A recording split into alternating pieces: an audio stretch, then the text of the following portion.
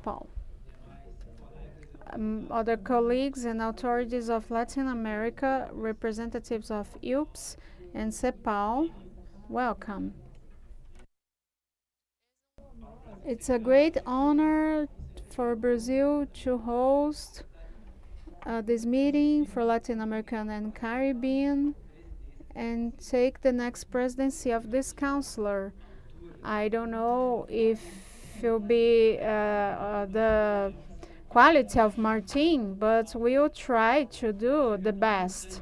That's a unique opportunity to get together experts, planners, decision makers of other regions to discuss proposals that strengthen a common pathways that's inclusive and resilient. We are on this crucial moment.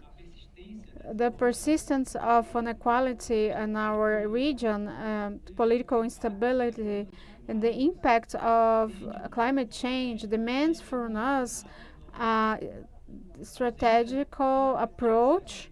The lack of access to sanitation, water, health, and education is still limiting the exercise in several countries of the region, and the difficulties to mobilize budgets for planning is also an obstacle to overcome. Brazil believes that face those challenges require more than punctual responses.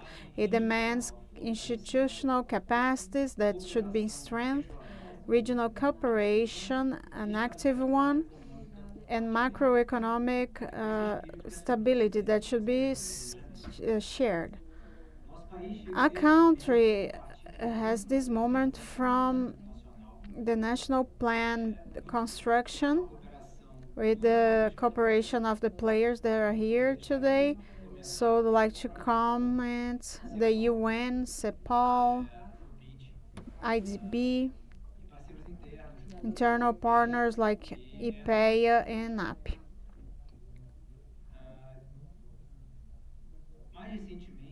Recently, in September 30th, last week, we consolidated the strategy Brazil 2050. Brazil didn't have this long-term planning that would be a unanimous thought to persecute the targets that are there. And in a country and a world that's very paralyzed, for you to get consensus, it's something that's very challenging and it's impressive. I have to mention that yesterday we approved a reform of taxation justice, and we were able to leave out taxations the poorest population, and the trade-off came from the super rich in Brazil. That was approved in a unanimous way in the House of the Representatives, and we didn't see that happen for a while in this democratic country that experienced the same polarities of this global world. In this national experience, reinforce our commitment to align the budget, public policies, and this project for the regional environment as well. I like to clarify that as our counselor will be guided with three strategic guidelines: perspective of long term, and I think that each member that represent the countries will observe Brazil with this planning and identify opportunities of investments for the countries. It's important to have a group in this challenge for you to have access to finance, fosters financing that could bring sustainability to the population. When I mention that, it's the whole region of Latin America and Caribbean, to stimulate social dialogue, the citizen participation, I mentioned that our research that has 125 countries, social participation in Brazil, it's an average. It's close to the countries that participate on this average, but this average it's broke with Dominican Republic that is making a wonderful work. So I think that's why we are here to talk and exchange those planning experiences that we have in common. And of course, regional integration to have experience and promote joint initiatives. We understand that by articulating these surveys, we want to consolidate a cooperation space in planning. Ladies and gentlemen, National Consular Planning has this forum of technical discussion. UPCEPAL role is central on this process, supporting the country, generate knowledge, and strengthening of the state capacities. Today and tomorrow, we go ahead with fundamental discussions to build a regional agenda aligned to the 23rd agenda, exploring new pathways for social inclusion, innovation of public sector, and the risk management facing global crisis. I would like to thank all the speakers, participants that are here, the organizers that have this commitment with this encounter. I would like to register our recognition to Banco do Brasil that is hosting us. It was amazing. It's been amazing. Thank you, Tassiana, Rodrigo, Saceron, always supporting our activities. IDB, of course, Anette. I hope that this meeting should be a consolidation of a view between Latin American and Caribbean with mutual reliance and have a resilient pathway. Thank you so much.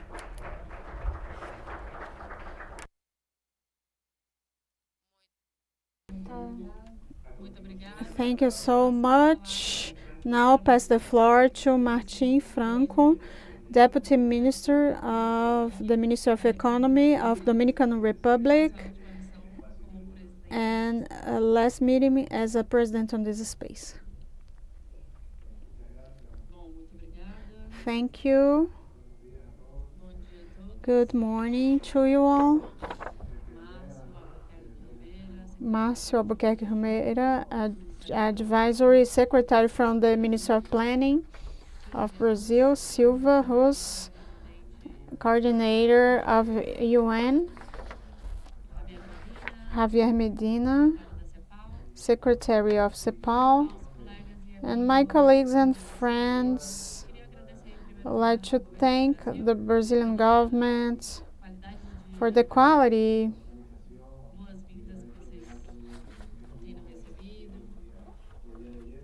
and the event and the quality of the president that's living in the period of 2023-2025 from Dominican Republic, in which are since January as a president.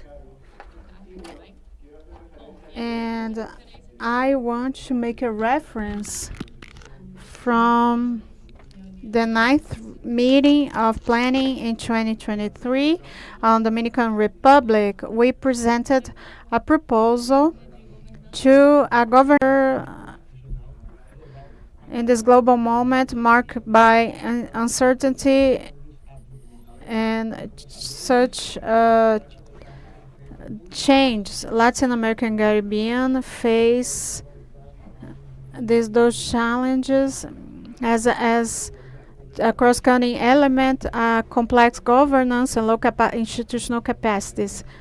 To CEPAL, we propose a structural transformation and a cross-cutting transformation that converge in development, the strength of institutional capacity, the improvement of the governance system, and consolidation of the effective mechanisms. This is the entrance door of the regional agenda through the capacities, institutional capacities, technical operatives, politics, as top acronym for the transformations that we have since 2023, and we are giving to that on the hand of the secretary. Dear friends, the challenge that we have today in this 20th meeting is to advance in the institutionalization of this agenda in the interior of our countries, and will implicate additional efforts. It could be communicate the alignment, new look to the public management and planning since the point of view of future, and also focusing on the sustainable development. I would like to thank you and everyone from the planning field for the trust that we have, and the regional councillor for the support. Thank you so much.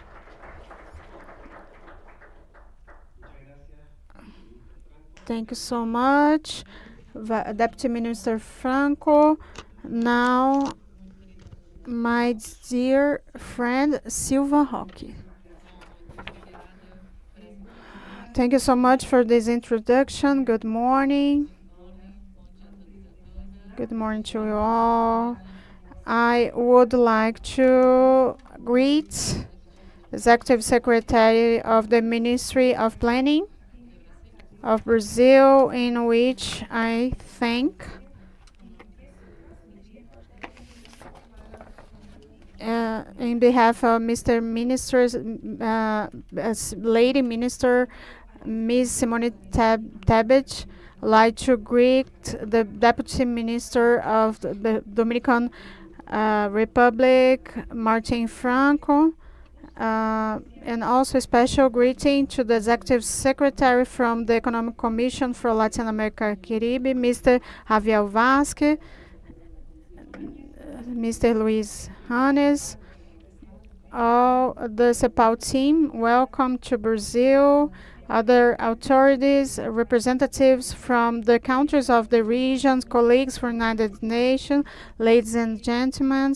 It's an honor to represent 25 specialized agenda, funds and programs of the system of UN in Brazil in this opening session of this such relevant event to Latin America and Caribbean. The public planning is one of the most powerful tools to guide sustainable development of the states and societies, and through it, that the government establish priorities, align resources, and build a long-term strategies to face the challenges and take advantages of the opportunities. Planning is not only a technical exercise or administrative exercise, it's the key to ensure that the public policies would be aligned to the demands of people in which our state should serve. Today and for almost 10 years, the 23rd Agenda and the SDGs offer us a landmark of reference that's very clear. The 17 SDGs and its 169 targets need to be achieved to ensure that people have access to income, food, health, education, energy, and to ensure that human rights would be respected in societies that should be more fair and equal, prospering a healthy planet. We know that the planning process allowed to identify gaps and priorities in a way that the states could design public policies that would be adequate to their national realities. More than that, make possible to look to the territory, to the social inequalities and economical inequality, and the structural barriers that stop the advance of the agenda. In this sense, planning should be understood also as an inclusion strategy, because of this, that the government should identify, achieve, and support key population and accomplish the promise of the 2030 agenda to do not leave anyone behind. I'd like to bring the Brazilian example, if you allow me, Mr. Secretary, that shows how institutionalization of the planning mechanism could be a powerful tool of transformation. The pluriannual plan of the government, known as PPA, was approved under the leadership of Minister Simone Tebet and is linked to the 2030 agenda. That means that national priorities on medium term are guided by the targets of SDG with measurable indicators. But PPA is a 4-year plan, is restrict to limitations because of this period. So Brazilian government decided to go beyond, launch the Brazil Strategy 2050 that establish an horizon in a long term with a target of public policies that overpass political cycles and ensure sustainability for future generations.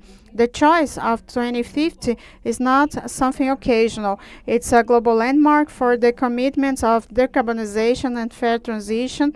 So it's a convergence point between national and international agendas.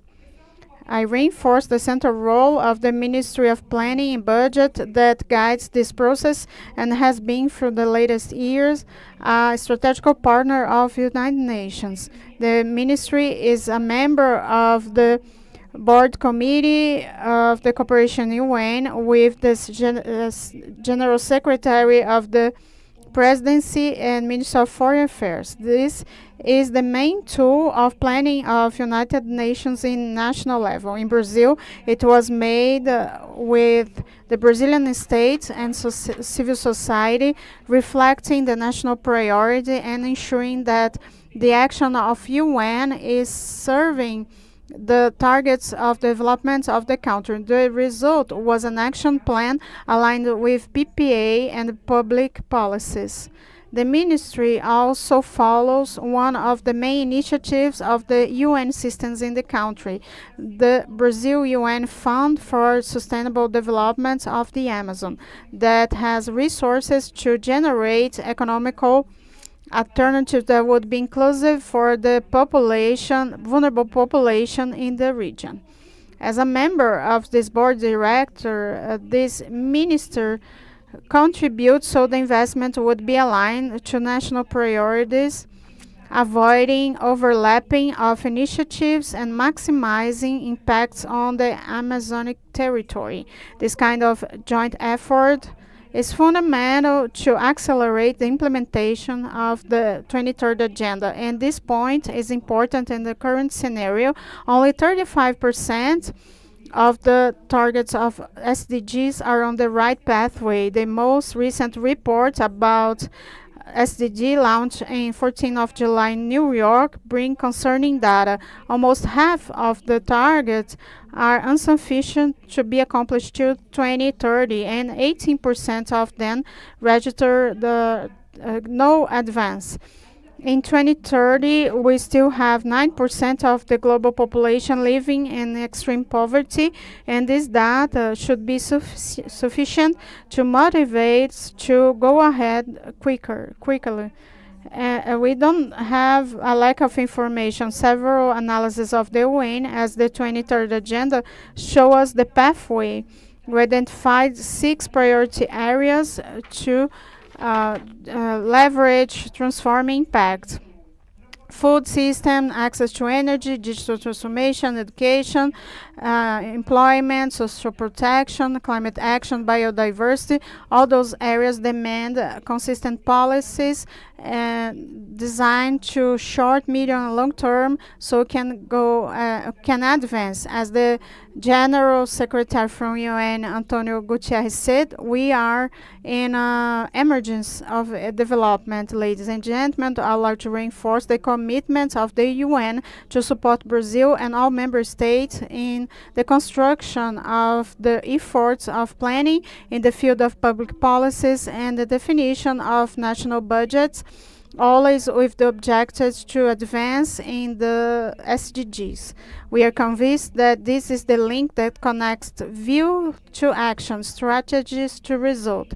And because of this, we have the required transformation, so this agenda is not only promise and become a reality for our population.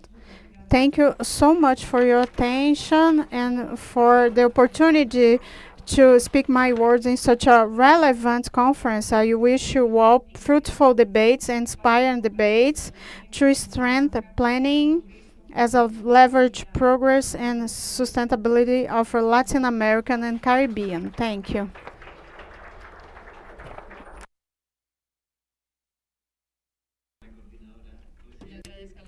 Thank you, the coordinator, for the present for you. And now we are going to have the Deputy Secretary of CEPAL and UP, Javier Medina, to close this ceremony, this opening ceremony, with their words. Thank you so much. Thank you, Deputy Secretariat of the Ministry of Planning and Budget of Brazil, and Martin Francos, Vice Minister of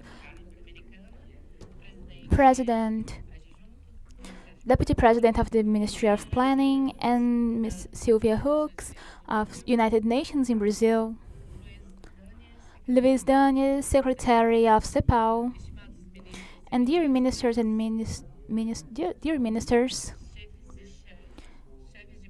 chiefs of planning, and teams from CEPAL, dear colleagues and friends. Good morning, everyone. For me, it's an honor to welcome everyone to this National Council of Planning. In this meeting of the Councils of Planning and Budget of Latin America and Caribbean, I would like to greet Jose Salazar, that would be with us on a remote mode. And also, I would like to express a little about the success of this meeting. I'd like to greet Brazil for the hospitality and the Republican Dominican Republic, that was the president of the council recently, and also Ricardo from ILPIS. First of all, I'm going to talk about the proposal of CEPAL, and then I'm going to talk about the next steps on CRP, and finally, what implicates the renovation of ILPIS. First of all, I would like to talk about the gaps in transformation. We are in a decisive moment for our region. Latin America and the Caribbean faces a lot of challenges, structural challenges, that are stopping the development. We must transform the productive structure to face inequality and the social problems. And in third place, we must strengthen the institutional capacities. These are not isolated situations. And we have a lot of problems. And in this context, we have the need to leave these traps, and this is a key moment. We must have transformations, and also we need to talk about how to deal with them in this moment of uncertainty in the world. And there we have this proposal of CEPAL to manage the transformations in the new paradigm of development. This means comprehending that a success of a public policy does not depend only on the technical solidity, but also with the capacities of the institutions to sustain, to keep the transformations through the time. And we must have institutional capacities in four dimensions: operational techniques and policies, also an effective governance, and the legitimacy that with the strategic lecture that helps the economical policies. For this, we have the new integral framework with capacities for the foresight, and we want to help all of the institutions. Here we have the governance that is understood as the capacity of articulating with leaders of government and to ensure the coherence between the institutions. And we must generate coalitions and windows of opportunity. In fourth place, we must have social dialogue to build consensus and to legitimate the public decisions. This focus aims to change a lot of things in the ideological process and we must deal in an effective manner with the economies. We must build the capacities, the institutional capacities that allow us to design and implement the public policies with social legitimacy and in the long term. In this sense, the transformation is not only measured by the objectives, but also with the strengthening of the capacities and also the political capacities and also governance and the agreements. And so the planning and public decision cannot be only a technical process, but we must have a strategic capacity that can be effective and articulate three main functions to build shared visions of future, adopt new policies, and to coordinate a lot new actors and institutions and processes of transformation that can be sustainable through time and resilience in face of uncertainties. And this all implies that we must have planning in this journey. And we must present the agenda of governance and planning and the general for the agenda for sustainable action. We must construct this collectively with consultation with the countries. This agenda must have contributions that are strategic, and in the next 5 years, we are organizing this in four axes: governance and institutionalization to recover the trust of the people. We must have governance, anticipatory governance to integrate the foresight and to help the scenarios in the world in face of uncertainty. We must have policies to overcome the fragmentation and transformate this catalog of actions into implementation of ideas into implementation, and also we must value the learning and the capacity building to ensure that we have retrofitting and to improve the outcomes. And this agenda is guiding the regional agenda, and we must have flexibility to deal with the particularities of each country. And our General Secretary, our Executive Secretary, will also have a presentation about this. He will present a document about the institutionalization of the actions, and we have some basis to ensure to strengthen this regional agenda and to translate this into regional action. These two lines of action are complemented with a third item that is a strategy for institutional action. CEPAL will promote the alliance with other UN systems and institutions and specialized banks and institutions to join efforts and to mobilize resources and have successful interventions. And this will create an ecosystem that are regional for the capacities that can be aligned with the SDGs. In this way, we have this region continuing working, and we also have learning, and we want to consolidate as partners of the countries to translate diagnosis into action. And we to have strategical results for the citizens. Finally, what does this imply for the renovation of items? I'd like to highlight that this meeting means a new moment for UPIS. We are having a qualitative jump for a new stage to continue the transformation in the regions, and for this we are strengthening our agenda in four axes. We are proposing an architecture of implementation based on the framework of the capacities that links the perspective of budgets and issues about implementation.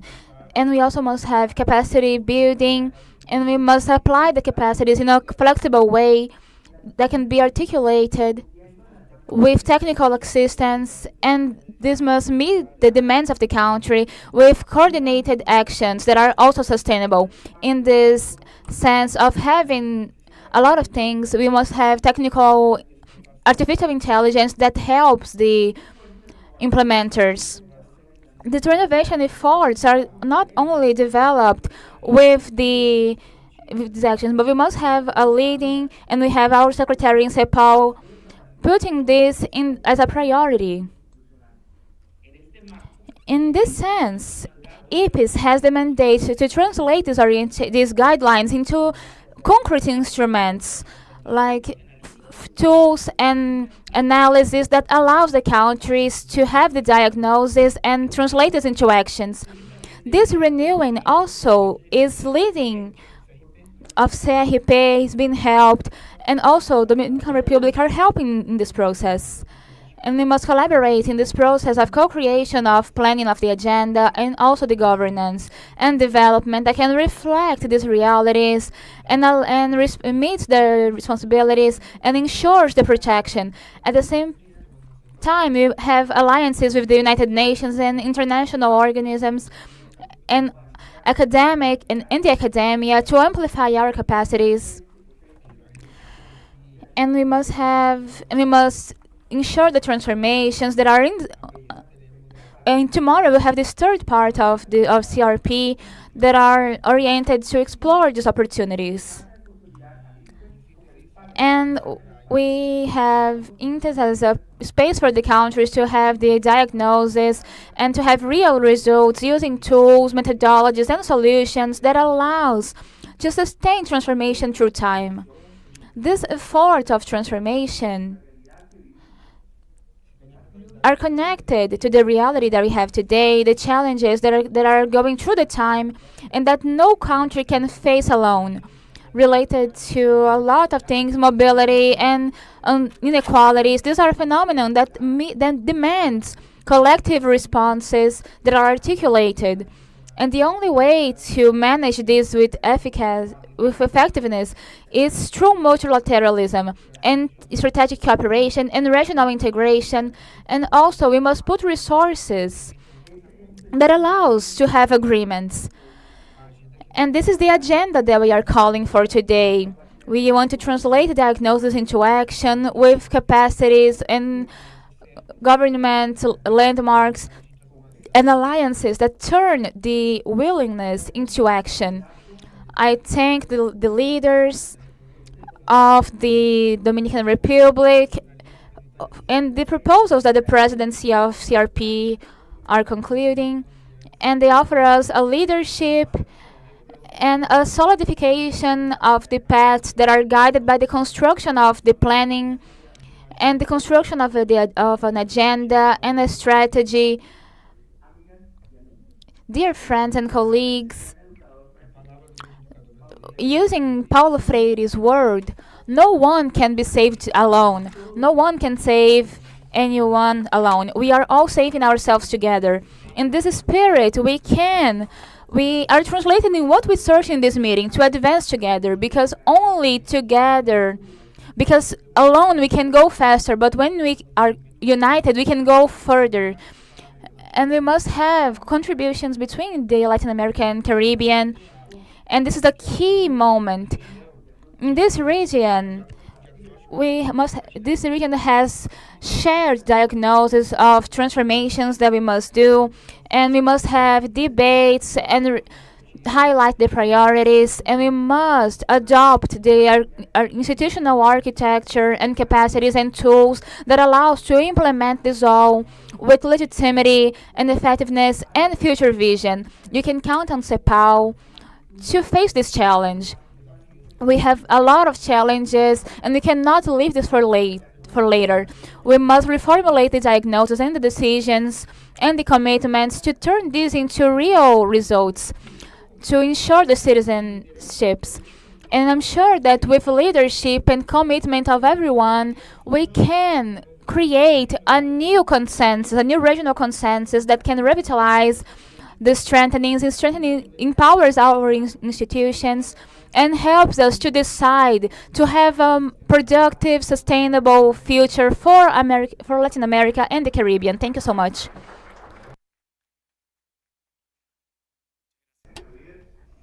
Gracias. Thank you, Javier. And we conclude this opening ceremony. Let's pass to the board director table from Lippis Planning. And we got many people that signed that want to be a member.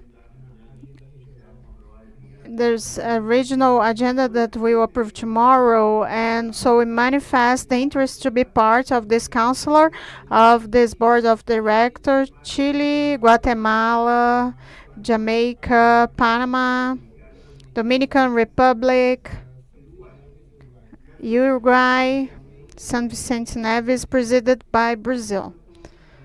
And here we add the consideration of the plenary of this directing board. If there's no objection, we approve.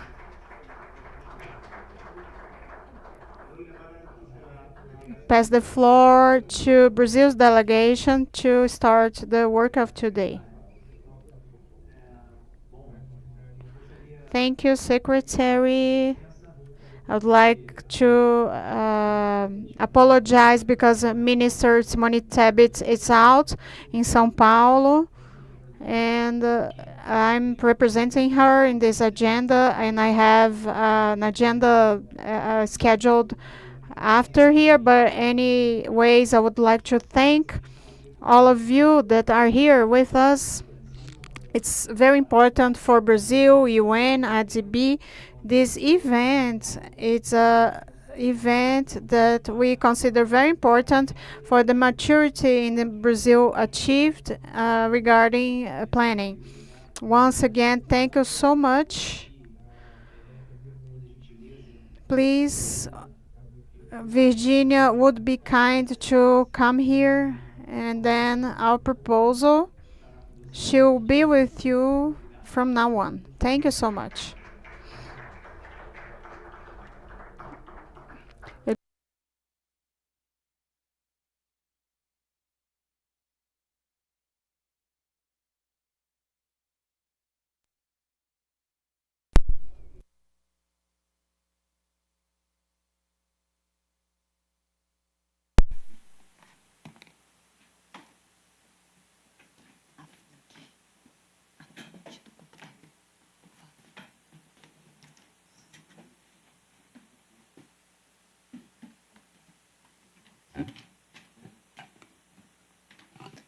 Muito bom dia a todos e todas. Good morning, Chuya. Now I'm taking from here. I'll need support from the secretary and this mission.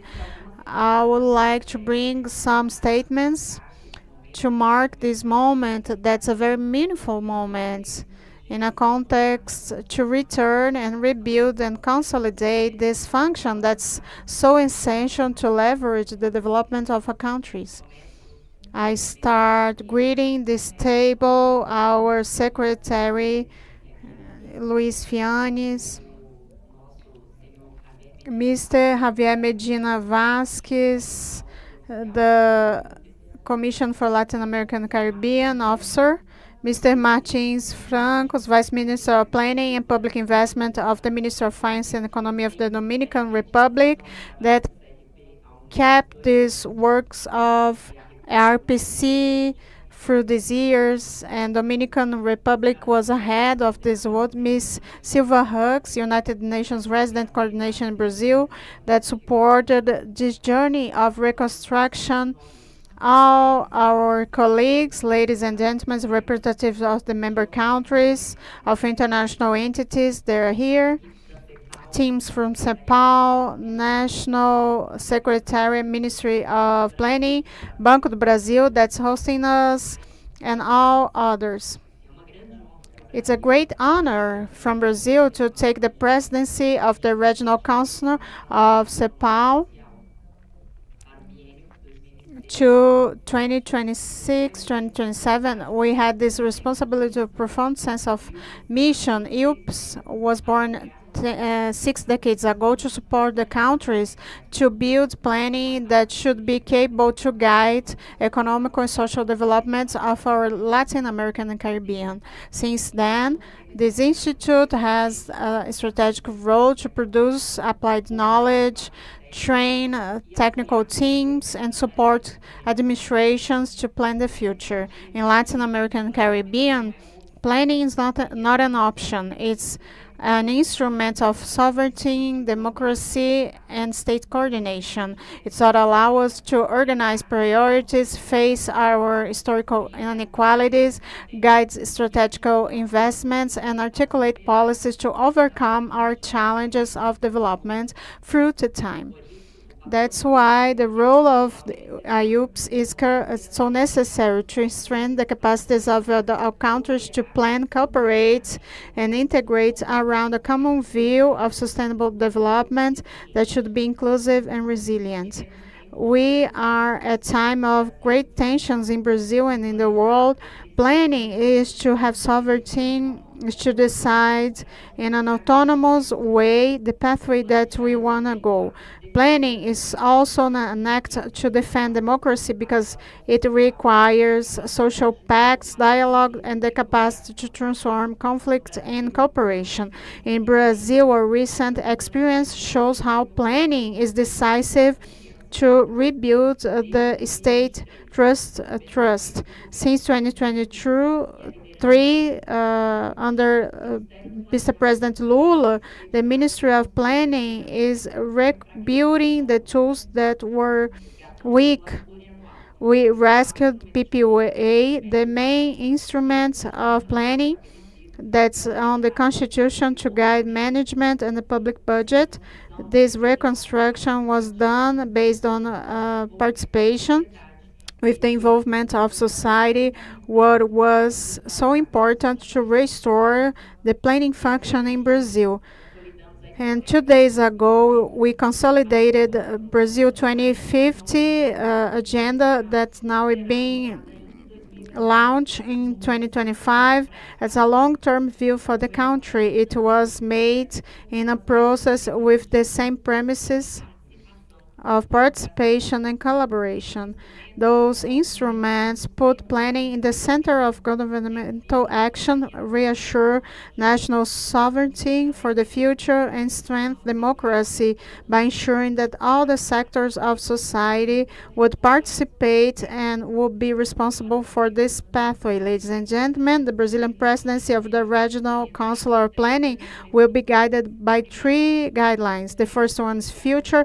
We want to consolidate a foresight culture and long-term planning that help us to anticipate risks and opportunities, align the present with strategic horizon, and have a shared view for society.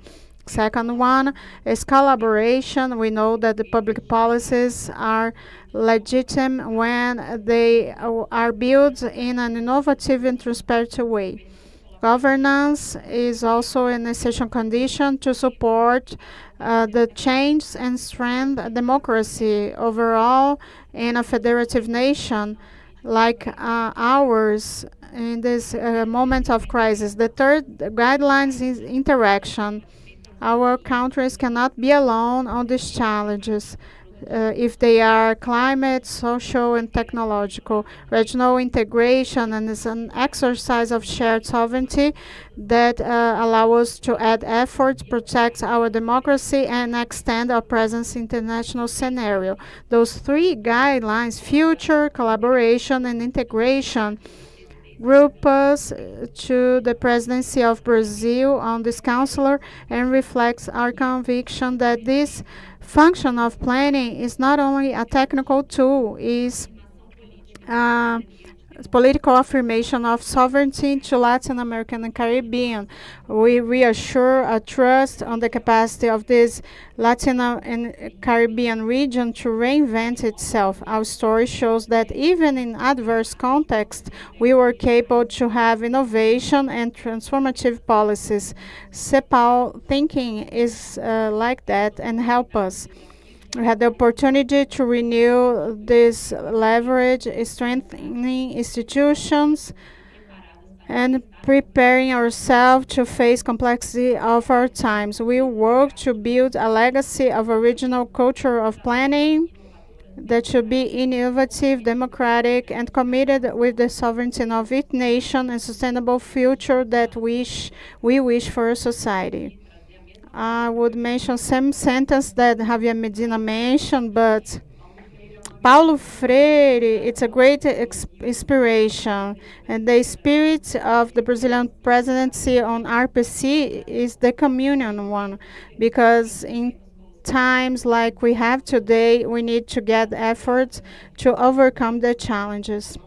I'm not going to repeat the statement, but that's the message. Let's go ahead in communion with this spirit that Brazil takes the presidency of RPC, humbling, responsibility, and the conviction that together we can defend our sovereignty, strengthen our democracy, transform the future of Latin American Caribbean, and ensure a better quality of life to our society. Thank you.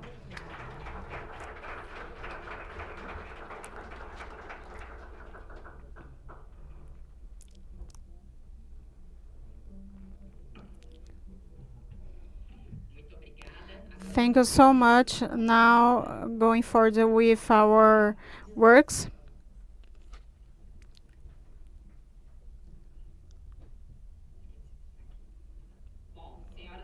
Ladies and gentlemen, delegates, we'd like to submit to your approval the provisional topic that the secretary prepared to this meeting in consultancy with the presidency. You have in your hands the document LC slash have one called provisional technical that I submit to your consideration. If you have any comments, it's approved.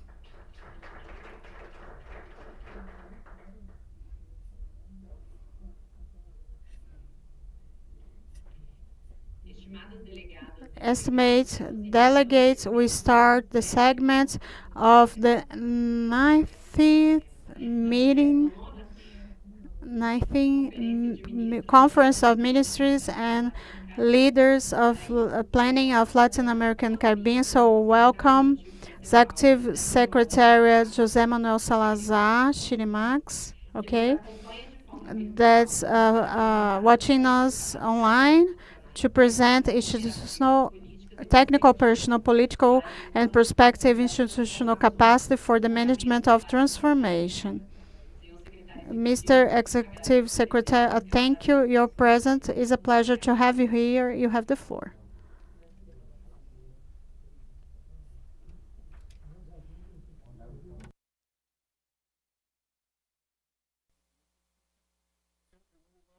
Y agradecer al gobierno de Brasil que nos acoge en este importante. I would like to thank the Brazil administration, especially Márcio Luiz de Albuquerque, the Ministry of Planning,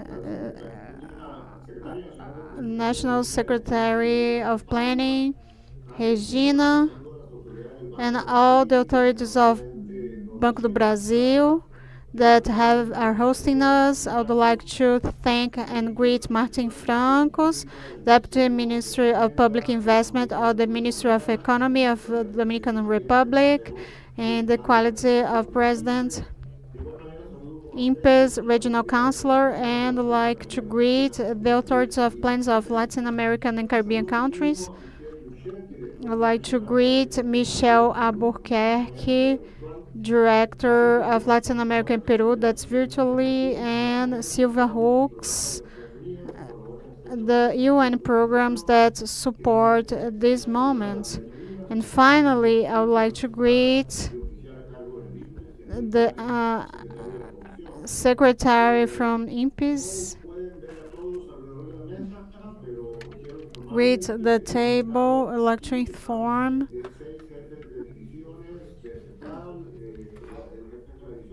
everyone that's from São Paulo, Alberto Arenas, the productive development, the Director of Population, Simonia Certina, and Noel Pérez. Muy bien, bueno, la idea de ustedes, espero ya se haya distribuido en sala este nuevo documento. The idea, I hope that you already are grouped in this document that we have been producing. It's been a while, if not 3 years. The institutional capacities to make this manage, I will explain and present. And here you can see on the slide the chapters of the document, that those are the sessions that will structure the presentation. The way to introduce it that I would like to present, the next one please, to explain the general context of what is on this document and the topic of the document. Well, it's been like 3 years since CEPAL doing a redesign of development and the great changes, and also think the reason to advance and be productive in the sustainable point of view. We have the picture here since 2023, and it's a focus. I'm sorry.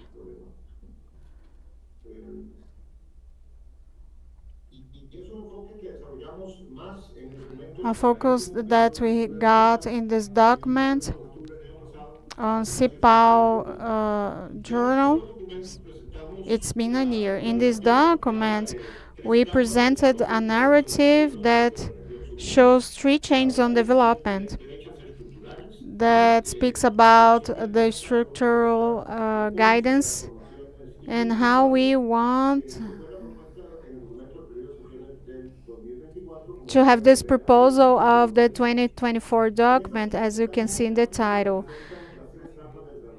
And you can see the development we mentioned before, one of low capacity to grow, and other of low institutional capacity and governance that's not so effective. And each of those topics, a big topic, the data about the 3 traps.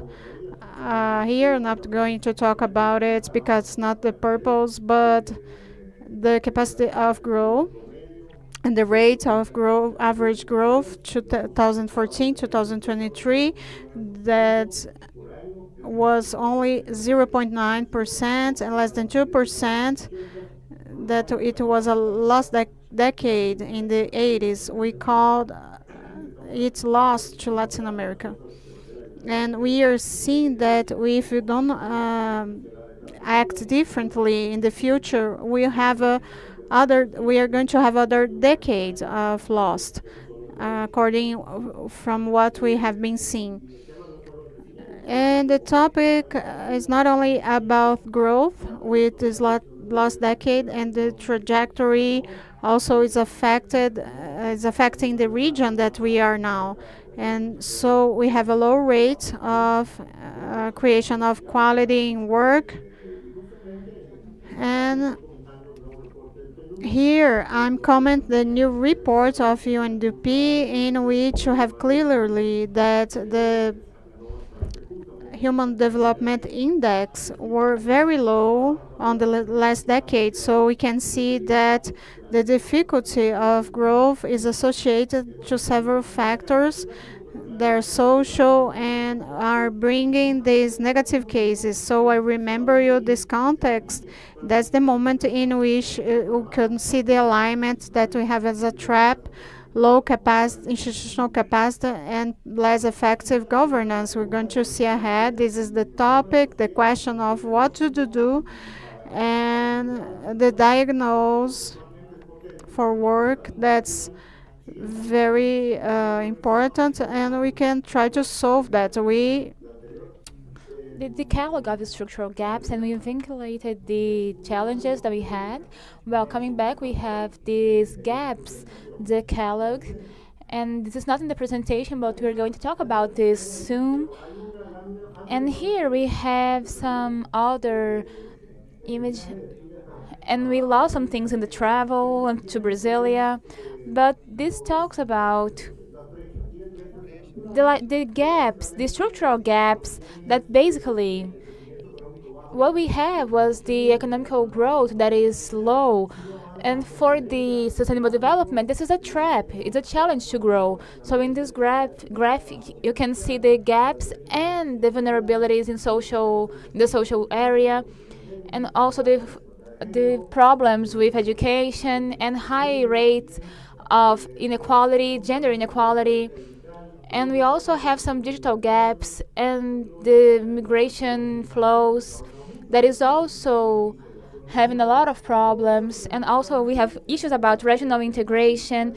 And this all talks about the fiscal impact and oversight. So the challenge is not only about economics, but also about how to address the topics related to financing. So we turn this all, I don't know. Well, let's go to the next presentation. In the 11 transformations that are necessary, we have the transformation related to each of the gaps. And this transversal topic about the lack of institutional capacities and governance and effective governance is transversal because the reality, and this is for every country, is different for every country, but the topic here is that we have low capacities. In terms of the capacities, this is a key factor, and we must face this to have these transformations. The issue here is, do the countries have institutional capacities to manage these issues that are in this part? And this is something that I'd like to add to talk about public policies. Next slide, please. Well, the third trap, as I said, is also a transversal issue, and we have institutions that has a lot of problems in a lot of countries. We have some specific areas. What do you want to say about the institutions that has problems? We can see here in this table, the first part is that there are some actors that classifies their institutions in three categories according to the deficiencies that they have. They can be ineffective, unstable, or, well, in this literature, we have a lot of classifications, but maybe we can try to deal with these problems, and we must have cooperation between the actors. Some of them cannot coordinate the institutions, cannot work together, and this can be for a lot of reasons. And we have the unstable institutions that somehow they are facing problems with governance and change of leadership, ministers or anything, and so they cannot keep a line of work somehow, and this is also a deficiency, and they cannot have processes the way that they should do, and this is also a lot of other problem for the institutions. And also we have a lot of diverse ideas. We have political fragmentation and lack of, so this makes the citizens to not trust the institutions. So we must work with this transformation because this lack of capacity of institutions to really do effective public policies is a problem. I'd like to talk about the discussion because we have this concept of the state. This is a important issue, and in the history of Latin America, the role of the state is really important, and we say that, and I know that we have a lot of things to deal, and we must expect the results and the role of the state. If we do not have clear rules to deal with this, we cannot secure a good environment for investment, and we cannot protect the citizens, and we cannot intervene in the markets. I won't talk a lot about these systems because it's not the topic, but I'd like to take this opportunity to talk about it's so important to overcome this economic war between the state and the market, and we must focus on the institutions so that we can conduce the approvals and the guidelines, because this is what we are trying to present here. We are trying to promote these paradigms. And here we see that we have an uncertainty context and we have a fragmentation context. We are dealing with a lot of institutional problems, and we must overcome these problems and advance to a new strategic paradigm that can be dynamic and oriented to the future, where development can be a management program capable of generating strategic actions and articulate actors, and can be resilient, and to have change projects that can last through time. In this graph, this was one of the two indicators that we have about this topic, about the capacities, the state capacities. This is what we call the Hansom and Cigna index that was created in the 80s. So the developed countries, you can see UK, USA, and other countries in this graphic. They have this index that sometimes for the other countries are also being affected. And the closer to this graphic is Chile. We can see that they are increasing even more, and they are, and we have other countries like Costa Rica and other countries. But in general, the Latin American countries they have a lot of differences between each other, but we have some indexes about global governance that includes those about lack of violence, terrorism, effectiveness of government, and also governance. And these indexes, I won't talk about everything, but the Latin American countries and Caribbean, they are systematically having more problems than the problems in the countries in the Amazon. So we should measure this focused on the capacities of the state, that I am going to explain a little more about the institutions. And this is some topics that we are trying to focus and develop, as I will present. But right now, we must have some evidence about the problems of the countries. Next one. Right now, we must talk about the diagnosis to manage the transformations. And our proposal is about how to do this. When we do this, we can respond to these four areas that we can see: the topics about governance, the capacity of giving orientation, and to guide the collective action and the work of the institutions in different levels of the state with different actors. And we also have the institutions and spaces for social dialogue that is also part of the political capacity, and the economical capacities that is also a transformation window. We must know about how to create coalitions and groups. And at the end, we are working in these four areas as an investigation agenda that can be applied to enrich this convention. And in this specific case, these conventions about each of these topics, they have a lot of literature, but they are not focused on the objectives. This is the problem that we have about innovation. But it's not only about the literature about the region. So we can be about this. Some literatures cannot work for other regions. Some literature cannot work in all of the regions. So we must integrate the literature. We must have study cases and topics, the conversations about how to have policies that can be more effective. This is some topics about public management. And that's why we are trying. I am very happy to share this focus with you. The Minister of Planning, National Councilor, to consider and to have its conceptual marks and improve the work for you. The following one, the documents that we presented do not talk about four topic, the topic of institutional capacity, social dialogue, economic policy, we have a separate document for these other three topics. We are applying conceptual mark in several areas, and you apply this mark in the social policies.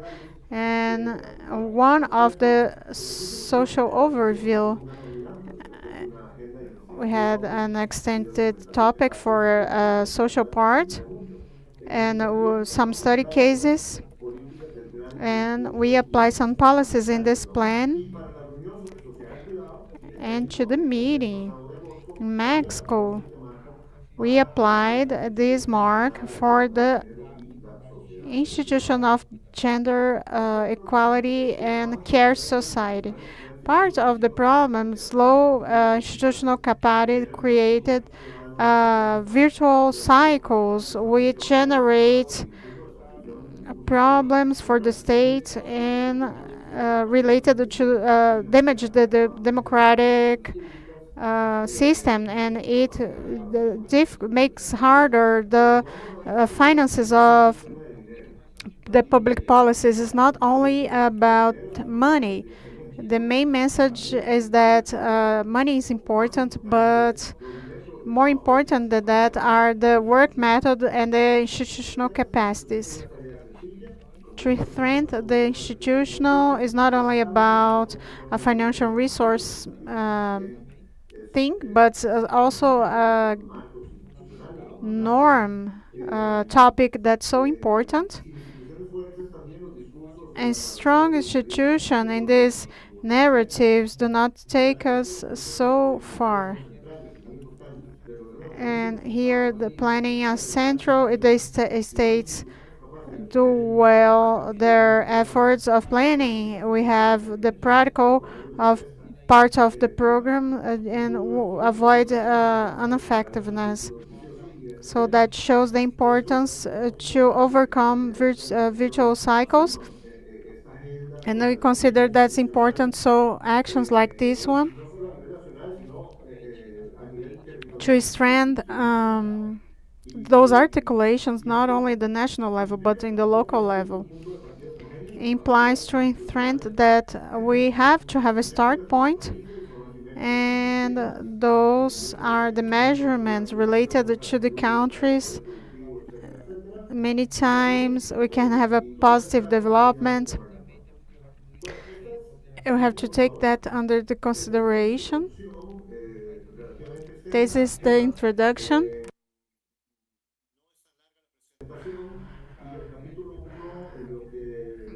First chapter that we mention is the conceptual part where the discussion comes from, the classical focus of bureaucracy, and it was considered with the main characteristics of the classical focus, and this focus shows the matter of dynamic capacities that they coexist, something that we passed through already, but as a formal technical matter, institutional capacity is a technical attribute. It comes from the state part, but we should have economic dynamics to learn and adapt, to improve in a continuous way, coordinate and implement those pillars related to professional side and autonomy of the state, and those are strategical actor of the change, not only as administrators. So the classical focus is the institutionalized mark because of hierarchical matters, and these include new collaborative issues, something that's very important for the state reform. In the classical focus, we have this matter of initiatives and process, and also focus on the reforms on the same issue of the institution in which they could be more attractive, on innovation, technical capacity and the difference of how we related with the citizenship on institution, the classical focus and the accomplishment of the rules and services, they are still very important, and it shows the public value and the interaction with the citizenship, the terms of the implementation of public policy on the classical focus presents normative planning with predefined targets.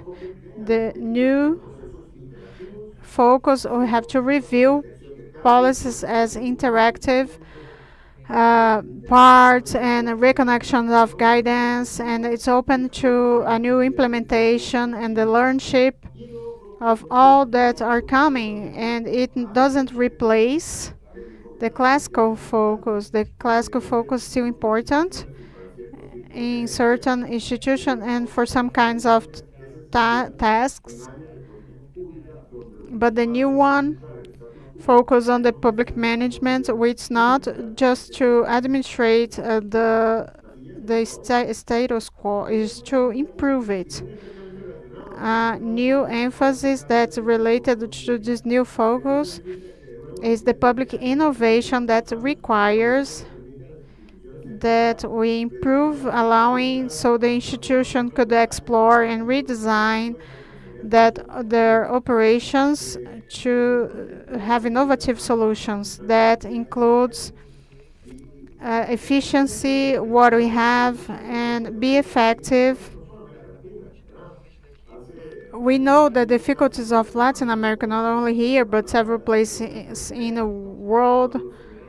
We had this problem just like when Europeans were so many, so occupied, and they didn't support the institution. And maybe we could have solutions. That's why the system is so important. Third point of view is comprehension and institutional capacity as a critical area. Is not statical.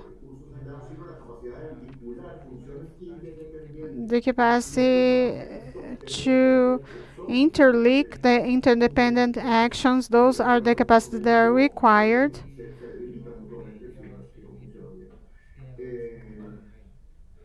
And they would be limited if they don't work well. In this document, we have several literatures about this topic. We have the organizational studies and analysis of Latin American and Caribbean, and from it, this literature, we proposed a matrix. More it's an independent architecture, and to a certain point, taxonomy, the articulation of these four competences that converge in institutional capacity, and this should be the goal to coordinate actors, give ability on informations in social policies, gender equality policies, care policies, immigration, taxation, and that implies all the transformation areas and public policies that we saw in the graphic. The institution is part of an establishment that defends the status quo. Those active platforms of transformation, because those institutions converge to sclerotical, and they converge in part of the problem instead of part of the solution. At the end of the day, that's a conclusion. On the second chapter, as implementation platform, here we have two framework that's on the document. To each kind of capacity, it refers to the specialized knowledge, competences, analysis, transform reality that include functions like the diagnose to the norm, the capacity of the objectives on the landmark, the capacity to teach policies on empirical base, and etc. Técnicos incluyen The instruments are technical, datos, mapas de coherencia de lineamientos, also include statistic instruments, methodologies to actions of impact that is refers to the administration activities that includes like planning and for resources, gestión flexible adaptativa. the flexible management and executive Aquí se puede accountability. And on these instruments we can highlight some annual budgets, plataformas digitales de digital interoperabilidad, platforms, laboratorios para compras públicas. regulatory banks, Siguiente, por favor. for example.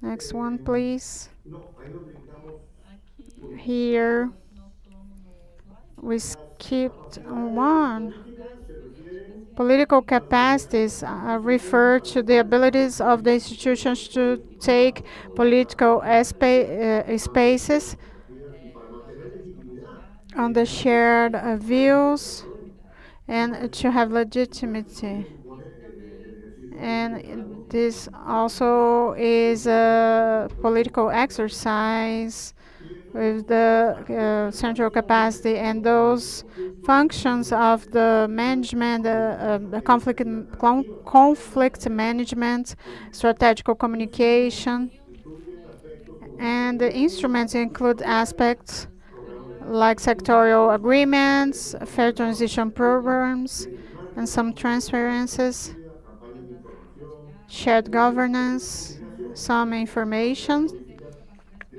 poder. and to see that political capacities Todo esto supone to be able to do it. And we supposed negociación, la from the competences of communication and the collaboration management and the articulation of the sectors, and finally the perspective one that are about the abilities to think about the future and incorporation it to the present decisions of change, translate them into strategic decision about this topic, like the yesterday session.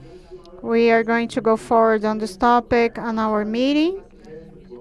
Trend monitoring, detecting technological, climate, demographic, and geopolitical risk, the future, exploring alternative for future, and everything that we already shared.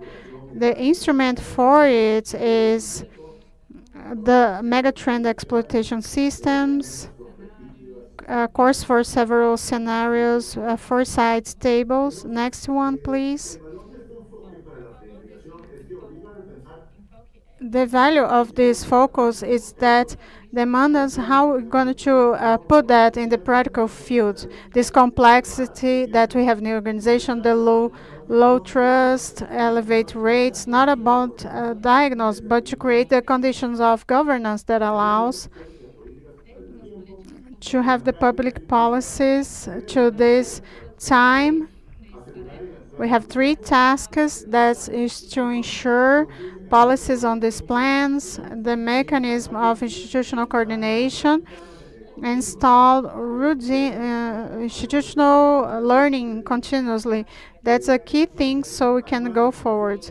And also we have some specifications plus assessments, but I won't mention it. So in summary, next one please.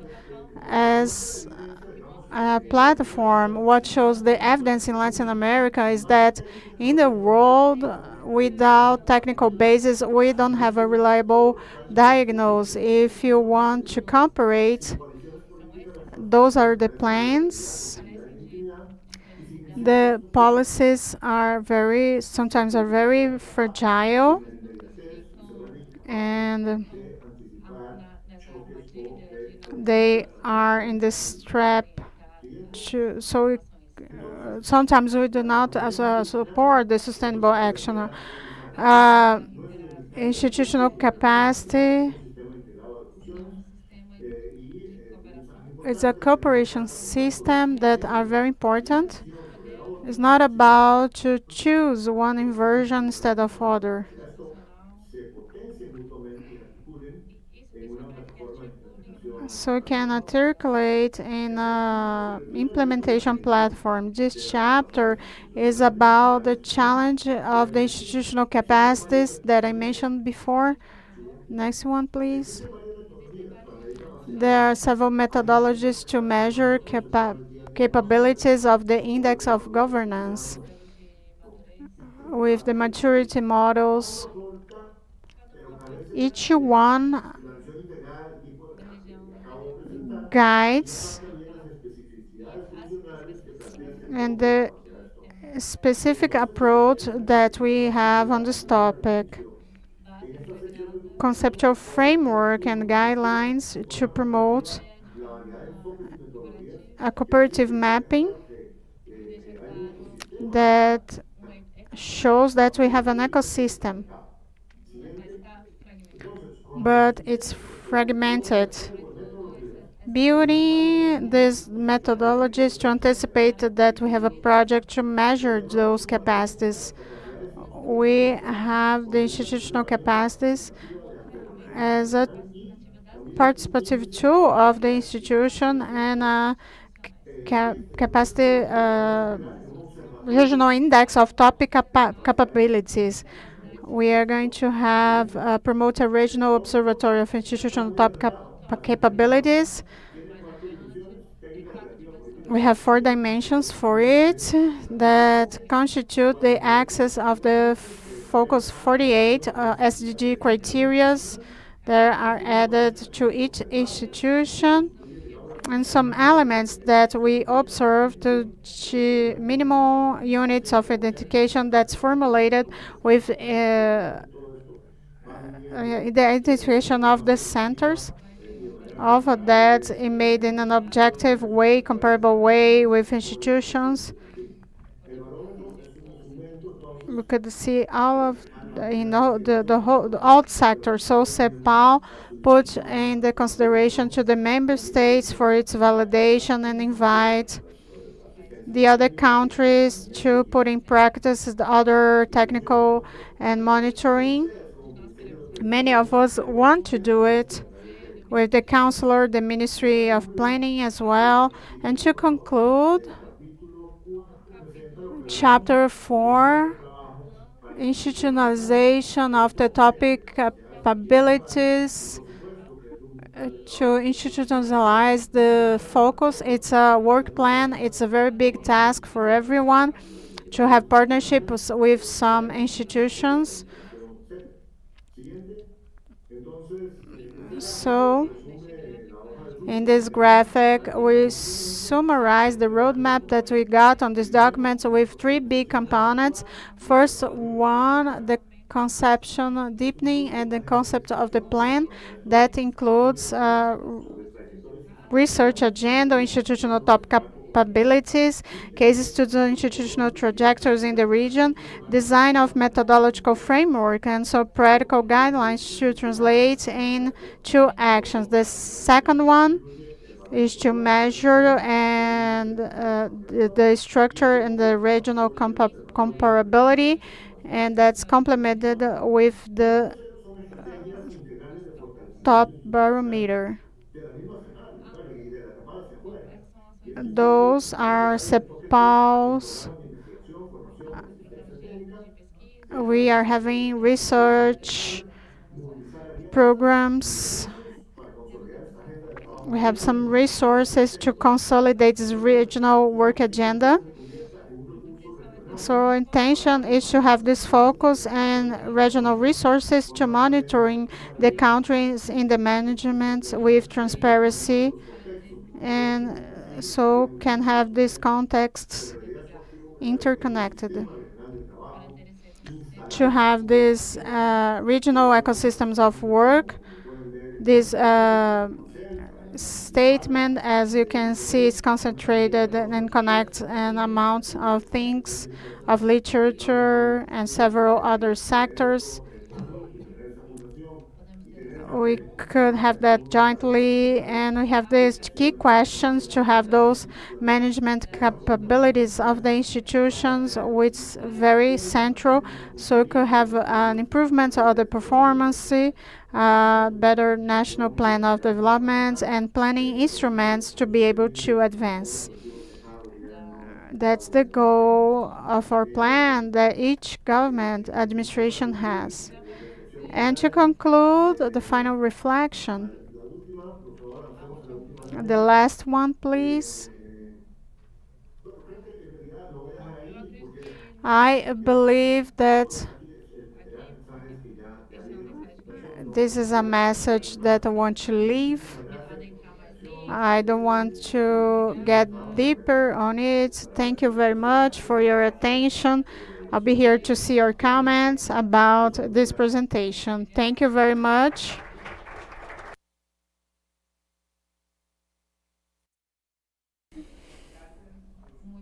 Thank you so much, Jose Manuel. It was important to have your presentation for CEPAL and for CRP. Thank you so much. I would like to invite now Michelle Cushis, the Director for Latin American Caribbean of the UN Program of Development, that is going to be participating virtually with us.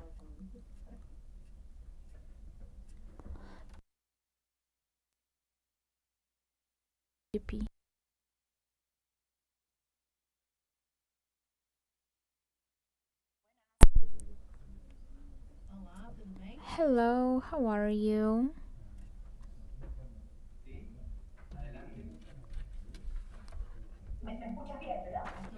Can you hear me well? Perfect.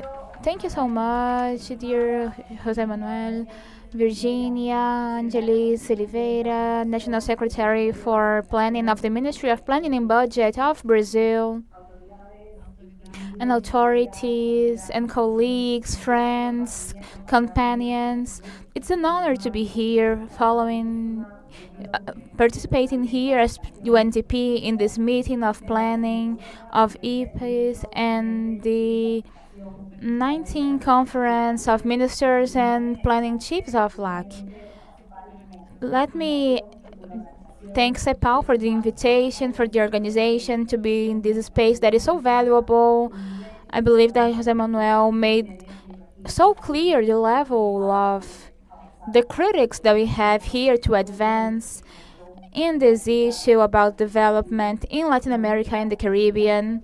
Thank you, Jose Manuel, for the invitation, for the wealth of the material that you shared with us. I had the opportunity to take a look at the guides, and we can have a conversation that is so long about this topic, about everything that you presented in this report, and about how to continue the strengthening of the institutions that are so necessary in this region. And because we have a lot of weakness that is historical and structural related to state capacities, that is something that is so evident. And this is a crisis of development and also a crisis of governance. I will be brief in my speech, not only because I believe that we have the importance to mediate the reflections with the authorities that are there in the auditorium, but also because of the changes in the agenda. So I will try to be brief, and I will have to leave soon. But I will be here with UNDP, and we are here to support you in these spaces and in this meeting that is happening today. Today, in CEPAL, in the institutional capacities and the political capacities and foresight capacities for the management of transformations, as the title says, it consists in the foundation to the changes in the paradigm. And we know that if the region advanced in issues related to human resources and growth and other aspects, this progress is being highlighted, and we are And before the pandemic, even before the pandemic, we are strengthening, and we are also strengthening the idea that we are understanding the advancements in the development. And as I mentioned, we have a lot of reflections in this document, and I'd like to highlight three of them. The first one is about the diagnosis that you shared. The document recognizes that although all of the crises and the crisis that affects this region, we are still overcoming this crisis that we have, and we are transforming even with the structural challenges that we have. They are persistent in time, and they cannot be ignored anymore. We talked about the growth, about the inequalities, and about the institutions, the problems in the institutions, and this also converges what with what we talked about the reporting of UNDP that Rosanna talked about. We have some challenges and some tasks that are urgent, and we are a vulnerable region in this context of fast-paced changes about a lot of things, not only not environmental problems, but economical problems, social problems, and other things. But to build a development that are resilient and has the capacity of foresight, mitigate, and recover our capacities, this is all complex, and we are under these problems. But we know that we must strengthen the institutions, and we have the capacity to advance, but also of gaining development that we are trying to achieve. Another thing that I want to reflect is about the proposal of the technical capacities and cooperative capacities and foresight capacities that CEPAL summarizes as top, and this is the great result of the document. The great deliverable of this document is having a concrete landmark for the institutions. And we know that it's not easy, but this reminds us that without the technical basis, we don't have a diagnosis that are solid, and we don't have an operational effort, so the policies won't work, so we won't have a legitimacy. Without foresight, we will also lose the track of this progress. And also, our colleague Jose talked a little about the institutions that are related with what is existent in our region, that is the legitimacy of our democracy. Precisely because the lack of capacities in the response affects these things, affects the citizens. We have a lot of inequalities, and this is something that affects everyone. When we have inequalities in this foundation, we have challenges to face, and we cannot ignore them. We have this institutional capacity. We must have this capacity of adapting and respond and also operate. The third reflection that we have is about information, and I will continue talking about the legitimacy, because the documents show us about how the institutions cannot limitate the actions into publishing what exists, but they must foresight and create solutions with the society, and also build consensus that are wild and that can continue the policies beyond the policy cycle. And we know that they have a lot of challenges in the region for a lot of reasons, and they have a lot of penalties, and we can analyze these cycles in other conversation, but we know that we have a change of power that is not exactly negative, but it brings a lot of challenges for the institutions to keep this legitimacy and this capacity of advancing of the ideas of the state through the time. So we must build consensus on development that protects this vision and to ensure the institutional capacity beyond the changes in the political campus field. And this connects with the agenda and also creates a territory for what is necessary to bring collaboration and other aspects related to development to continue the actions of the government in this process. About this topic, we would like to also talk about what we have in the report that we have, because the institutions, they also need to transform to accept this complexity of ideas.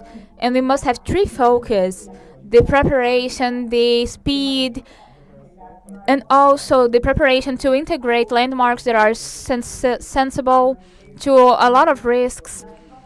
And I'm not only talking about the climatic resilience, but also other challenges to overcome bureaucracy that are critical, and also boost the collaboration between governments locally and regionally. And we have an element of cooperation, regional cooperation, that Jose Manuel also talked about. We must have this state presence constantly in all of the regions and in the rural areas and in the marginalized areas that needs the public service, and they have a lot of gaps of inequality that generates a cultivation of the advancement of illicit activities that strengthen the organized crime. Just to finish, dear colleagues, Jose Manuel, my participation in this session, I would like to thank again for this invitation.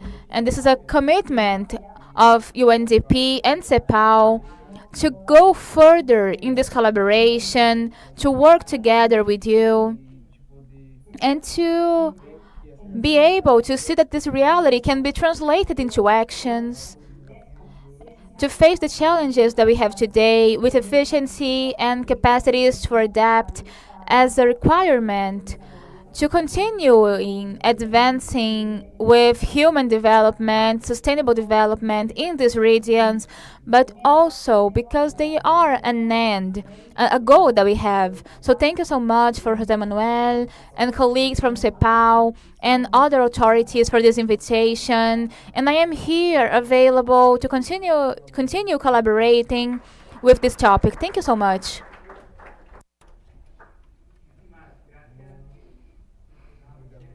Thank you, Dr. Michelle.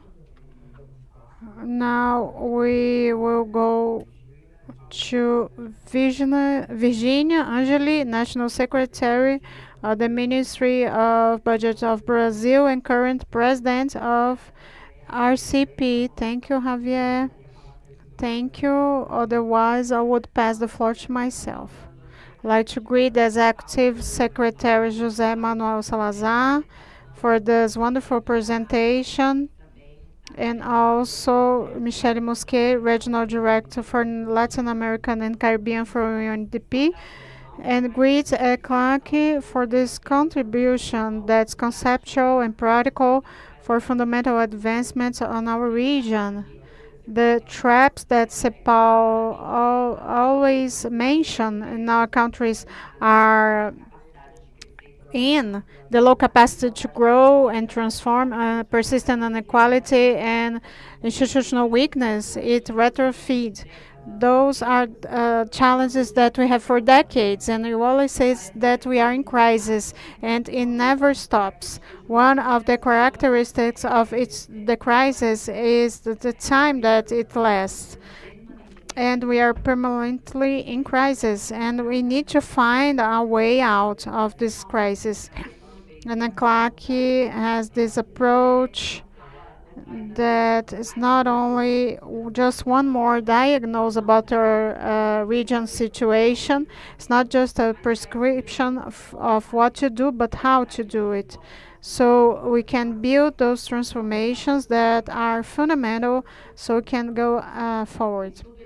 And this study shows that the state capacities, they are not statical attributes, are interdependent functions and produce results when they are articulated. Yesterday, on the presentation of the 2050 strategy, we mentioned how was the process, and it's related with the capacities because the technical part is fundamental.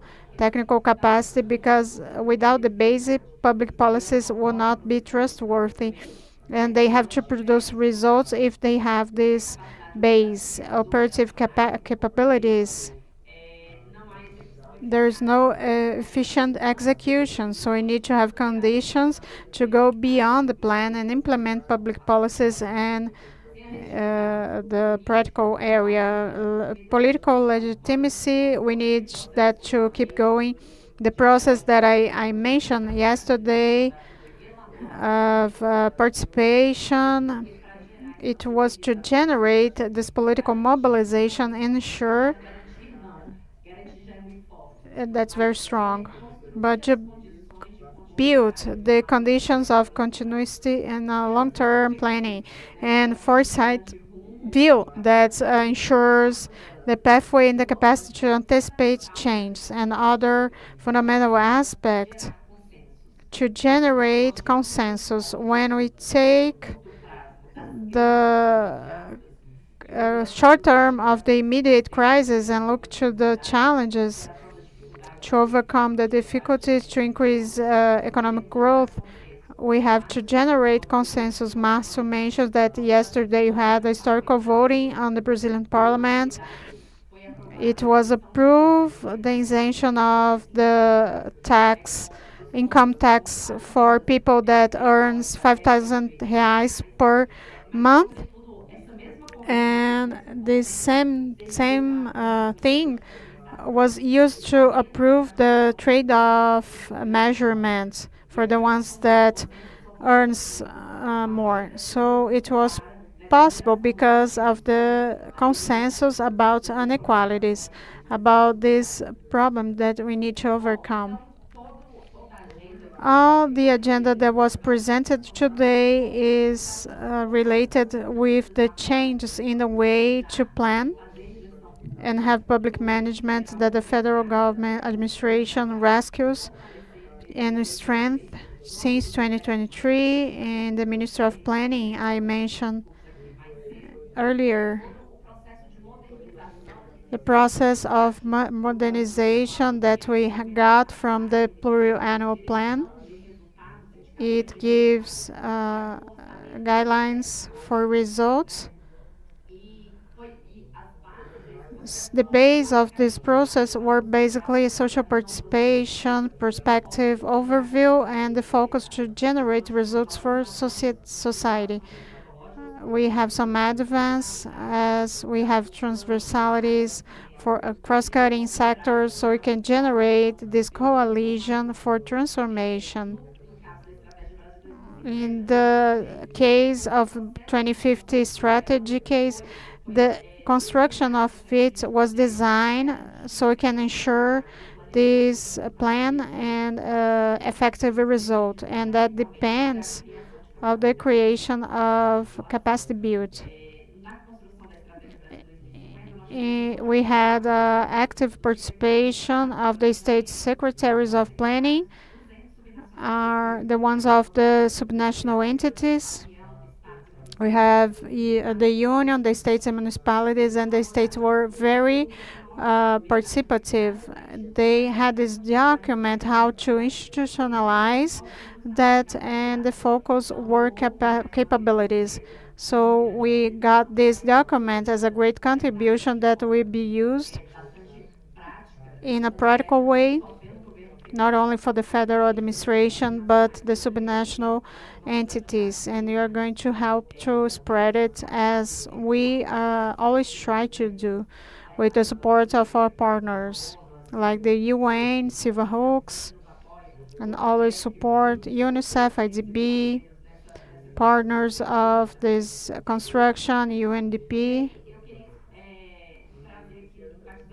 I'd like to emphasize four main points. First one is the introspective, working with this scenario and long-term horizon to overcome the problems of public policies and identify risks and opportunity. And top focus, it shows that capabilities is not an accessory. It should allow to align the decision with the objectives for the future. Looking to the future, we can take actions in the present. And public innovation, ECLAC shows that innovate is not a punctual effort, but should be on the core of the state actions that allows us to create a continuous learnership environment, rethink routines, and that connects it connects with our actions, but also the modernization that's led by, and we try to spread this innovation culture in all the public policies, and we have been seeing great advances in the efficiency of public policies and in the results that we got. Other relevant aspects is the construction of topic capabilities as a system of critical functions. It's not about to accumulate resources or create new structures. The essential thing is to activate and synchronize interdependent functions so we can be able to have public policies in empirical basis and implement in an efficient way and guided to a future, a view of the vision of the future. That's something that we work with in the ministry, and we act through a network, a planning system. And what we are trying to do is to strengthen this connection with the public policy areas so we can have this connection between the future and the present. And the fourth point that I would like to mention is the regional relevance of the document. They should recognize the diversity in our countries, and that means that the topic capability is not a unique recipe. It respects our realities, and it's a reference that could be adapted to each country's reality. And we offer a common landmark to diagnose the weakness, map trajectories, and to have solutions that would be adjusted to each context. We are sure that strength topic capabilities is the decisive step to overcome that third trap of the fragile institution and low capacity of governance. It will allow to overcome it. Our bonds to economic growth, overcome social and regional inequalities, and so planning and the action of the state would be addressed of sustainable development to our region.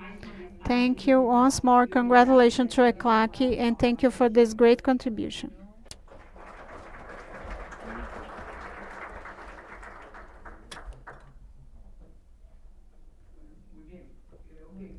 Well, I believe that we had a very productive session in the conceptual concept organized, and Jose Manuel Salazar explained it to us and talked about the foundations that he has about this new paradigm that we talked about and we are developing right now in this historical moment. And on the other hand, the doctor connected the importance of this topic in the recent context of crisis, the need for planning, to have actions and elements, different elements, to recover the legitimacy and to recover the opportunities, and also connect the issues about development, human development, and to face the complexity and to analyze the risks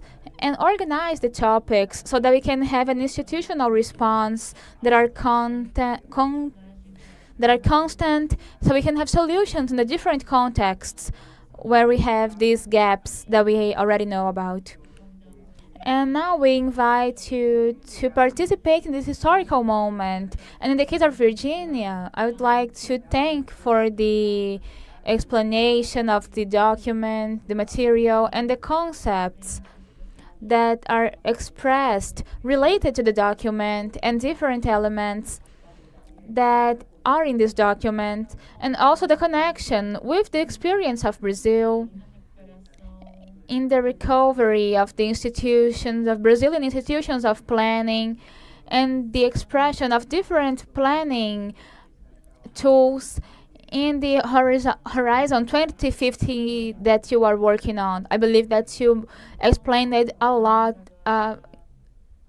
well. So now we are going to talk about the discussion of panel 1 about the technical institutional capacities and foresight for the transformations. I don't know if you are connected, Jose Manuel and Dr. Michelle. I don't know if you are still connected in the virtual platform. Yes? Okay. So, Jose Manuel, do you want to talk a little for the some provide some final words to close this session?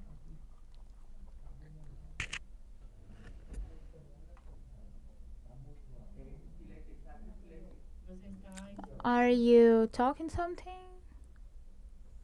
Are you muted? Your mic is muted? Ya, ¿me escuchan? Well, can you hear me? Sí, no, muchísimas gracias, Javier. Well, Miren, perfect. Thank you so much, Javier. básicamente, Basically, I'd like to thank everyone for the opportunity to present this document. I saw a lot of comments from Michelle and Virginia, como acabas de resumir, o sea, and muy buen material. you summarized it very well. And we have a great material. We are on the same page. I thank so much for the attention, and I wish you all a great meeting. I know that you have a very productive meeting. And well, Javier will also talk to me, summarize for me what we did today, and we will continue working with the Ministry of Planning and regional councils of planning that has a clear role in this topic, in this team. I don't have to talk about this because you know a lot better, and I am grateful to have the opportunity to present this document. And I would like to also uh, thank the directors that are here with us because this means that the institutions are present in this meeting. So I wish you a great journey and thank you so much. Well, now we're going to have a coffee break. Thank you so much.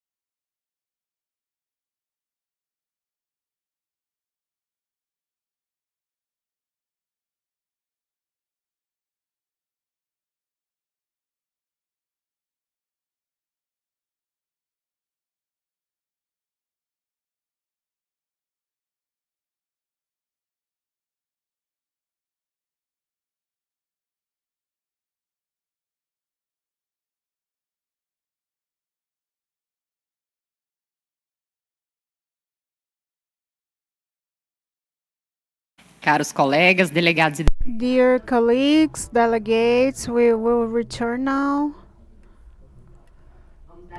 Let's start the first panel of the day, called Technical, Operational, Political, and Prospective Institutional Capacities, topic for the management of transformation. To moderate, I pass the floor to André Beniger, Economic Affairs Officer of the Office of the Executive Secretary of ECLAC.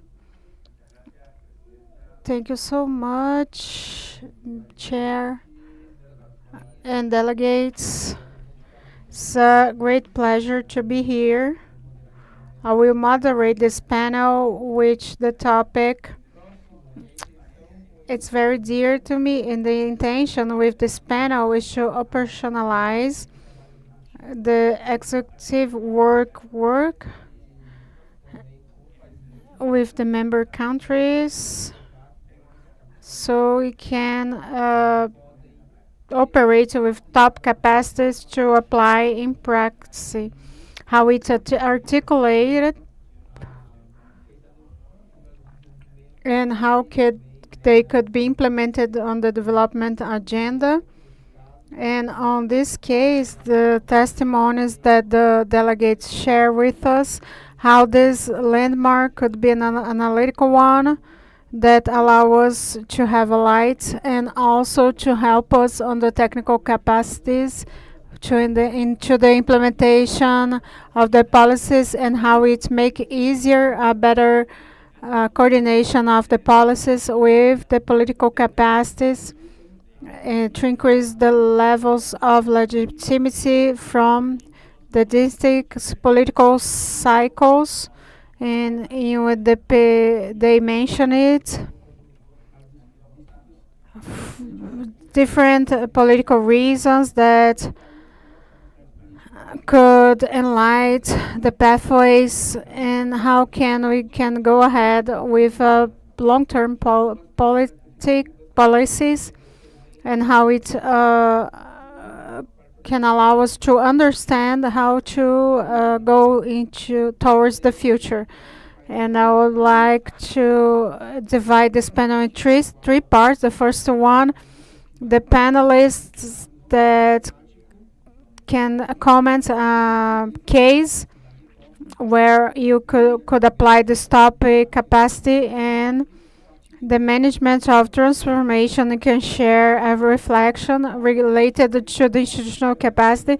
For the first part, I would like to give 5 to 7 minutes to respect the schedule, and on a second moment I would like to talk about the challenges that take us to the strengthening of the topic capacities, and the third part, final messages, in the sense that we could have practical recommendations to take to some operational conclusions on this paradigm and the analytical and operative way, just like presented and share with us. And to start the panel, I would like to introduce the panelists. First, to Brazil, we have Dr. Luciana Mendes, President of the Institute of Applied Economic Research, IPEA of Brazil. Dr. Mendes, it's an economist and over 25 years of experience in public management. Dr. Mendes, I would like to ask you, we know that Brazil has a robust institutionalization. IPEA is a reference in this matter. I would like to know if you can share recent case, how the institutional capacity articulated with the foresight situation and how it translates in sustainable decision making like Brazil. Dr. Mendes, you have the floor. Good morning. I thank ECLAC e CEPLAN for the invitation to be here. I will speak in Portuguese. The case will dialogue. The case we'll mention here is something that will be related with that. So the objective is to return this planning from the tools.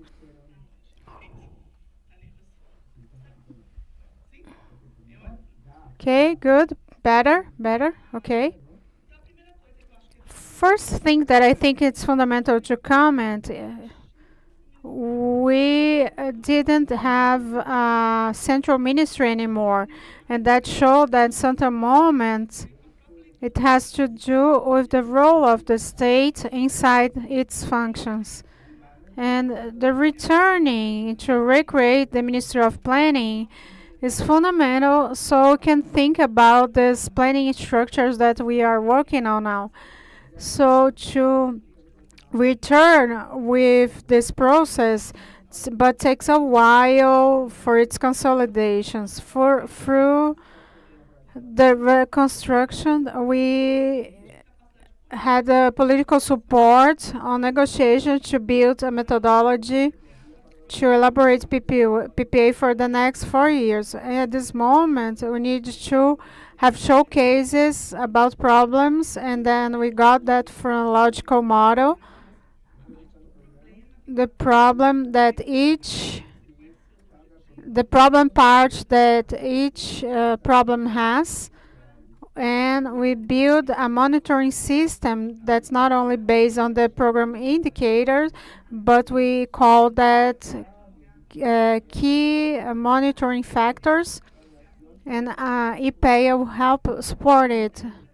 Technical capacity is also something that are very innovative, but they are hard to implement because we have that based on topic, but the national problem are cross-cutting. So the ministry, along with other entities and based on evidence, will propose a cross-cutting solution to the several areas, trying to ensure that 88 programs of PP8 have these attributes. We have to management both the budget law and PPA, so we can organize in an efficient way the budget allocation. We take that to think in a long term. We didn't got that for a while in the country, and was only happened in the state level. So we are elaborating a long-term planning. We are not reinventing the wheel, but innovate from the process that we already have. And the political capacity were built along with several entities. One of the things that IPEA are doing is to review the social participation process and see which one needs to be renovated. So the platform that we got are showing that they are working well for social participation, so we can serve the public manager in the best way.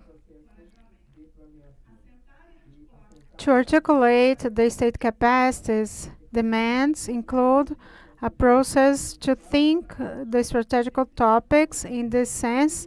I have an example that's to think about the low carbon economy.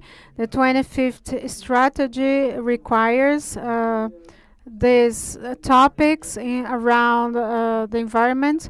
So we have several institutions working on it to do that based on evidence and articulated in a process to support the Brazilian state. So to create capacity inside the institutions, it's one of the gaps that we are overcoming as we have capacity building process along with FENAP and other institution, and to recompound the capacities inside the state. The plan could not happen if we not predicted what we need as capacity. So the analysis of the capacity need to be pragmatic and built a way to do it. Planning focused on the construction of those capacities is what will ensure the planning in the long term. A topic that was discussed previously, that's the discussion of how can we articulate the innovative tools inside the international dialogue that's being affected by multilateral crisis. In Brazil, we had that on the leadership of G20 and BRICS, and now for COP30, Brazil has climate investment platform mobilizing its resources of national banks, trying to be effective for what has been put it on the international dialogue. That's a gap for several investment agenda. Other concrete example and very recent, we discussed during G20 from 2024, that's the taxation of the super rich and the change of the taxation system. It started to be discussed with evidence that we got since the 2000s, but we didn't got space to discuss it, change it. To bring that for the international debate was a way that Brazil could be able to bring this debate once again. So we had some articulation to have a taxation reform. When Brazil launched during G20 agenda, this idea, it had a big resistance of the national and economic system. So the government returned to the basis and built a program that do not think only on the technical part, but wants to have a national dialogue that's very relevant for what we achieved yesterday, an approval at the Congress of a taxation that thinks about the reduction of the tax to the low income population and a higher taxation for the ones with a higher income that will foster the loss of taxation. What's important in this process that beside this technical capacity and the organization of a clear process of evidences, we built through 1 year in a moment that polarization is very present. So we have to look at this example very carefully and thinking which were the elements of these uh, uh, operative capacities to mobilize for success. Here I have a fourth element, the translation of knowledge about the problem, to bring society to support this process, to translate that for population. It was fundamental. We built based on it. So the national leadership is fundamental, and also the social impact. It will be fundamental so can be able to be effective on a long-term planning. Thank you very much.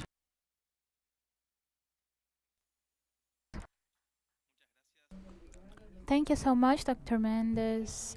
I would like to now connect it to our Dr. Giovanni Peirano, that is the director of Peru.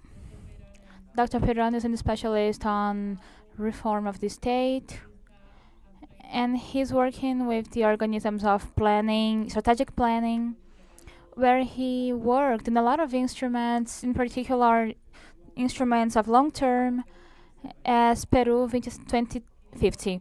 I would like to ask for you to share a case where the four sides have been articulated with technical capacities and political capacities, and why this plan, this strategical plan, makes us to have innovations that are sustainable. Thank you so much. Thank you for your participation and for your initiative. You have the floor. Thank you so much. Good morning, everyone. It's an honor to be participating in this meeting of the Latin America region of planning.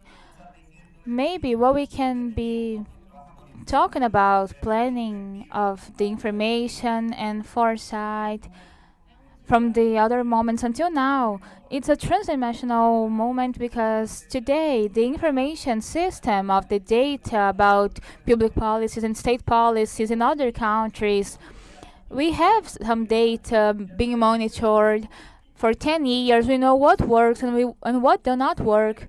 And second, if we reduce the uncertainty of the political system, is saying about the positions of the ministers and the secretaries and subsecretaries, maybe we can help to establish the human variable. And with this, the computational system, we will have data, and we will work with this data and see what's the evolution so that we can have results. Talking about some cases, in this plan, the first affirmation of success that we have is that we have the plan 2050 that is aligned with the central government, the state government, and regional government, or federal government, and 20% of the local government. But we did not finish here. We can talk about the budget. We can put this in a distinct dimension with Power BI to have veloximeters that generate execution of goals and execution of proposals. Sometimes we have budgets that are elevated, and when we have these velocimeters and we understand the reality of Peru, that is a millennial country and with a lot of culture and has a lot of geographic areas that are different from Brazil, we understand that it's difficult to dominate this. And in this sense, the development must have what we execute and what we programmed in the financial areas and in services and what we paid for. So in this universal tool, we deliver this to the authorities, and it doesn't mean the change of government, doesn't mean the succession government, but we know what we are going to do and what we are going to organize. This way we can reduce the problems, and we are advancing. And in this month we will have 45 national policies in Peru open for consultation for the population, because in an open economy as Peru, with a free economy, free market, we have the participation of public service and population, and also the private sector. This way we can give to the private sector some information about the market so that they can reduce the asymmetry, and this way we can have development and reduce gaps in production, and in this way we can reduce the exogenous variables to reduce the problems in the performance of the public government. And I don't know if I can present this to you, the screen that I am presenting. No, we do not see the screen. Well, I will try to share my screen again. Well, I am seeing here very small in the screen. Well, we have some behaviors that I showed you in Power BI yesterday that shows us about how business intelligence works with the sectorization. I'm going to show you very briefly. We have a ranking of 0.51% in red, and above 90 we have the services that are green, and we have the behavior every month of some sectors of Peru, and we can talk about the levels of government. So we can see the behavior in real time of Peru. And also we have some foresight that can help us. We have some softwares to see the productive chains and to see the relations, the public-private relations. Also, we have a visualization, some maps with some informations. where you can see the public areas. You can see topics about education, transport, buildings, communications, environment, water, that allows us to know about the percentage of execution for these actions. And when we launched this, we have the economical and political and social relations that impacts all of this, and we provide this data to the private sector too. And we have some interventions in the public sector and private sector, and we also received some international prizes like in Mexico. We also received prizes in the Observatory of Foresight, and we also were in some news, and we saw where's the network of Power BI and the information, the clinical information about health education, to give us more information to the citizens. And what is also important for the region is the plan that we do. We can have a planning congress every year that happens on a in-person mode with 32,000 subscribers in all of the levels of government and also the army. And in this congress, we have a lot of prizes in the state level and also in public relations, and universities are also present there. And we also have authorities with the servants, and we dialogue, recognizing this internationally. We have meritocracy, we have some actions that sometimes doesn't happen in 4 years of government, but beyond the time. We have recognition, international and national recognition, and we also give some prizes to other people that are relevant that participates in Peru about planning and foresight. We try to plan and foresight environmental changes. Peru has some proposals to collect some to recover some hectares in Amazon, and this is a foresight for 2050. And we want to change the economy and have a sustainable development and to face climate change. And we would like to have a green economy and a productive chain in Peru government. With this publishing material, this is my participation. I greet all of the participants, all of the panelists, and Javier, that is always inviting us to participate in this meeting. Thank you so much, Javier, for the participation, for the invitation, and also Valeria, that is here with us today. Thank you so much. Thank you so much. Thank you so much for the advances that we got in Peru. Keep going. We'll pass the floor to Colombia delegate Natalia Pozo, Director of the National Department of Planning of Colombia. Dr. Irene, politologist from Paris College, generate centralization agendas to the 2026 agenda for all the territories, and I'd like to have a consultation so she can share with us with the topic of the territories. It's interesting to know about the territories. If you can share an example or a study case, how you articulated the topic capabilities to not only have that on the technical area. Thank you very much. Good morning, dear colleagues from the different countries. The board of directors is an honor to be here as a national director of planning and sharing my experience that's very challenging with the government. We have a lot of institutional learning, and I believe that the first principle of the institutional learnership that we have to have on the public administration so it can adapt to those challenges. I'll start giving a background of Gustavo Petro administration.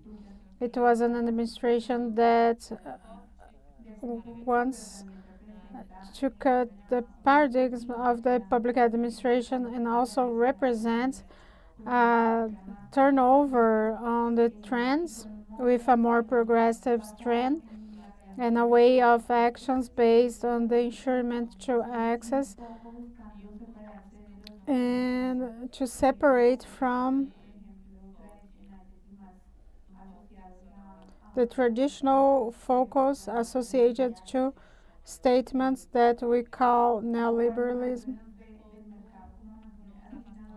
and also getting away from the market as someone that allocates budgets, and the definitive affirmation of the national sovereignty.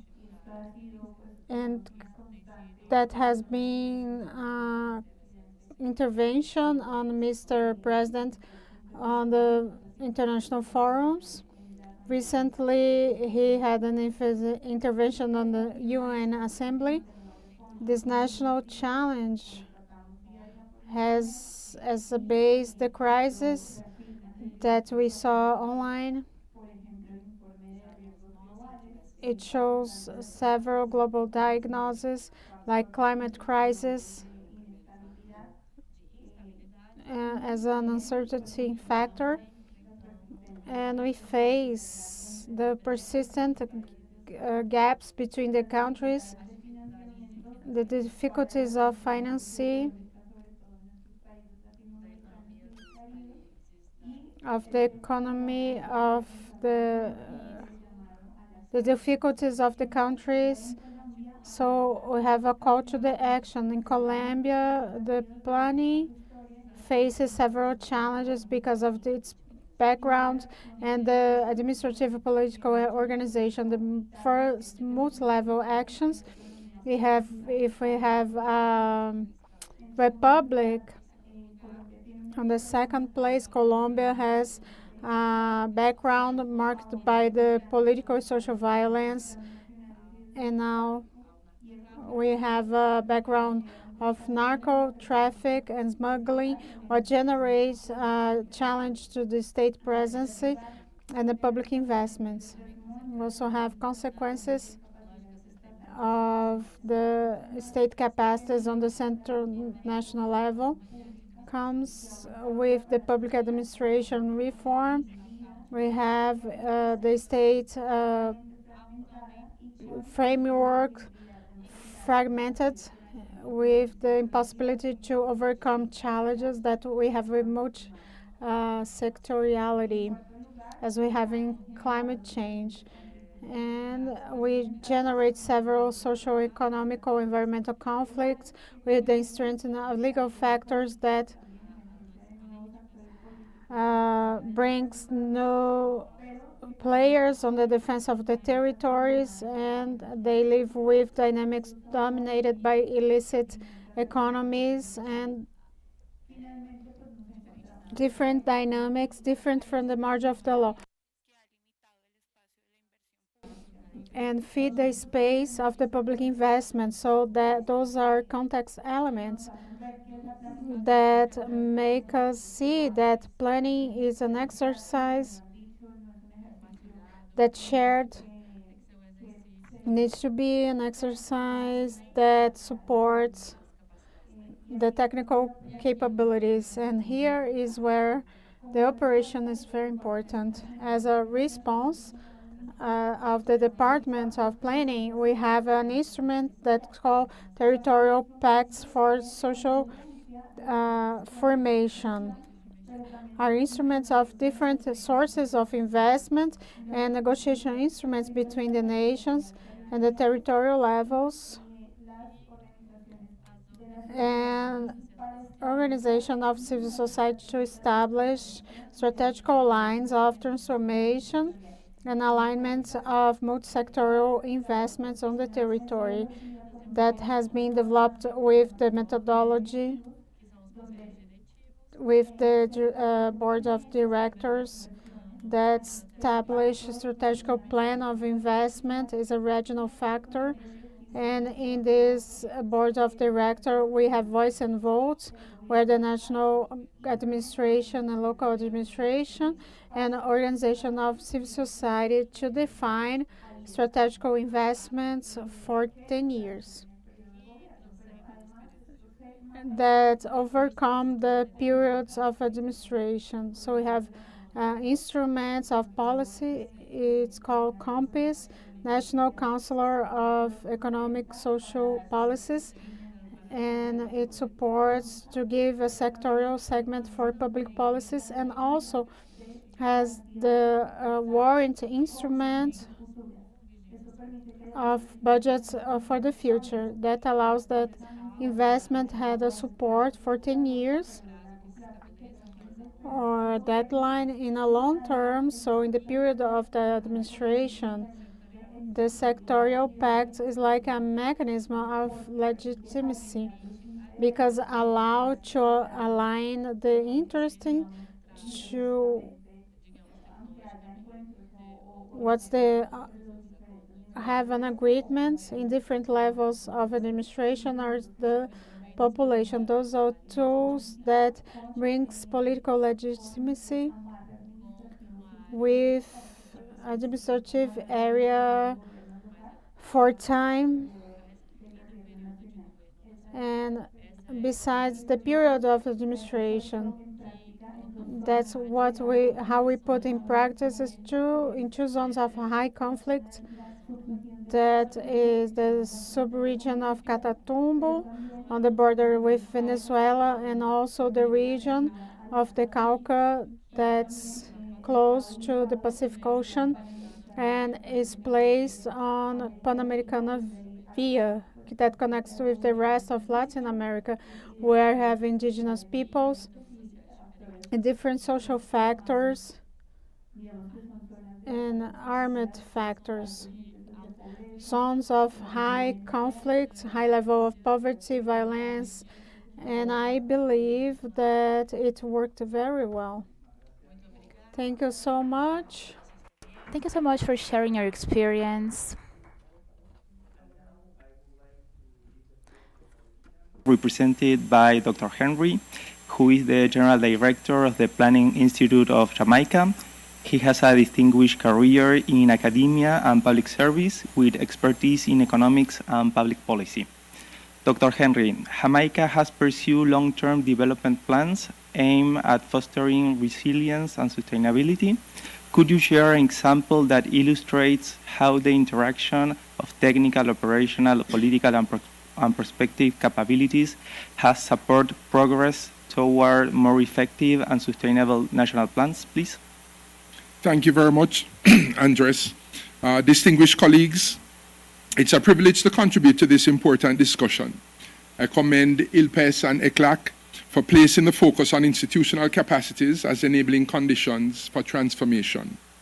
The concept of technical, operational, political, and prospective top capacities provides a structured way to understand how countries can move from diagnostics to effective action, especially in the face of what ECLAC has termed the development traps of our region. In speaking to the capacities as articulated within the Planning Institution in Jamaica, the Planning Institute of Jamaica, the PIOJ, has served as the anchor institution for long-term development planning. Our experience shows both progress and gaps in articulating these capacities. In terms of technical capacity, it has been institutionalized through our Vision, Long-Term Vision 2030 Jamaica National Development Plan, which is aligned with the Sustainable Development Goals, SDGs. This framework is underpinned by data partnerships with the Statistical Institute of Jamaica, that's Jamaica's National Statistics Office, as well as with line ministries, academic institutions, international development partners, the private sector, and other key stakeholders, enabling continuous monitoring of socio-economic and environmental indicators. In terms of operational capacity, that's been developed through program-based approaches that link medium-term results frameworks to budget cycles. For example, the medium-term socio-economic policy framework, what we call our MTF, translates national priorities into time-bound programs, while evaluation mechanisms ensure accountability for results. Political capacity has been tested through mechanisms designed to maintain consensus around reforms.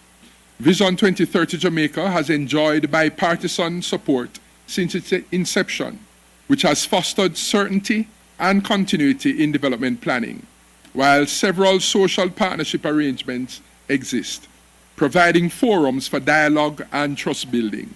One such arrangement was the Economic Program Oversight Committee, or we call EPOC. And it's a multi-stakeholder body which was established in 2013 and comprised representatives from private sector, civil society, the trade unions, and government to monitor the implementation of Jamaica's economic reform program, which proved to be an invaluable mechanism in building public trust and buy-in as the country navigated periods of fiscal consolidation. Prospective capacity has been nurtured through foresighting exercises on climate change, demographic transitions, and external shocks.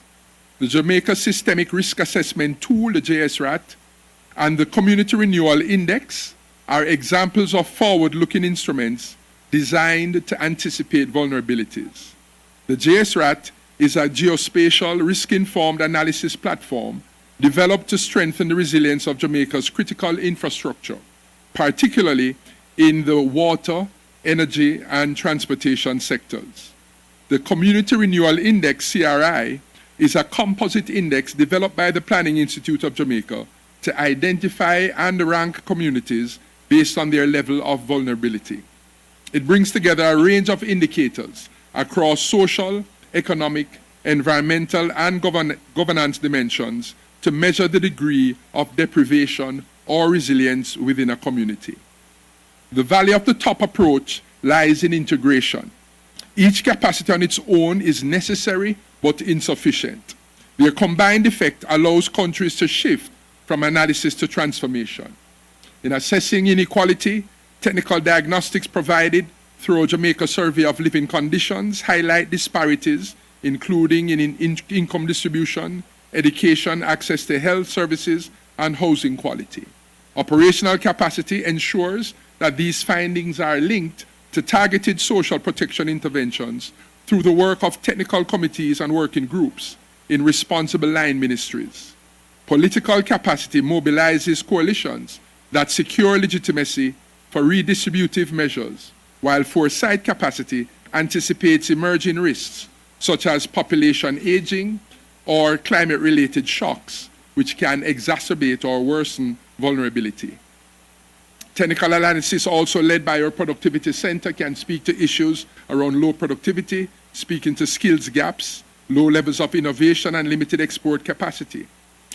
Operational capacity allows for structured responses, such as investment in digitalization and infrastructure, and political capacity supports reforms to education and the labor market, while foresight capacity identifies technological shifts to help align skills development with future demand through the National Training and Workforce Development Agency, or we call our Human Employment and Resource Training, or National Service Training Agency, HART, NSTA Trust.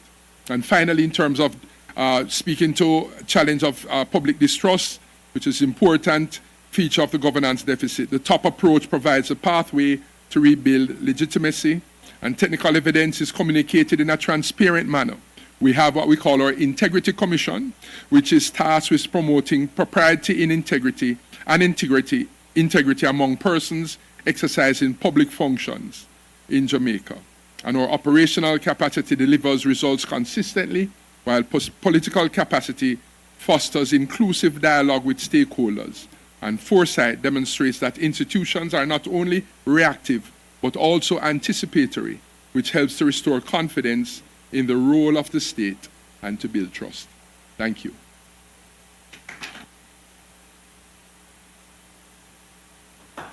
Thank you very much for such an interesting intervention and highlighting the value of the top capabilities framework. A continuación quisiera darle la palabra al director general de Planificación General de Planejamento Nacional do Instituto de Investigação para o Desenvolvimento do Panamá, o senhor Rodolfo Sabonge, que conta com mais de 4 décadas de experiência, logística, transporte e operações portuárias. Nacional. And in la Agenda 2030, and Panama consolidated also. Porque we're going to share a case that shows how the operations and how the foresights has these models of planning in the way the national planning not only boosts the competitivity but also trying to have development in the country. Thank you so much. In first place, I would like to thank Nepal for this opportunity.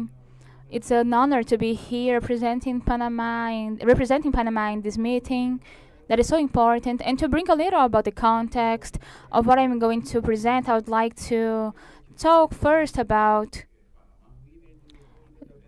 Panama. Differently from countries that we have in the region, Panama is a country that has a GDP of almost 80% coming from the service sector. Services that are done. In logistical terms, we've had the maritime areas, and this represents a lot of additional issues. We have challenges related to in Panama. The wealth is concentrated in a region of the ocean, and the majority of the services they convene in a lot of specialized services. So this makes these traps that were mentioned before. We see them in a different context. So the main thing for us is to see how we distribute and how we can have more wealth and how we can solve the problems in the rural communities that are away from the city and this interocean region. So we have this representation, and this presentation is the focus of this. We have the methodology top, and we are also seeing methodology, Saimau, that is a methodology that was used in Korea in the 70s, and that we also see as a good way to continue to advance. And this top has a lot of things that are similar and we have some access. We have transformative production. We are changing sustainability as a methodology that seems to be ideal. And this dialogue of diagnosis is also using another Korean example, like some policies of innovation and social policies that are integrated, and also social organization. In the model Samau in South Korea, what we saw is that one of the main principles are having self-sufficiency, autonomy, financial autonomy, economical autonomy in the different communities that they have through a cooperation and a communitary work and a shared leadership. And the methodology with the procedures that we use is a support of the state that has basic inputs but also goes through communitary participation and local governance and the scaling of the impacts. And this is a model that is micro and communitary, based in the transformation in the mentality and self-management and cooperation as a way to develop. And comparing with these two topics, we can see that a lot of things are similar, and possibly that's why we do a lot of both of these things, because the main thing is to have a modernization, a rural modernization with self-sufficiency, communitary self-sufficiency, where we have solidarity in the community.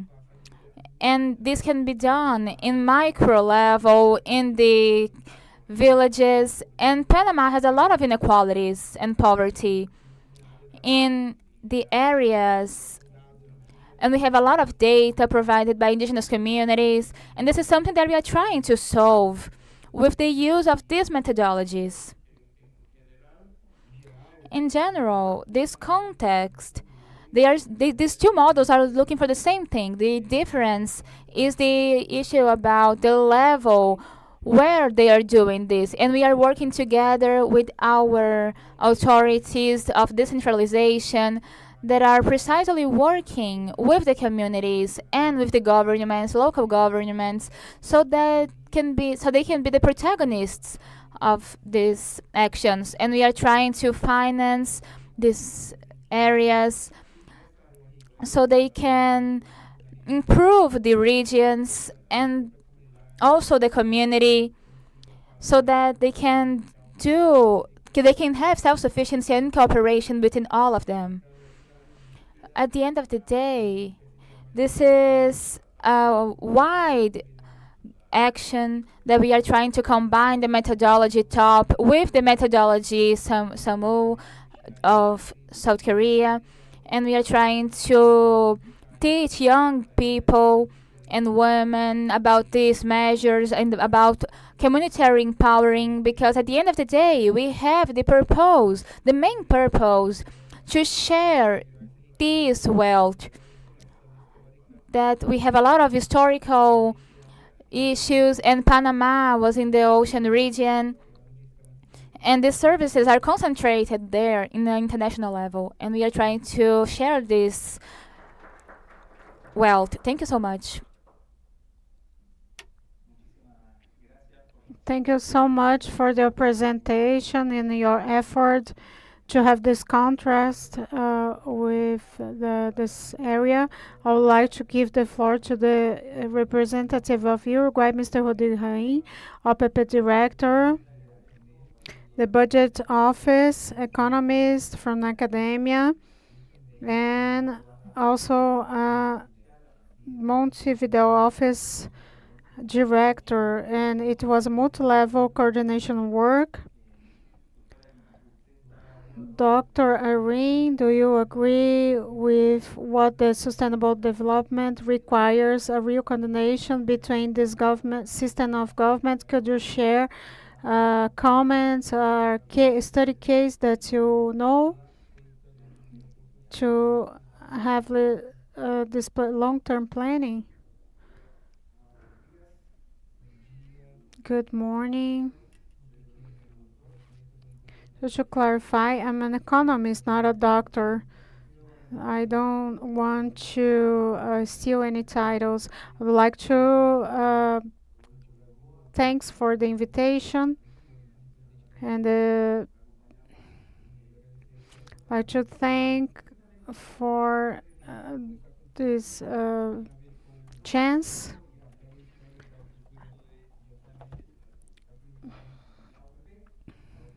The OPP was created through a constitutional reform in 1967, and clearly has intellectual base supported by a CLAC that saw in planning essential tool for development of the territory and the elimination of inequalities. And here we create an effort, and the presidency that has also a ministerial effort and is linked with the ministry, not because of its governmental work, but specific dimensions, the articulation of development plans, and the creation of specific environments of the coordination between the ministries with the subnational administration and civil society.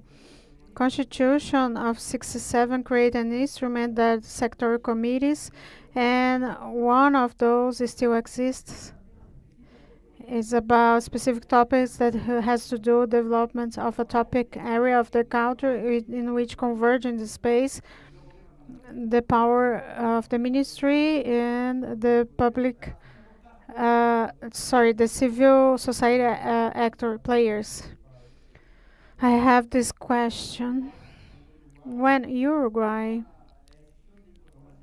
make decision to compare to Mercosur, create a sectorial committee of Mercosur that worked for over a decade and was responsible for the articulation of the private sector and the union movement to the problems that we got in the administration, in the process of the governmental implementation. It was a very rich process, but very complex.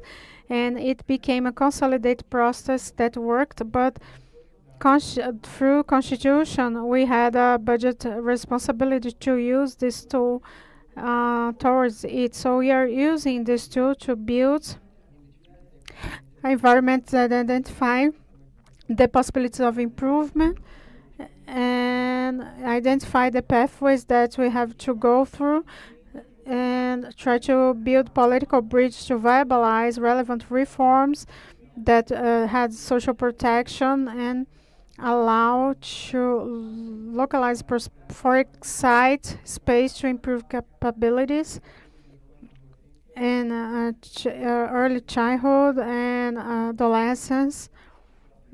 And Uruguay is an aging country. We have constitutional mechanisms that could instrument this kind of focus. We have topics on those areas.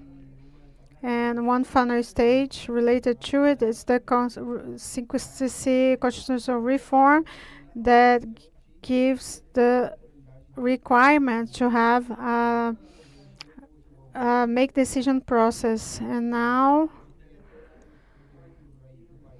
we have all the superintendents of the country actuating on the improvement of the performance and to understand the matter of the departmentalization of Uruguay. And they are, along with the executive branch, to define concrete policies of development that implies to define the amount of investment and the articulation mechanisms for the government institution and autonomous entities, the one that are linked to the agencies like water agency, fuel production. These concrete steps still works. A lot of that requires improvements. Some norms, that's not the real world, but we have important issues. Countries that don't have budget plannings because the norms regulates the process that are very complex. And at this moment, we are in planning. March 1st of this year, we have planning for 5 years that need to be approved in the first year of the administration, and we'll compare all the techniques of planning.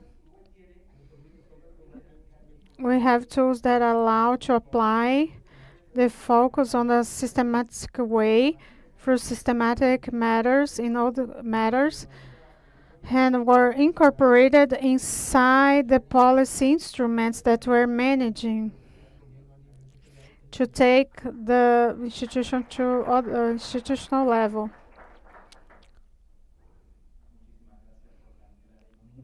Thank you so much for your confident intervention. We have the delegations that require the floor. Should I give moments for comments?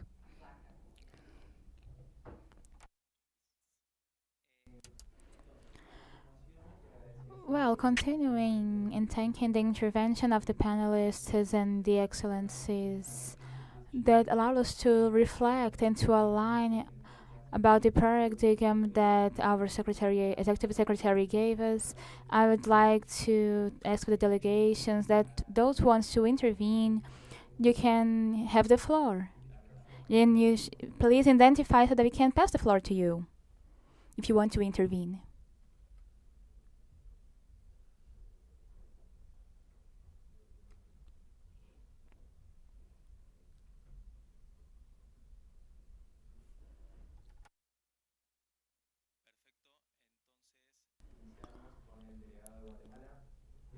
Well, we're going to start with the delegate from Guatemala. So you have the floor. Thank you so much. Thank you so much. It's awesome to learn with the experiences of the other countries of the region and about how we can have a balance between the abilities top. And I would like to ask to the colleague of Uruguay how you can do this balance that is so complex Sometimes we have a lot of abilities, technical skills, and political capacities of management are complex. So I'm thinking about Guatemala's experience where we have governors in the departments and that are equivalent to the superintendent. That is a figure where the president selects someone and the civil society presents each department and they have evidently a role that is more political. But nowadays we want to generate governments that has cabinets that can solve problems in all levels because we have a gap between the national government and the local government, the city halls and other departments. And sometimes the mayors need to go to the national level in a country that is so centralized.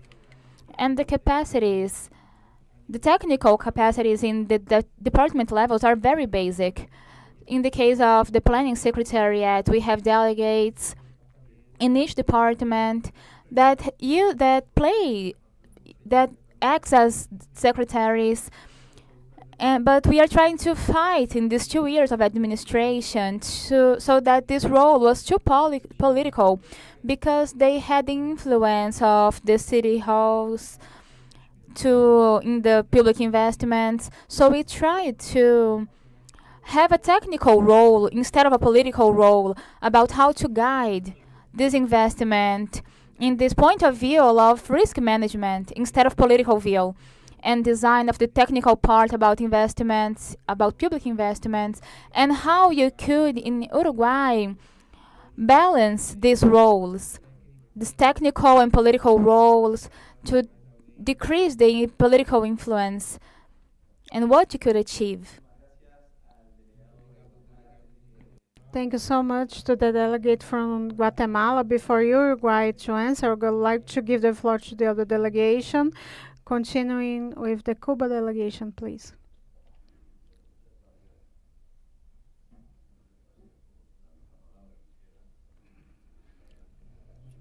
Thank you so much. I'd like to start my comment thanking the CLAC support.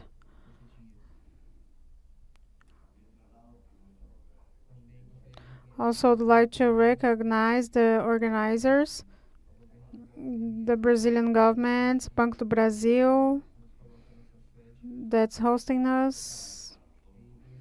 And I'd like to agree that we need platforms to share experience and learn from the obstacles that are many times are overcome to value and identify an opportunity to go forward. And the uncertainty of the world marked by a crisis where the war in several continents and other attitudes like the war threats and attempts to reconfigure the politics, new ways of planning, the challenge of management, and a leverage transformation that are required to reach a sustainable development in a participative way, and also think things planning a better regional integration. In recent years, it was very complex because how we had this pandemic crisis that stopped the world economy and in Cuba and also make it harder to keep going our model. In Cuba, we had this effect in a harder way because of the recognition of the blocking and the recent incorporation in the terrorist countries list by the government of the United States. And for us to have an idea in the latest 12 months, this combined effect also brought us economic problem of damage of over $18,000. So we have a lack of capabilities. We are not in zero in Cuba, but we have development plan to 2030, but still affected by the effect. We are still adjusting, and we are projecting a development plan to 2040 to approve next April as an update of the economic model that where we're going to implement policies. We have a government administration program in a short term articulated with the 2030 agenda that has issues that are related to the whole economic sector and the society, and the probability that the Cuban model also prioritizes the public expenditures, emphasizes universal service, and at the same time a representation of our model that takes into consideration risks. If you want to contribute with some level of efficiency on the public management resources, requires more resources for the update of our capabilities created from the creation of the leadership position. Our decentralization process, we also find a lack of capacity of our leaders on the municipal level, that we are taking this experience. We're very grateful to have it, and we see as an opportunity to get closer to friends here that had experience on those articulations.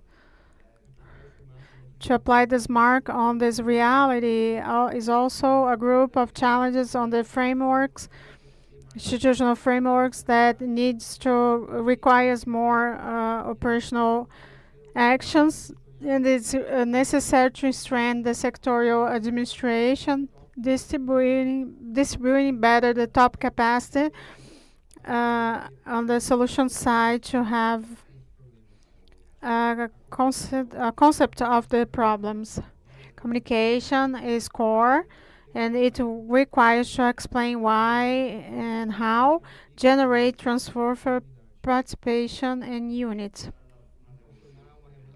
Having a personal revolution means advance on the introduction of the result assessment on the budget modality, and to promote a higher efficiency on the public resource management, which is core to identify best international practice. And we saw in several countries with their representatives, so we need to adjust our political organization, and also the capacity build on the government team. Top approach offers a roadmap for transformation that Cuba implements, and gives the possibility to strengthen the capacity to be resilient and efficient. And we consider that's not possible to go forward with isolated efforts. And we have this topic that we didn't mention, that's financial integration, planning, complementarity, unity, related to the financial matter, access to development and financing in all the country. Each country has the access to the multilateral bank. It's not an easy pathway, but development requires solutions and collaboration. And on this plan, National Plan of Development, Cuba advance on the commitment to not leave anyone behind. With confidence in the future, we are confident that we can overcome any obstacle or threat.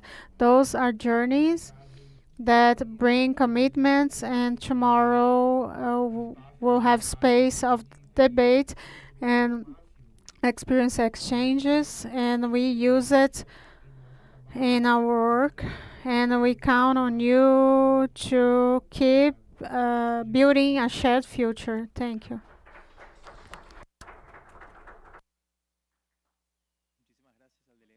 Thank you so much, delegate from Cuba. I would like to pass the floor to the delegate of Costa Rica.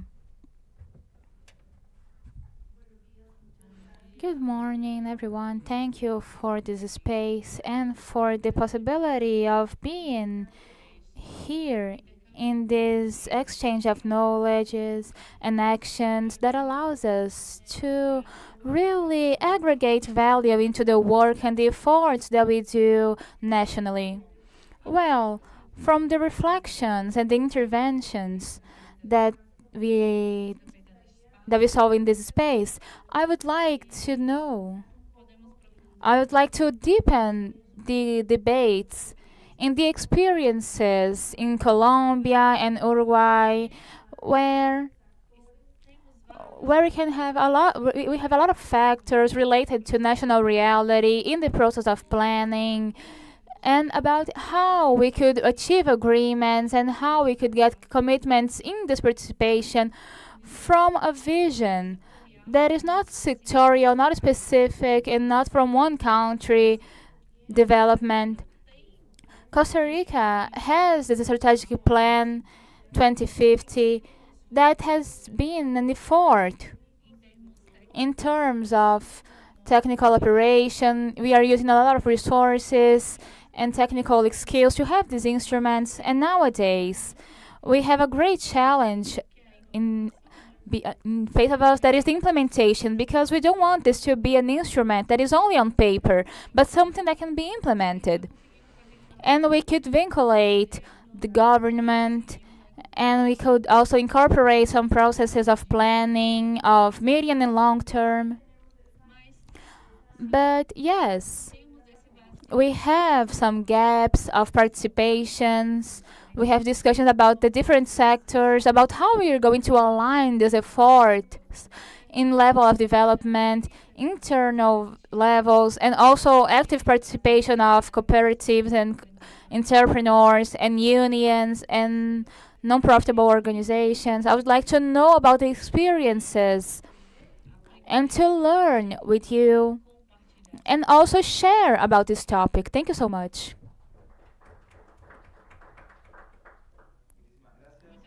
Thank you so much, delegate from Costa Rica. Now we are going to pass the floor to the delegate from Dominican Republic. Thank you so much. Congratulate. I'd like to greet everyone for the presentations, and also I'd like to ask to Uruguay if they could comment a little about these committees, the sectorial commissions, if they are presided by OPP, if they are chaired by OPP, about how they are confirmed, how the during the meetings, how does the meeting works. And I ask it because I think in the capacities that we have of articulating between different institutions of the public sector and also the private sector. So these dialogues, they are so important. The management by the president of the Dominican Republic, I think he did something similar with this in the cabinet, and they are following a lot of public institutions that are related to this topic, where we also have the presence of the private sector in this cabinet. So this is the case of the cabinet of tourism and the cabinet of education too. And we have some other cabinets that are cabinets for construction, water, in the public sector.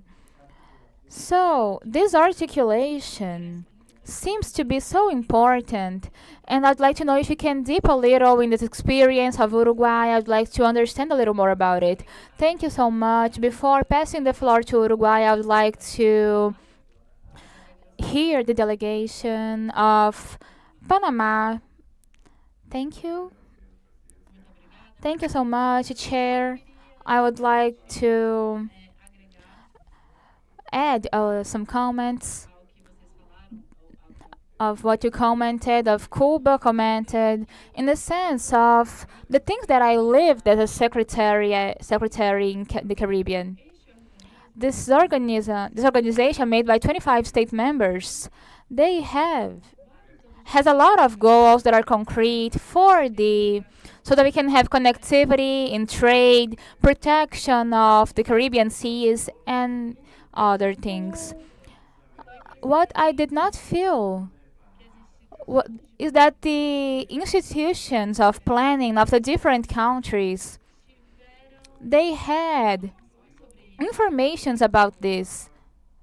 And I'm saying this because the words of the delegation of Cuba related to the regional integration, they really, we had a lot of vigilance in these moments,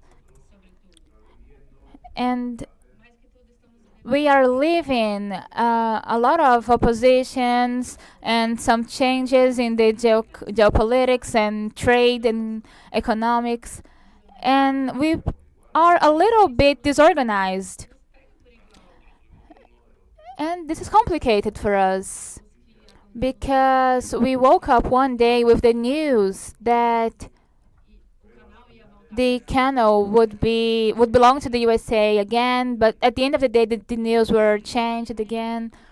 I think that we have a dimension to integrate the regional planning on a way that the advantages in the competition between the countries can be complementary.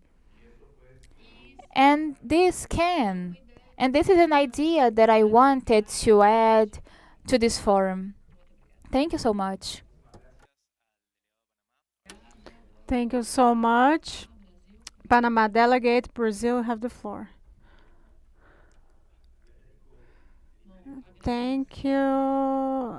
The interesting for the Uruguay case.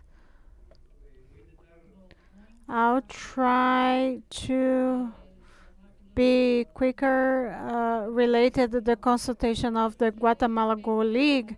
You had a concept declaration of the Uruguayan administration. I really believe in the Uruguayan government. We didn't see with this democratic debate, we have some differences. Planning do not eliminate those differences. It do not clarifies because we don't have just one answer. We have answers that are different for different problems, and clearly in Uruguay we have a political framework that's different from the one that's considered from Guatemala, and we have to take into the consideration subnational issues, and many times are part of the political field and political parties that are different from the ones that are on the administration.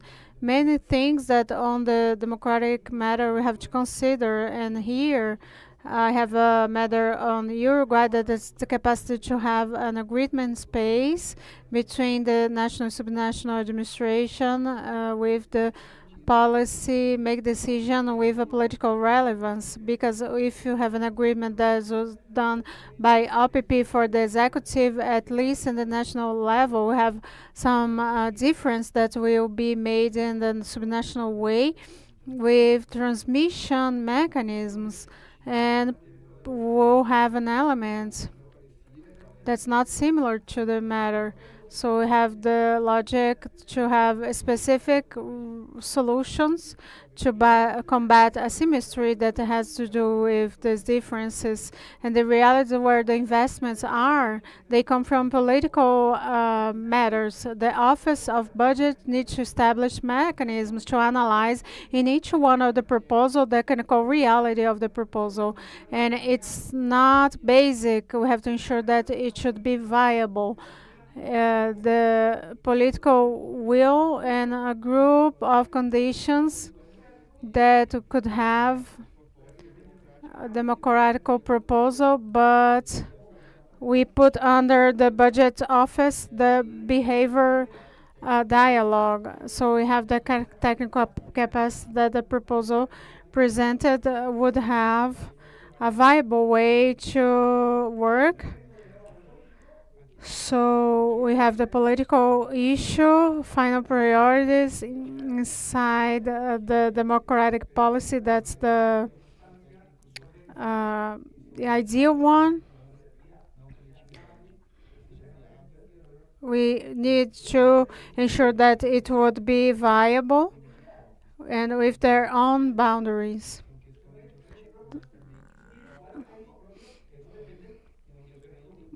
And it depends on the administration. So we had a bureaucracy in which we center the governments, and many times we are reallocating the employees.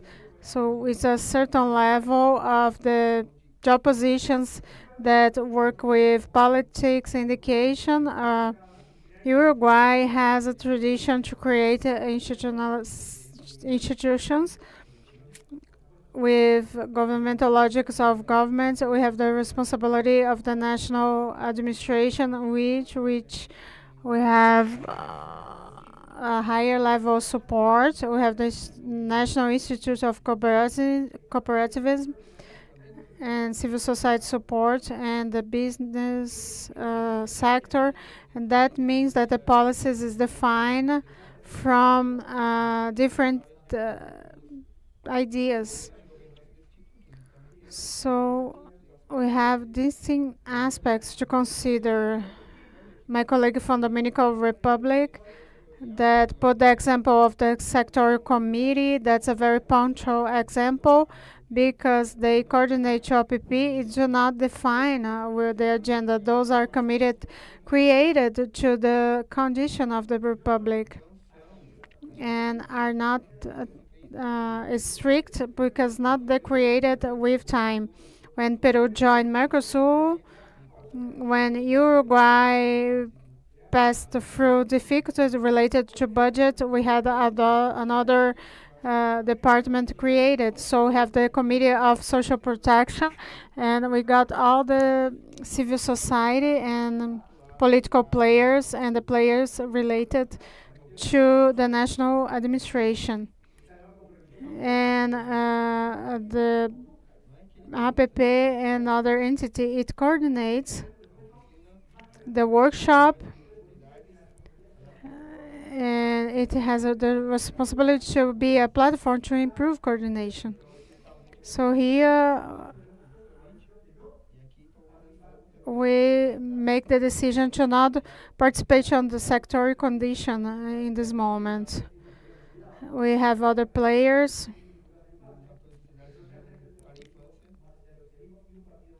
And a minority party from the opposition. So it's not a technical mechanism that avoid politics, but it requires to debate ideas and use techniques and capacities to have issues, different issues taken into consideration. Thank you so much. The Uruguay delegates, I think that we are in a point that we didn't hope that's the lower academic paradigm. It's abstract related to the reality of the DC case, and with the authorization of presidency, I would give 1 minute to the moderator. So we, from this debate that we got, we could leave a final message thinking on the dimension of implementation of policies. 1 minute because we are just about to leave for lunch. Presidency gave me 2 minutes, a short message thinking about the result because that's the intention to take home for your countries concrete conclusions. Thinking with Luciana Mendes, starting with Luciana Mendes. A lot of experiences, and this is a space for exchange and challenges and opportunities that we have, but also learnings that are concrete about this space, regional space of Latin America that are created from the CRT. In our case, I think that one of the most relevant issues is the IPEA is a think tank of governments. is different from other kinds of think tanks that acts outside of the government.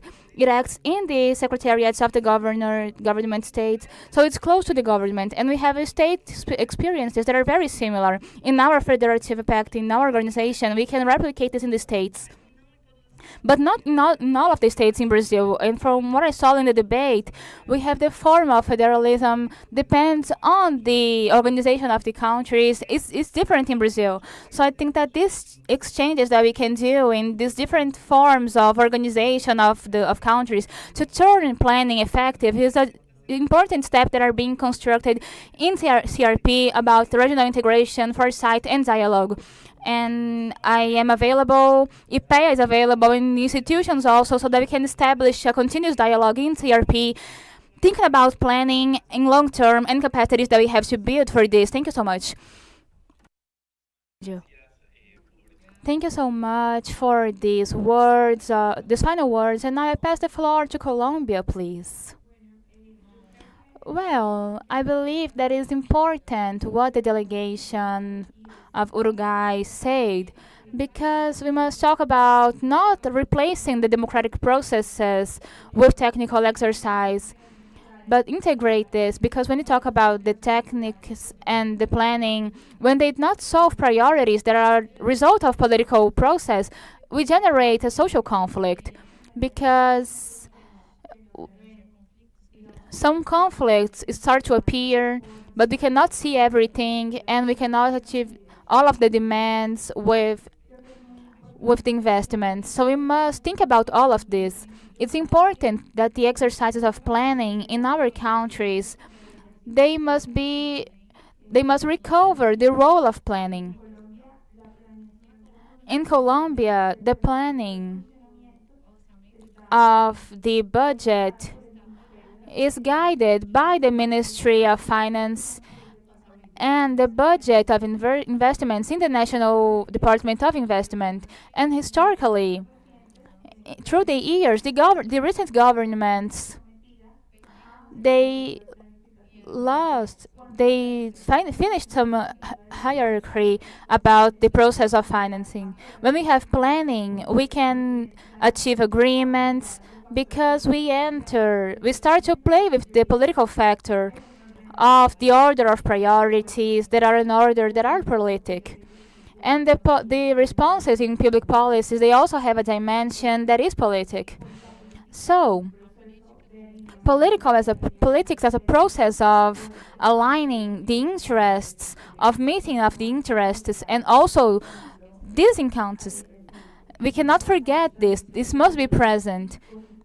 This is very important. And we also must develop tools so that we can have information that are enough to achieve the goals and allow us to complement the capacities that the public administrations, the territorial administrations has. In Colombia, majority of the municipalities they have low income and low capacity in the cabinets. They have only one secretary doing this leadership in a lot of workshops. And we have some plans of territorial sectors that allows us to streamline the processes of investment in a national level. And this streamlines the coordination of the national plan of development with the plans of development in the departments. This streamlines the administration in the territories that are strong in a lot of cases. I believe that I have this call to recover the systemic vision to avoid the multi-crisis that we are living, and that we cannot do this alone. Thank you so much. They told me that the delegate from Peru is in the virtual platform and wants to say something to finish this session. I don't know if we can connect him so that he can provide his final words. We are seeing and hearing you. Perfect. Democracy, we are not going to replace it. but we are still having the functions of rights that demands obligations and obligates that demand budgets. If don't have budgets, we are just doing favor to democracy. We our proposal in a specific case of Peru, how we do the public budgets. It's a Chinese democracy. It's Chinese.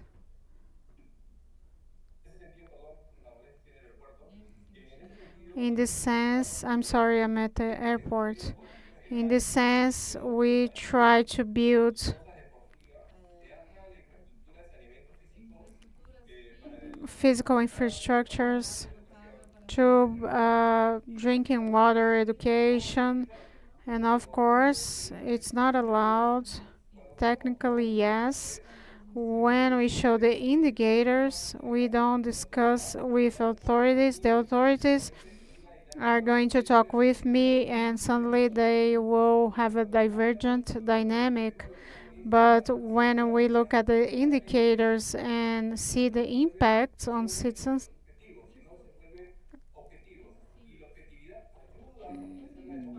that's made in an objective way, and then we close this gap.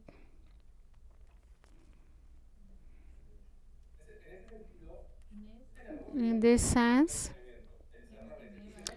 we have to see the planning, and when we see the public policy execution and the operative plans in different levels of the administration, right or left, to plan to go ahead with this action, we are able to spread all of that to the society, what's local on the district, trends, what we are improving, and we have an advantage with the benefits for population. We have the information that meritocracy also do not change when we change that for having citizens in the center. It doesn't matter green or red. We have the political career to have parliamentary jurisdictions. We have to know where we generate this public attention, where it's going to be generated, those private sector investments. And finally, this public investment plan with millions of dollars that converts with the investments and the public attention. 100% is investment, 40% supply, 37% human resources.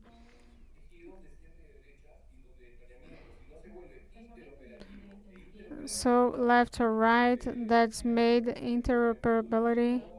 That's a challenge that we have for the future, and just some systems that do not help the development of our democracy. Thank you so much.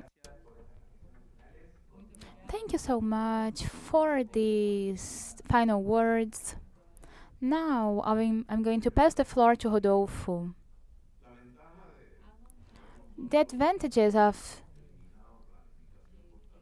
eliminating the planning for a long time is controversial, but we don't have institutions of planning for 28 years in Panama, and now we are dedicating to rebuild these institutions. And we have to highlight what are the main challenges for the creation of these institutions. And one of them is precisely what I mentioned about the political part.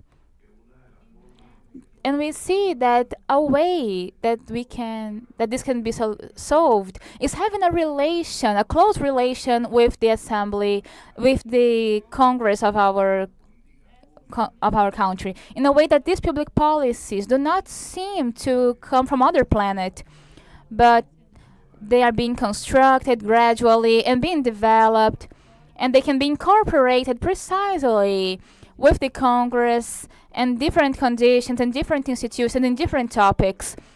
And another challenge that we have here with a lot of frequency is the topic about continuation. Because the change of governments, these topics of institutions of planning, they cannot be a reason for change. We listened very closely what they are doing in the delegate with the delegates of Peru. It seems to be very interesting. And we are going to see how we can communicate directly with them to analyze a little this topic of the dashboard that can be a tool to institutionalize the planning and the indicators. But yes, we are seeing other experiences that maybe we can share with other countries where these institutionalities of planning, they are lasting through time and are not an object of changes in the administration. Thank you so much. Thank you so much. Não tá chegando pra gente. Challenges and constraints in strengthening the top capacities in the countries, and I think they also present opportunities. And just to close, just some specific ways we think ILPES ECLAC can help. One, we think through knowledge systems, by facilitating peer learning on methodologies for foresight, monitoring and evaluation, and political economy analysis. Two, through capacity development by supporting national schools of government and planning to embed top principles in curriculum and training to ensure a pipeline of skilled practitioners beyond electoral terms. Three, through financing innovation, as we heard, by mobilizing regional mechanisms for blended finance, including catastrophe instruments, green bonds, regional investment funds. These instruments can expand fiscal space and reduce risk, making it easier for governments to invest in institutional strengthening. For Jamaica, and particularly in the Caribbean, where there is increased vulnerability to external shocks, particularly climate hazards, such cooperation is vital to sustaining capacities that outlast the political cycles. We spoke yesterday about the challenge of myopia and the short-term focus among political directorates. For ILPES ECLAC, you've reminded us that our region faces the intertwined traps of low growth, inequality, and weak institutions, and escaping them requires deliberate investment in institutional capabilities. The top methodology shows us that transformation will not result from technical solutions in isolation, but from the integration of technical, operational, political, and foresight capabilities. If we embed foresight into decision making, strengthen technical depth through education and digitalization, if we sustain political coalitions around long-term national plans, and build operational systems that develop results consistently, we can move decisively from diagnosis to transformation. Thank you very much. Muchísimas gracias y finalmente le damos la palabra al delegado. Much, and now we pass the floor to Uruguay. Uruguay, you have the floor. Thank you so much. We are living in times of contingency, where the advancements they are necessary to reduce uncertainty. We are living a lot of moments, complicated moments. We have moments of the interest rates. They can be an instrument to demarcate the conflicts. They are being used to this. They do not have established rules. This analysis, they can talk about this issue, and maybe we can use this. We have to organize this. It's necessary to think about all of this. And it cannot imply the possibilities of having indicators that talks about all of the aspects of social life. We must work with these indicators, and we have differences, and we have other foresights, and we must integrate technical skills that generates the capacity of having or coordinated public policies, and we can do this on a democratic basis. And this is a central part in this way. This is my last comment. We do not have in the context that we see. We should avoid that. We must work with all of the countries because environmental crisis affects all of this, and we must have an effective interaction between all of the countries in Latin America and the Caribbean. So the foresight analysis and the capacities must be aggregated to ensure to improve our spaces of action so that we can have more conservation and use in the conservation of the regions of Amazon and Caribbean and biodiversity, because this is the features of our lands. Thank you so much. With these closing remarks, which the topic is Brazil, that was highlighted at first, and the regional agenda, the following panel, we thank the delegations for the interventions and to participate on this proposal that we consider as important. I pass the floor to the President. Thank you to the panelists, the delegates that contribute with such rich discussion. With these words, we close the session and let's have the lunch break. We return at 2:15, Javier? Yes. We will have to go to the first floor, so I don't know how long we'll have. So I think 2:30. In the agenda we have the opening for debate at 2:30. I don't know if going to be able to 1 hour. 2:30. Can we try? Contingents. You saw the period dynamic and its planning, and it's very accelerated.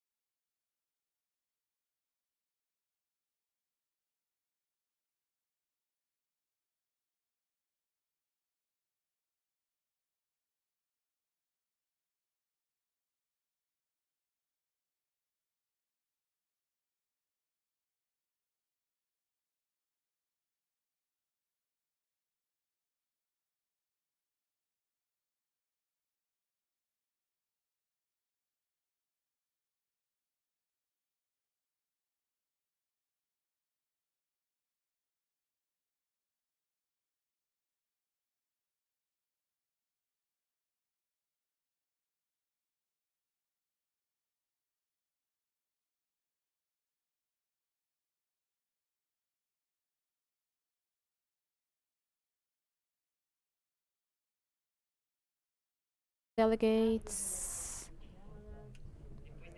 after this pause for lunch, we are back here. Before starting, I will pass the floor to the secretary to some advisories. Thank you, President. Thank you, Chair. As you know, as you can see, the Secretariat has distributed two documents for the consideration of the delegations.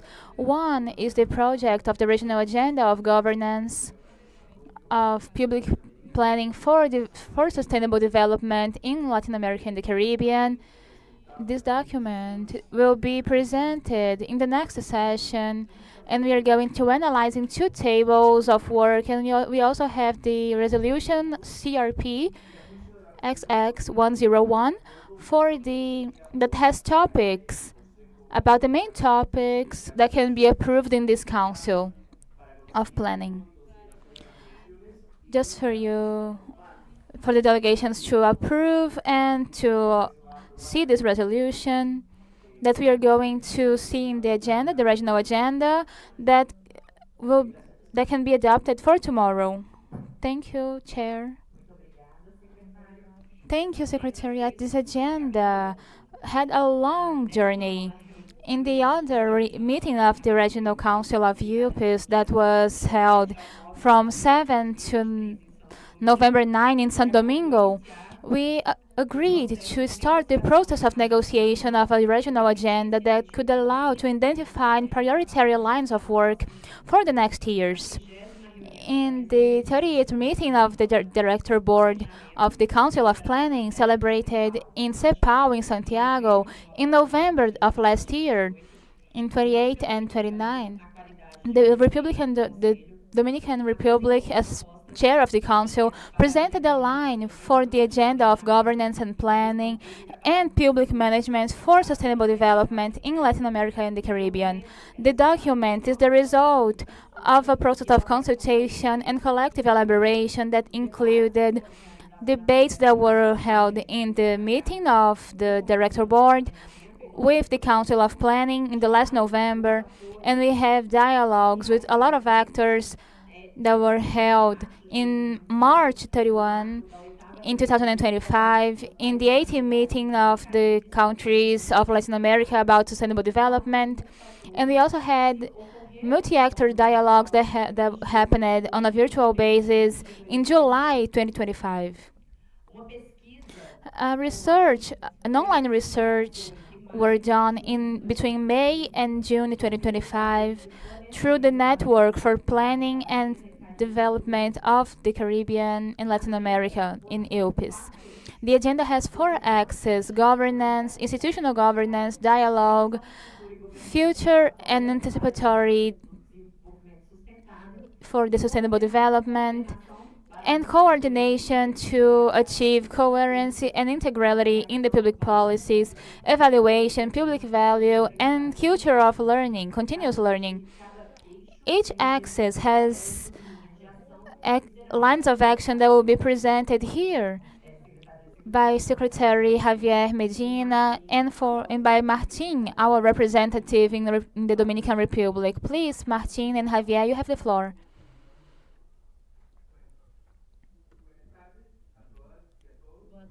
Good afternoon, everyone. We're going to have two documents for the project of the agenda for governance, and we have the basis, the conceptual basis for this agenda of governance, of planning and public governance. When we worked on this was only a document. What we done was separate the part about the fundaments, and this is the topic.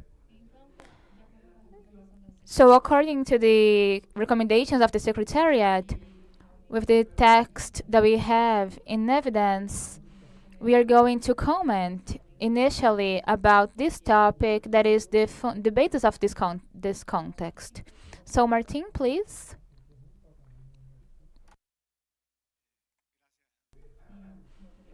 Thank you so much, Javier. Well, I'm going to start. Do you have the documents on hand in your hands? We're going to summarize the documents, and I won't take so long in this topic.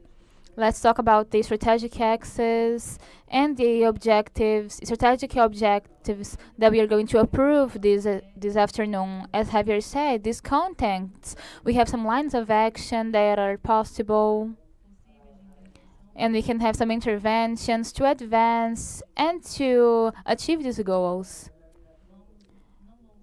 Well, we won't read each one of them because we have so little time, but I'm going to provide a brief summary. The first is about governance of the social structure that has as objective implementing mechanisms for collaborative governance with a focus on an open government to amplify the citizen participation and to strengthen the accountability to allow to base the decisions. And another objective is to have institutions that are ethic and collaborative, aiming to have open cultures and generate more trust in in the institutions.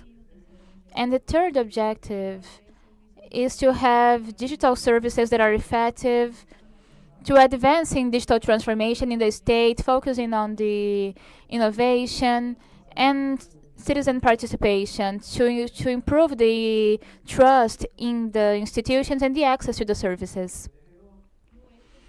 In the Act 2, that is the dimension of future and anticipatory governance for sustainable development, we have as goals, we want to incorporate the governance and institutionality for the planning, and also the renewal of the institutions to establish a culture of institutions, of ethical institutions, and also improve the foresight and the participatory governance in all levels of state. As a third objective, we must institutionalize the states through the knowledge of methods and processes about foresight. And as objective number 4, we must boost the political initiative to implement the public policies. And 5, we must promote the technological perspection to boost sustainability and to improve the development in the territories and incorporate the social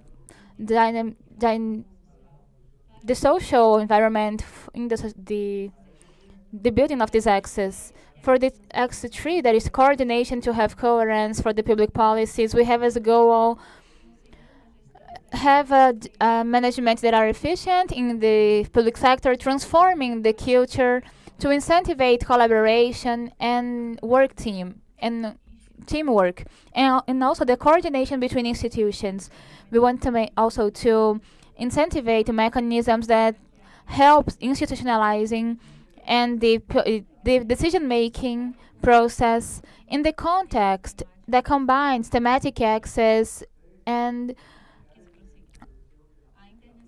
also the intervention of public administration according to the resources that are available in the long term. Ensure the coherence in the public policies, especially the coherence, internal and external coherence, and with the public policies that are in the countries.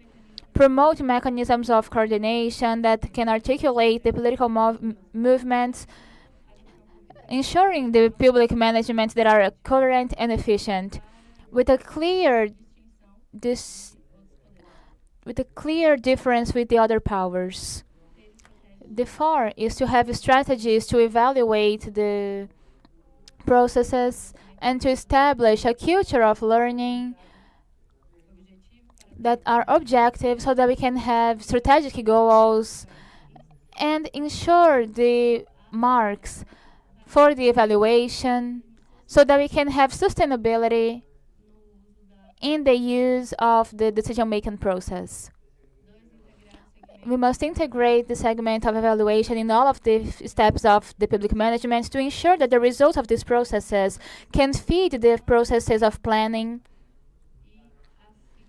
and also the budget for improve the public policies based on data, develop technical capacities and foresight capacities top vinculated to the segment of evaluation and development of a culture of evaluation as a tool, as a key tool for improvement.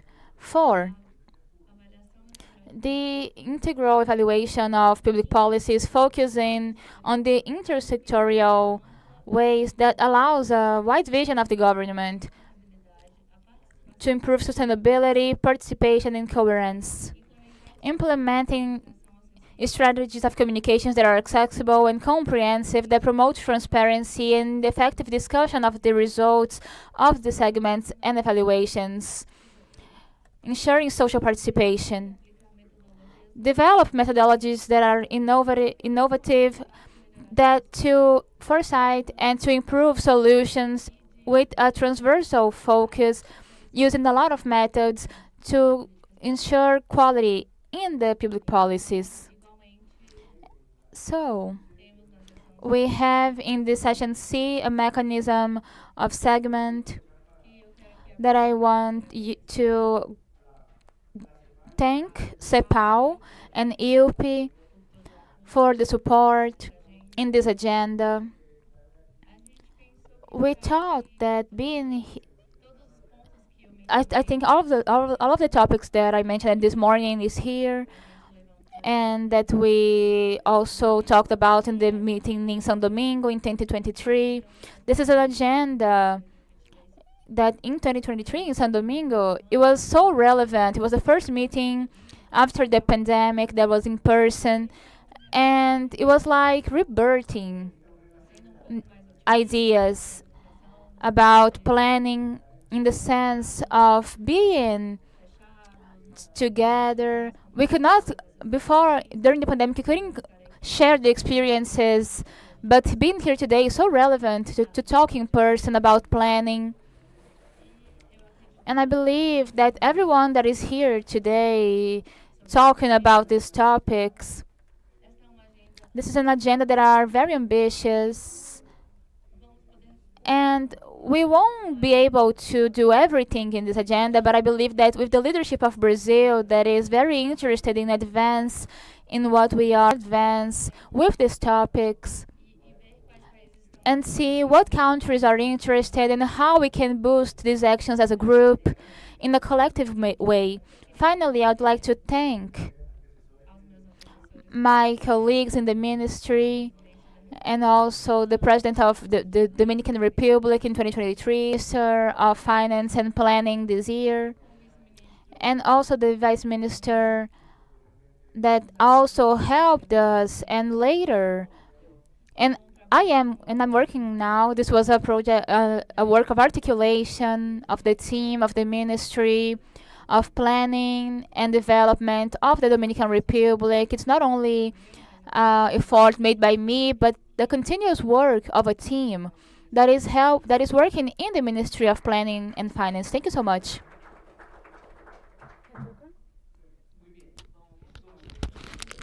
So the idea is to give context the different to the different participants a little bit of the background where we got this topic from, those elements, and comment a little bit in what consists the different developments that we got.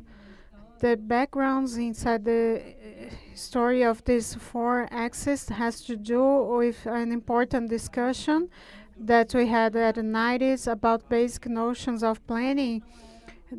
At that time, it was about an ideological sector that would banish the planning and the other conservative thinking. Executive Secretary Dr. José Antonio, and was IP's director, called for a seminar in 99 in Santiago, then 2000 in Cuba, To discuss those basic functions, essentially, it was considering the foresight in a long term and the evaluation. Let's say that the conclusion lead to the idea that it's worth to work on IUPs and start some kind of topic organization, so those basic organization could be key for this planning. We have a big debate on Latin America. In 2005, Juan Martin was a relevant person inside IUPIS and add other function about the governance, the advance of the basis of the agenda. On IPIS, we saw research, but its development were unequal. Monitoring topic was very strong, and so the public system of investment where saw this implementation, and then later on the previous decade we see the open government network that was generated when you got several elements generated that support the different topics. You know that you also have a life cycle. We have ups and downs. When we are at the high part, we already been down. In this new phases, these four topics are some kinds of balance of this axis in which we agree. And obviously, we have divergent topics. This consolidation that was made, and we have the present stories, and as we discussed, Dominican Republic in different mechanisms. First, baptism of the topics. And we presented a first document on the board of directors last November. We had some recommendations and a conceptual evolution. And we had that on the Sustainable Development Forum. We had some changes, improved the documents, balanced it, and then we had the video conferences process that closed the content that we had, that you have here now. It's interesting because the difference between our RPC and other governmental forums is that ECLAC and the Statistics Conference have a more interactive work through topic groups and more sophisticated way. RPC case, we always got centered dynamic. RPC related with the countries and this dynamic of collective construction of the countries, having an agenda that they didn't take into consideration. So that represents something that started in Dominican Republic, and why this agenda is so important. We support the technical assistance, the demand of the country on these topics, but we're like an office that's part of what the countries propose. We have an agenda, and now the countries will know what are the main topics and what they can wait from IPIS, and can build with you instruments to have an agenda. Is very meaningful on the RPC story because it gives criteria and agreements about the elements. Time. What we wait is that this contact will support the next 5 years, and we have to renovate the agenda And it's not something written on stone. It can evolve and represents the matrix of reading that we can wait for. You, for example, have this document that represents the Olympus published. That's on blue now. You can see each one of the axes. In each one, you have an illustration, a previous work, and that allows us to ensure continuity. So what's new and what's the added value of the agenda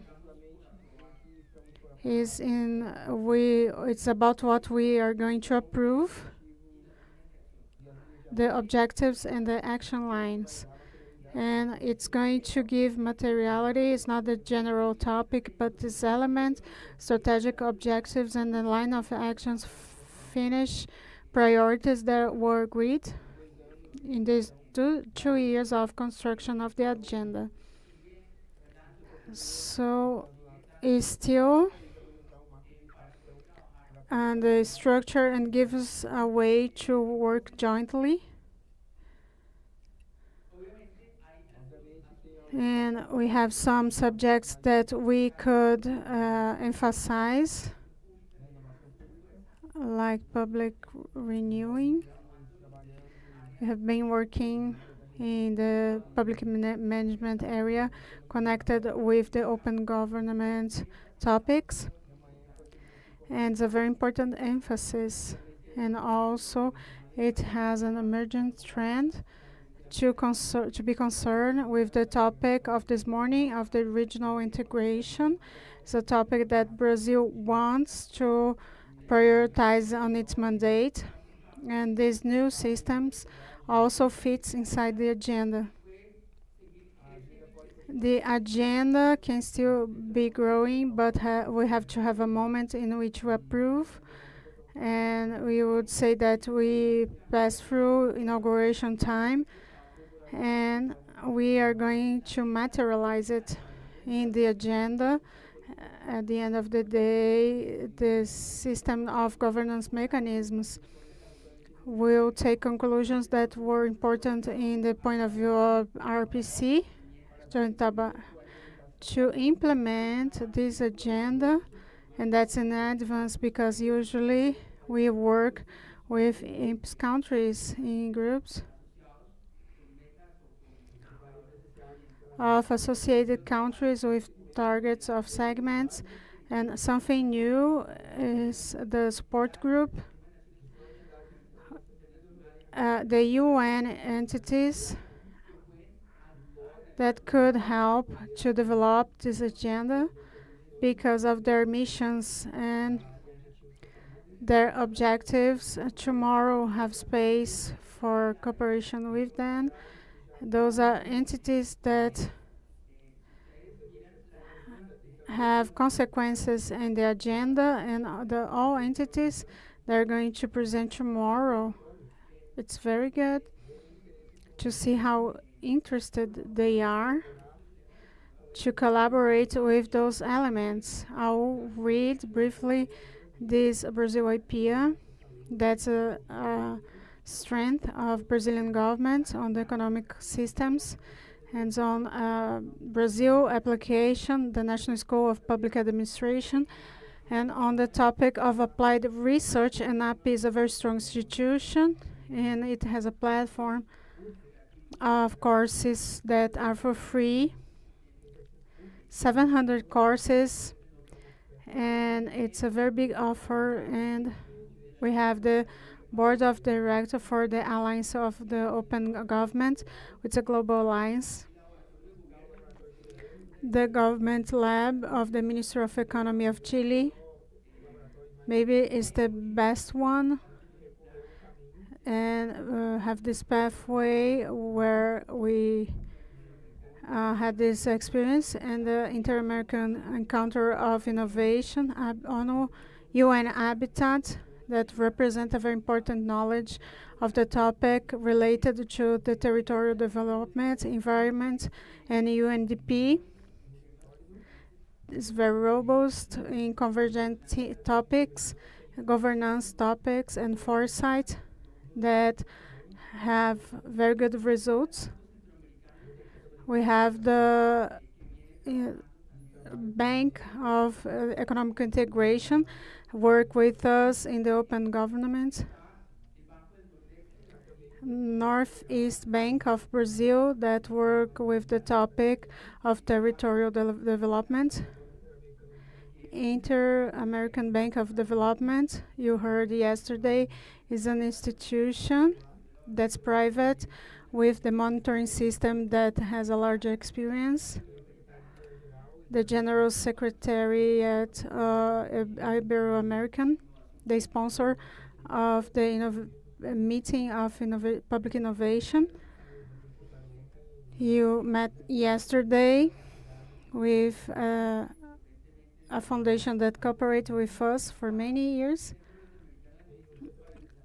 The Inter-America Center for Development, ECLAC, that has a vast knowledge about public administration and develop capacity building, and MOU signed with us, World Bank, that has an alliance with Coursera too, a platform focused on digital transformation and could take to other fields of knowledge. All those entities accept to come, and what draws the attention is the convergence of the agreement about the necessity to leverage the top capabilities and an ecosystem that could link all those entities around the top capabilities and the subjects linked to planning.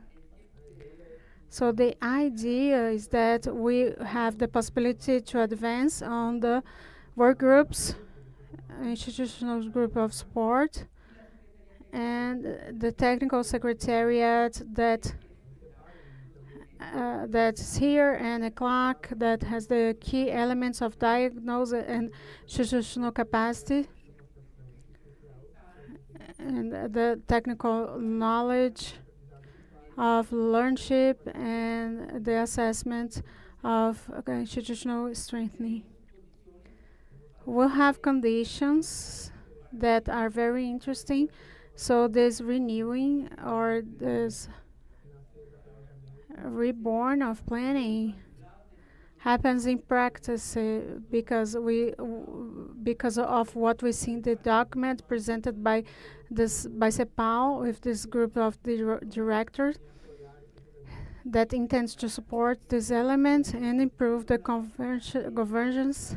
And we have ESTA, the agenda that represented the agreement between the countries and have the support of the objectives in action, and also give support to advance in this scheme similar to DAILEX and Statistics Conference, to have working groups, institutional support groups, and to feed the agenda with resources, common capacity topics, that strategical importance that the agenda has. And that's the value to approve on this RPC, combining processes that was repeated almost 2 years, in which we worked jointly, and will be used on the next 5 years, and will have a lot of content, many working lines. We'll have a lot of fields for action, and the countries could also be inspired to see what's the priorities. It's going to be useful, and then we can go to the topic coordinations. Carlos, please. Thank you so much. I have one specific doubt related to the other panel on X4, page 9. Evaluation of public value and establishing of a culture of learning, continuous learning. and object and strategics. We talked about instability, political instability, and technical independence. In the line of action 4, we must ensure the technical security of the systems. My question is related to, but I think that we talked about another questions that could come from this and from Uruguay and Colombia when they talked about this role between planning and dialogue and politic dialogue and democratic dialogue. But my question is if you there is a political independence or technical independence or for and with technical independence we want to say independence, respect for the politics. This is my question.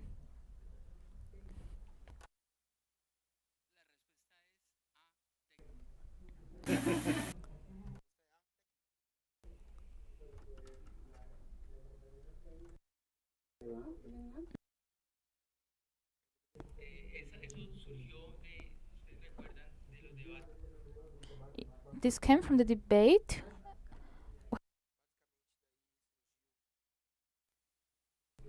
This happened with Mexico, and from this they have the idea. And there's the explanation that, well, we are going to map the topics and what's in the agenda. So I would ask, please, for you to see the presentation. Continue.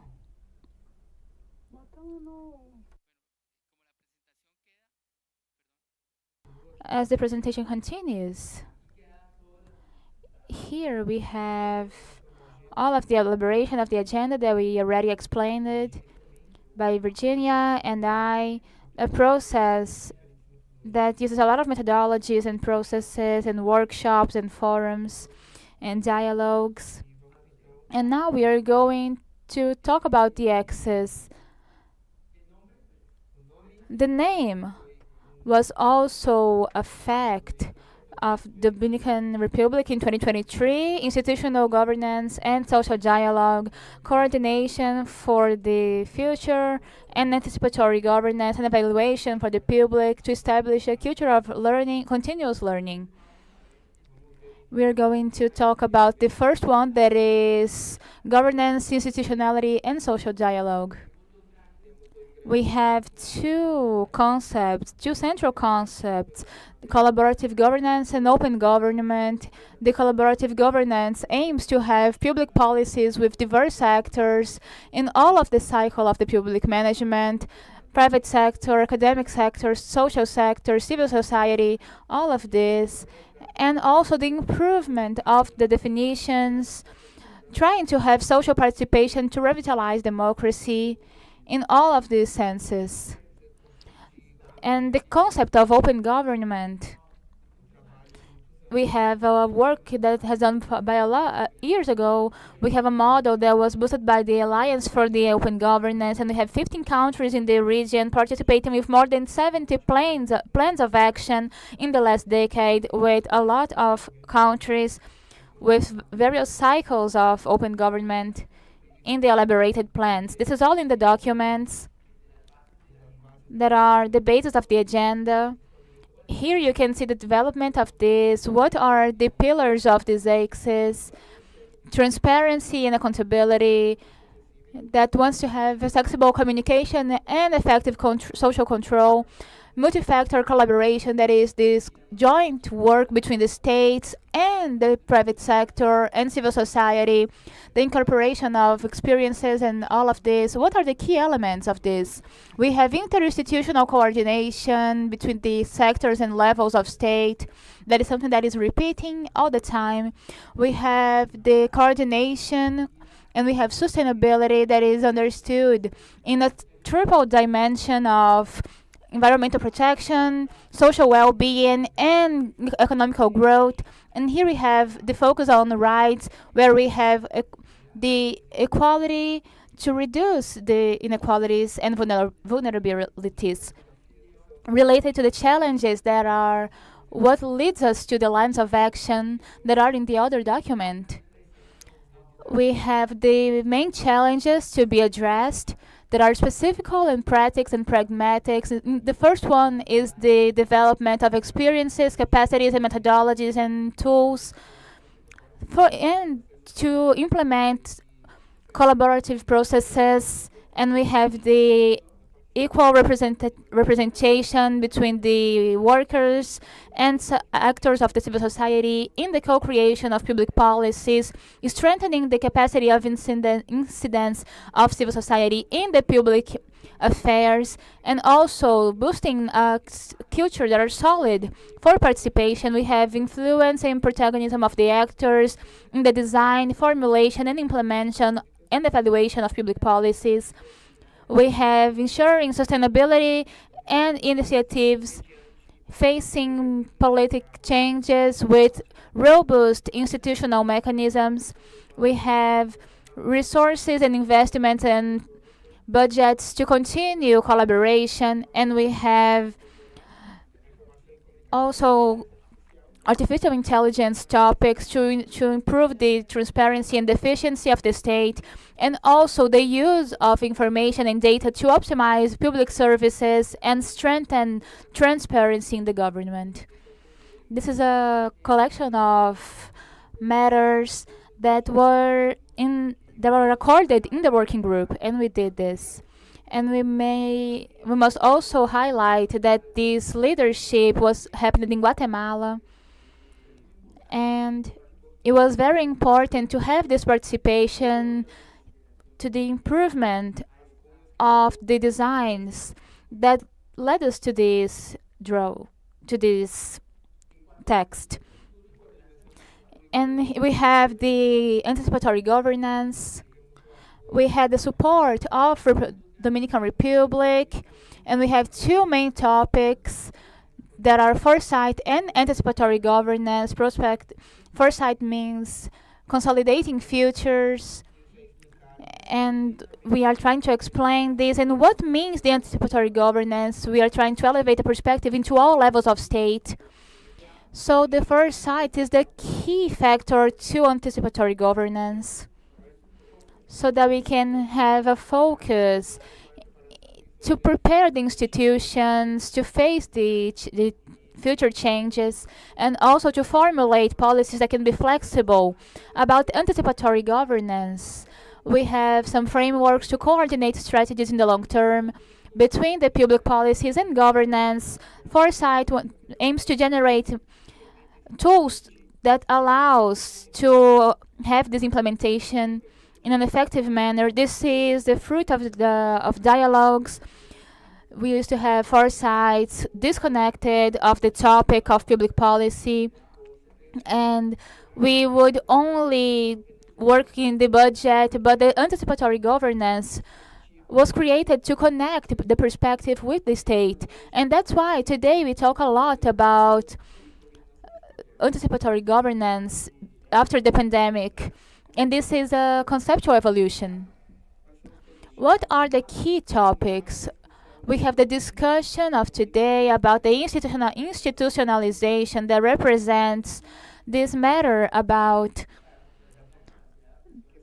the public issues, and not only when we have institutionalized foresights. This is something that are very present in Latin America.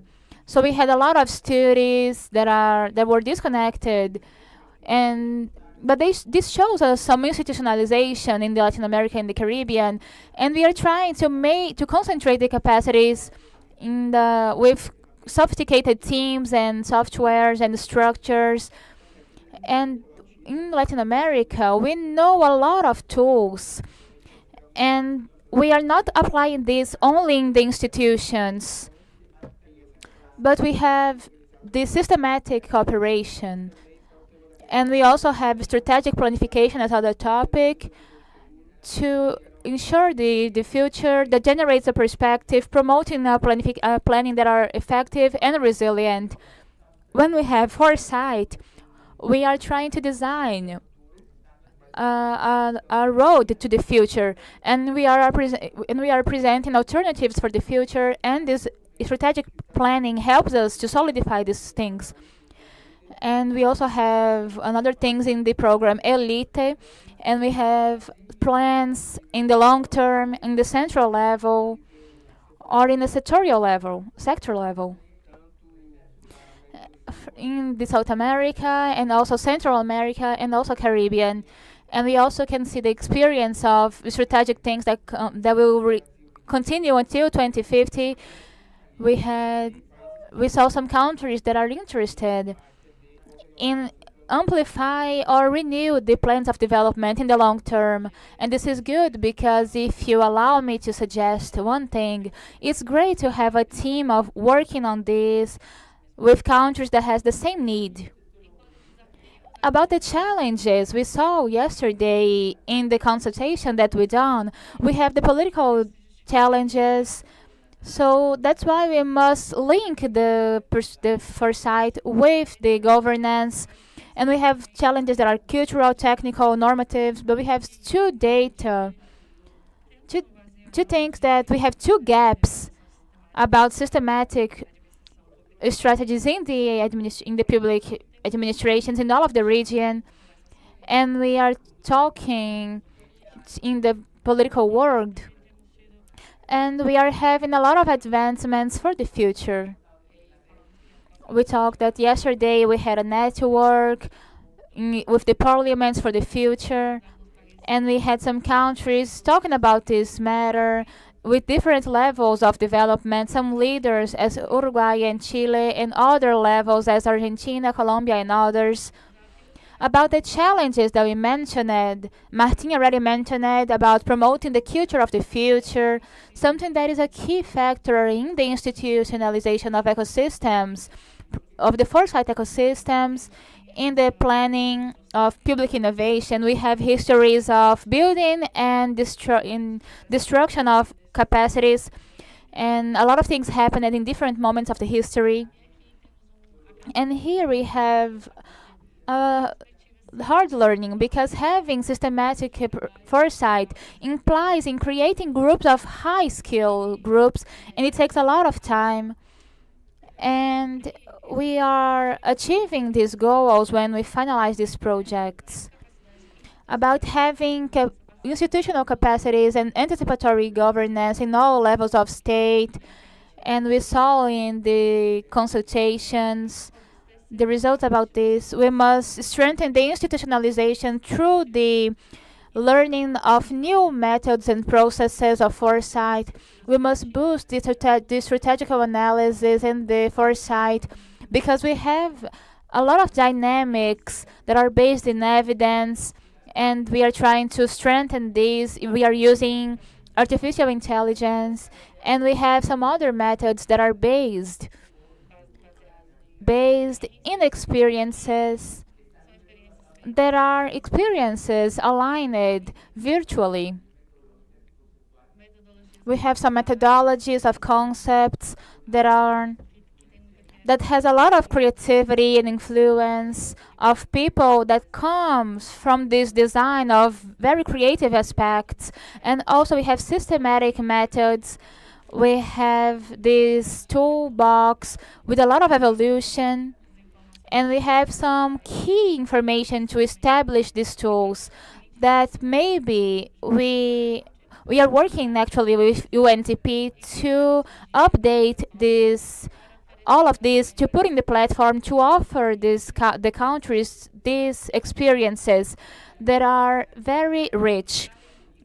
And we must continue boosting the social foresight, the political foresight to have sustainability in the public policies.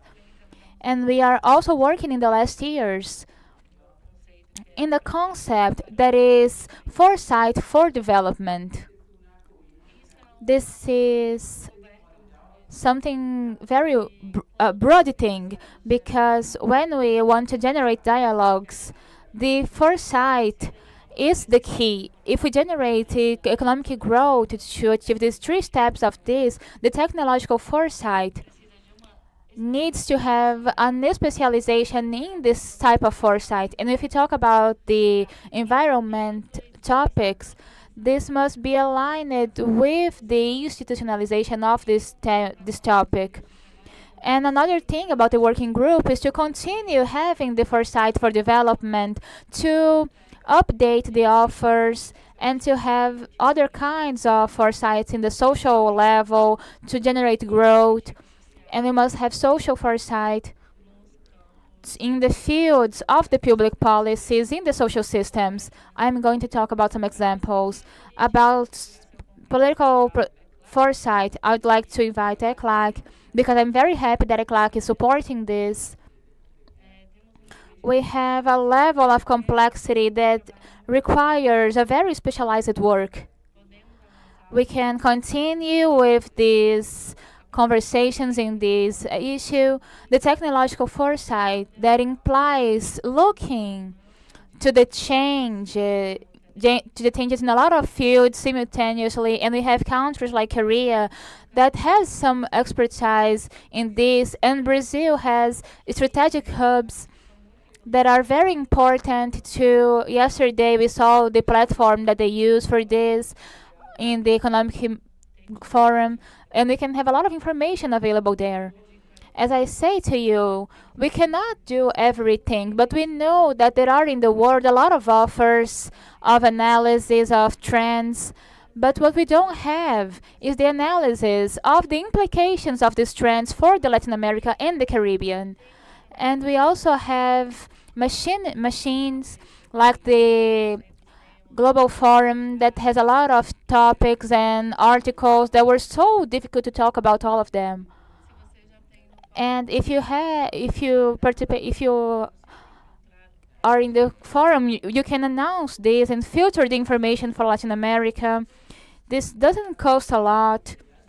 And in the case of territorial perspective foresight, ILPIS is preparing a course that we already had in the past, but we are updating this course to make this available. And we have a joint interest of having a new habitat of entities that knows and can have this convergence in a significant manner. And also in this organization, CEPAL has collaborated to have residencies, to have a robust course in the field of social foresight. We have topics about education and health. We see that we can decrease the level of development of this foresight. And now we're going to go to talk about the third exit, that is the coherence of the public policies and integrality of the public policies. This is a field of reflection that we must take a look. But for the teams, it was very hard to have all of this, and this has to do with what we discussed, the complexities about development of public policies that articulate with a lot of levels of governments and social areas in a coordinated manner. We have some topics here in the slides that are to define the integrality, to see the levels of intervention, to ensure the internal and external coherence and the and mechanisms of coordination, promote collaborative culture, and implement mechanisms of monitoring and evaluation.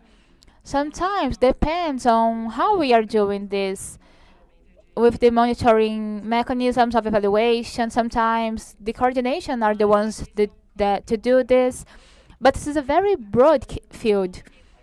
And what are the main challenges that we have? And we also talked about this. The focus is on the normatives that talks about a lot of aspects related to the articulation of groups that has conflicts. We have a lacking of the conformity in the technical and political teams. We must renew the technical skills in the regions. We have people that are getting old in the region, so we must renew all of this and talk to the governments to improve the public policies. And we have a lack of trust in the institutions, and we have a low sustainability of the initiatives when facing changes in the administration. Yesterday we talked about transversability in the exercise 2050 of Brazil. On the other hand, we have tensions and differences of the governance, and this is happening a lot in the region. And we have the weakness of the region that doesn't have resources to implement all of the policies, and we are still trying to strengthen and to promote integration. Here, well, we are in this slide now about evaluation, public value, and continuous learning. Here we identified some challenges, the culture of evaluation, to see this as a tool for control, and we have continuous learning that has to do with the gaps for the capacity building. We must use the external skills and also the private sector when it's necessary, and some other instruments that we are seeing in this journey, that is from Peru 2050 and all of the dashboards and the platforms of information that are showing us about this continuous learning related to this topic. And we are trying to offer to incentivize the countries is something that we are talking about public work and this kind of issues. And we have results of processes and products evaluation and new methodologies, and we have qualitative and quantitative and participative indicators, and also about cultural access, and we have some public investments, and we are talking about some very solid topics with the reconstitution that is going well, about foresight to enrich the systems of monitoring and evaluation. Well, that's it. I'm sorry. One moment. Just a moment, please. Well, could you please put my slide back on the screen? All right.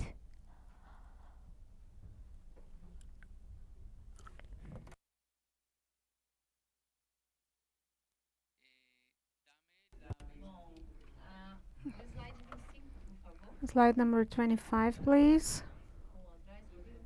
One. The question is, what has to do the topic of topic approach to strategical topics of the agenda? The idea was to offer compatibility, so facing each strategical axis, we have this capability that are interconnected on the interinstitutionality governance. We have the capabilities of transformative governance and social dialogue, and dimension of the future foresight capacity, coordination for coherence, operative capacity, and multi-level governance, and assessment, public value. We have technical capacity with the focus on based on evidence and continuous improvement. So we are talking about convergent topics. And this picture at the end of the document that I believe that give us an overview where we can see the technical cross-cutting technical capabilities for all the axes, the foresights with each one of the axes. We are not going to enter in development, but the idea is that we are showing that there is convergence between the statement and the topic approach with the different axes of the agenda of the region, in a way that we have a joint task. One side of the axis We have the guidance and capabilities linked to the elements described to what to do to achieve each axis. This is the final explanation.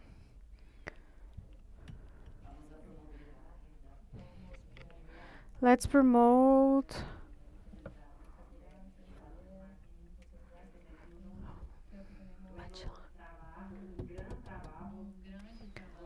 a big work, not only what we are doing, but what we have to do for the next years to implement the agenda.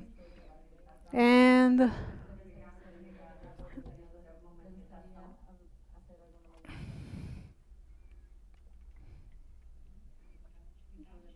can we keep going?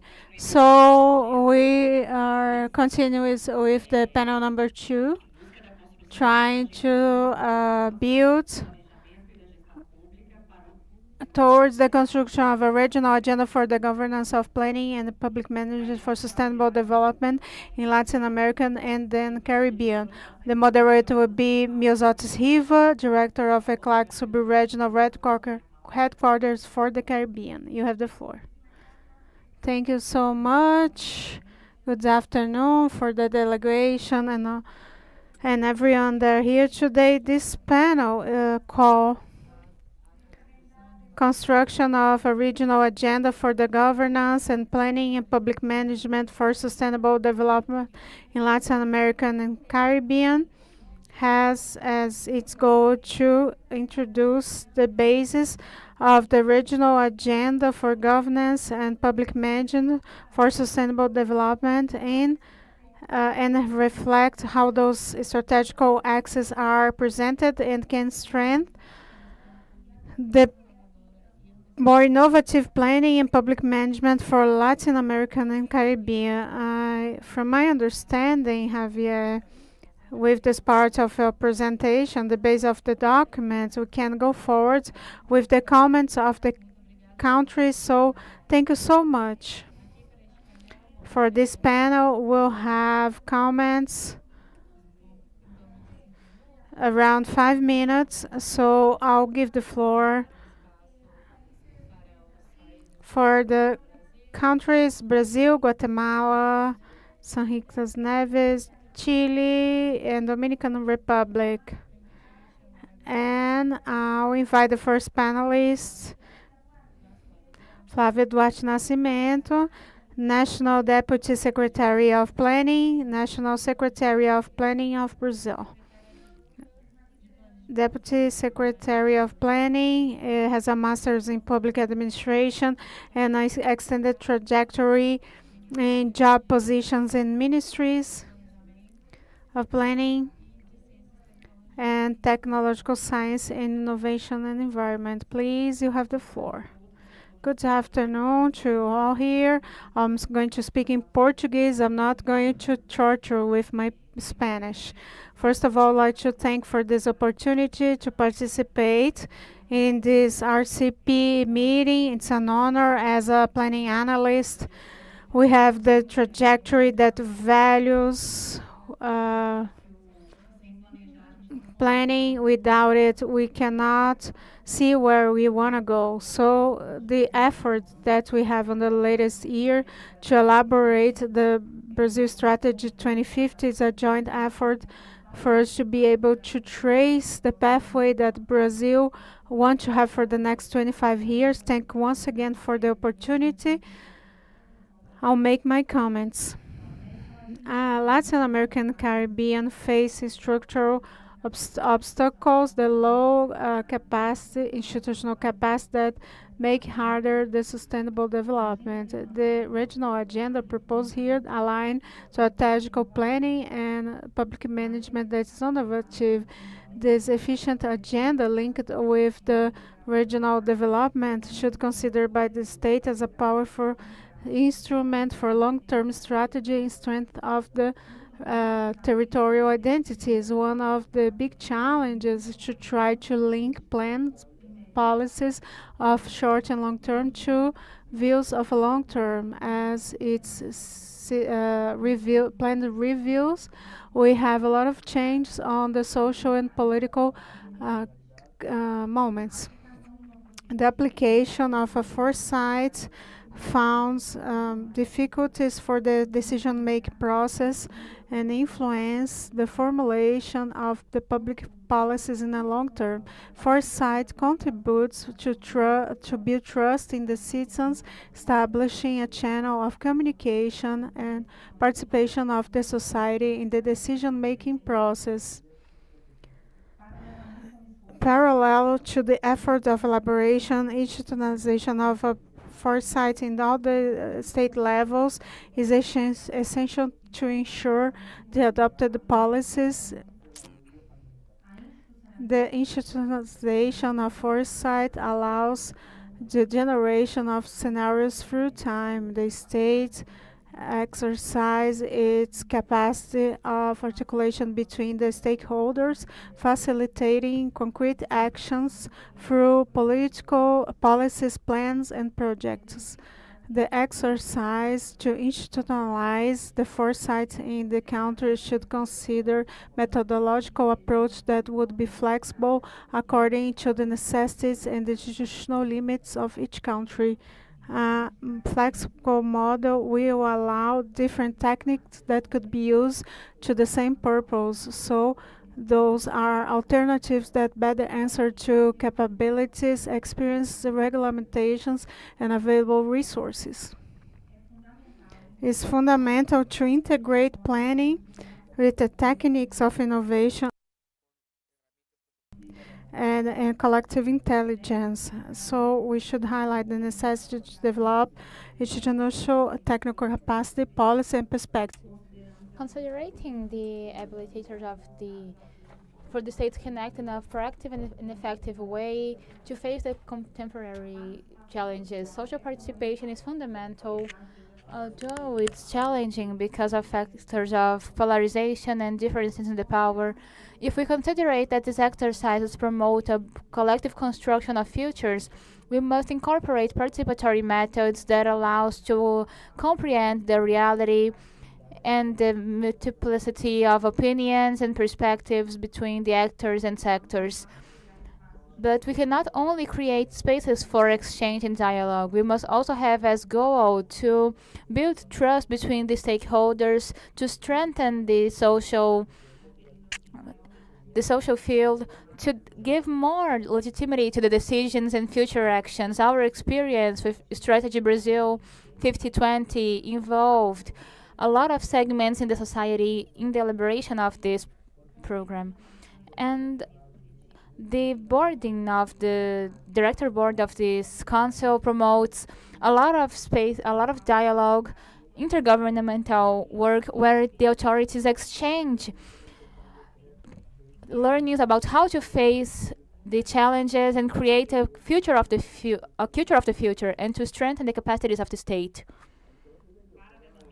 In parallel, ILPS generates learning for the strategies in a relevant space for share the experiences of the countries of the region. Thank you so much.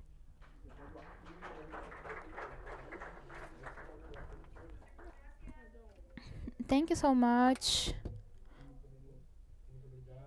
Thank you so much for the possibility of do this link with the documents and the strategy of Brazil 2050 that expresses how the factor of these elements works. Before passing the floor to the next panelist, I would like to say that we asked for some interventions based on some questions, and here they are answering some questions. They can answer one of all of them so they can see the proposals that are in the original agenda to strengthen the institutions on the regional level and promoting more resilient and effective institutions. And I pass the floor to the second panelist, Carlos Mendonça Alvarado, Secretary of Planning and Programming of Guatemala.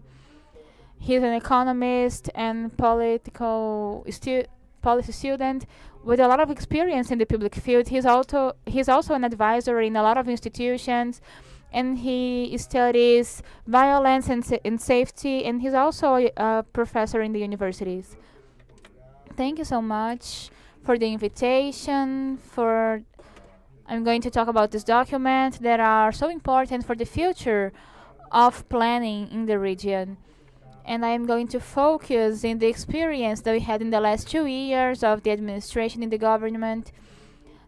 And we advanced in a lot of things that are presented in the document, and that also has a convergence with with something that is so important. We must have this multi-actor and multi-level planning. In the case of Guatemala, when we talk about planning with a lot of factors, it's important to take into consideration the indigenous communities. Indigenous communities, especially the authorities, the ancestral authorities that are in an institution, a millenary institution in the country, they had an important role advocating for the election results and democracy in Guatemala and other things. That's why this government could not ignore these these important actors.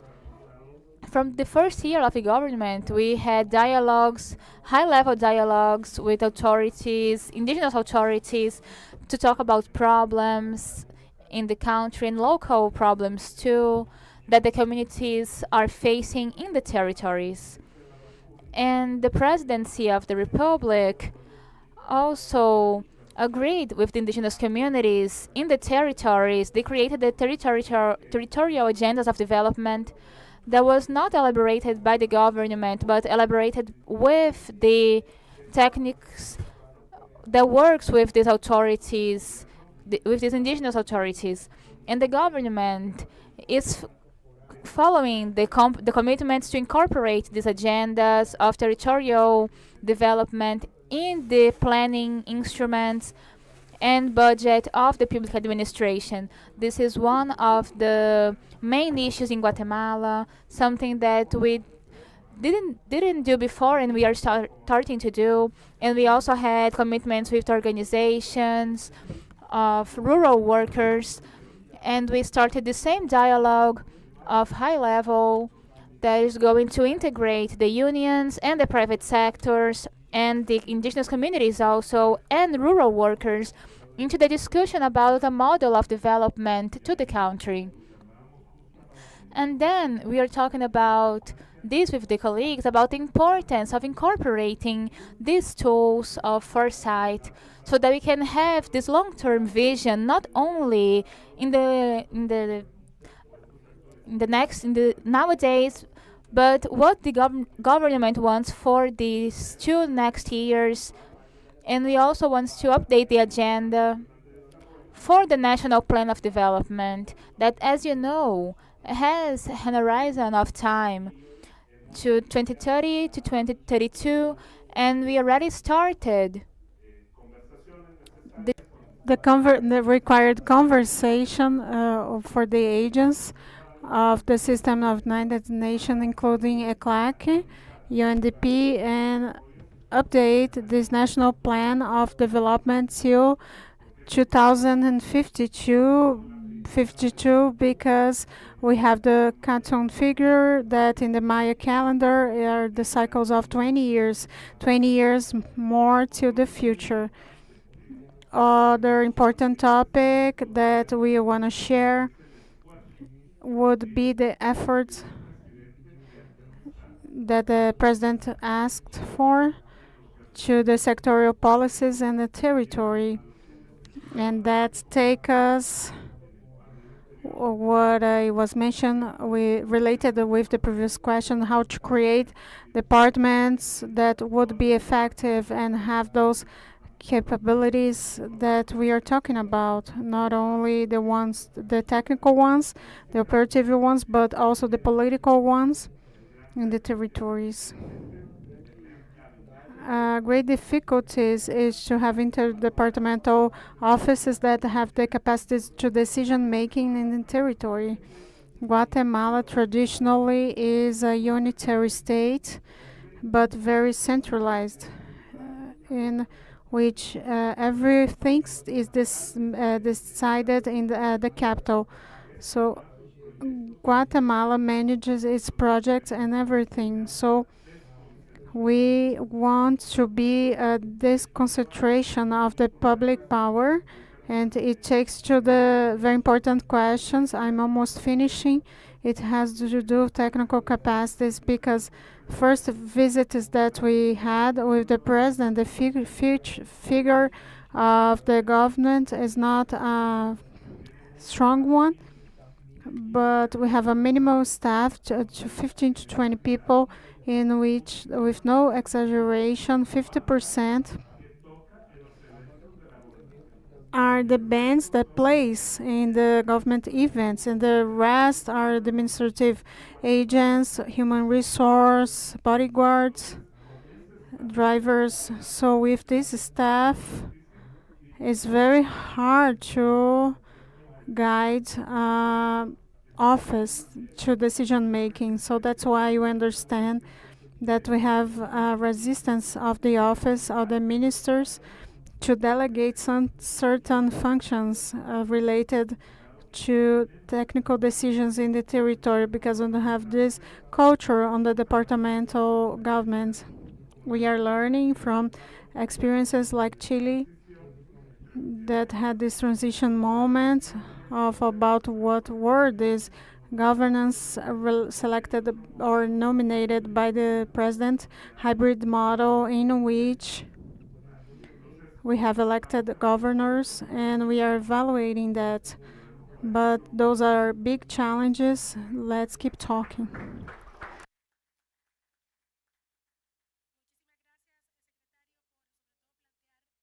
Thank you, Secretary, to take into consideration those challenges on the subnational level of the countries.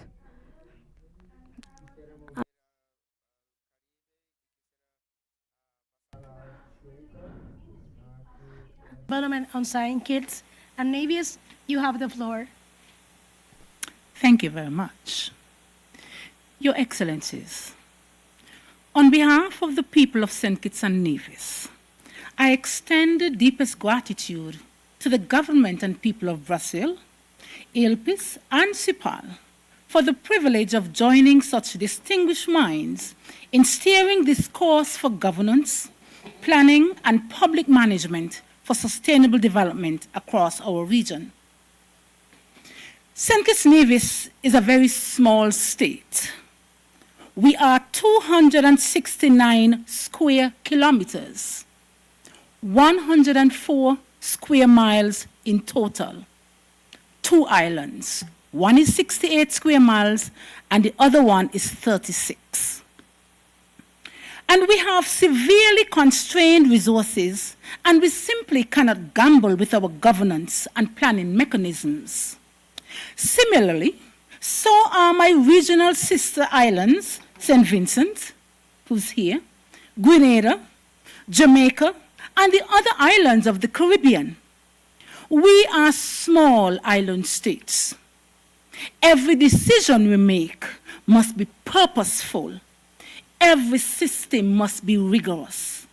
Our decision-making frameworks must be rock solid, designed to secure clarity, accountability, and responsiveness at every level of governance.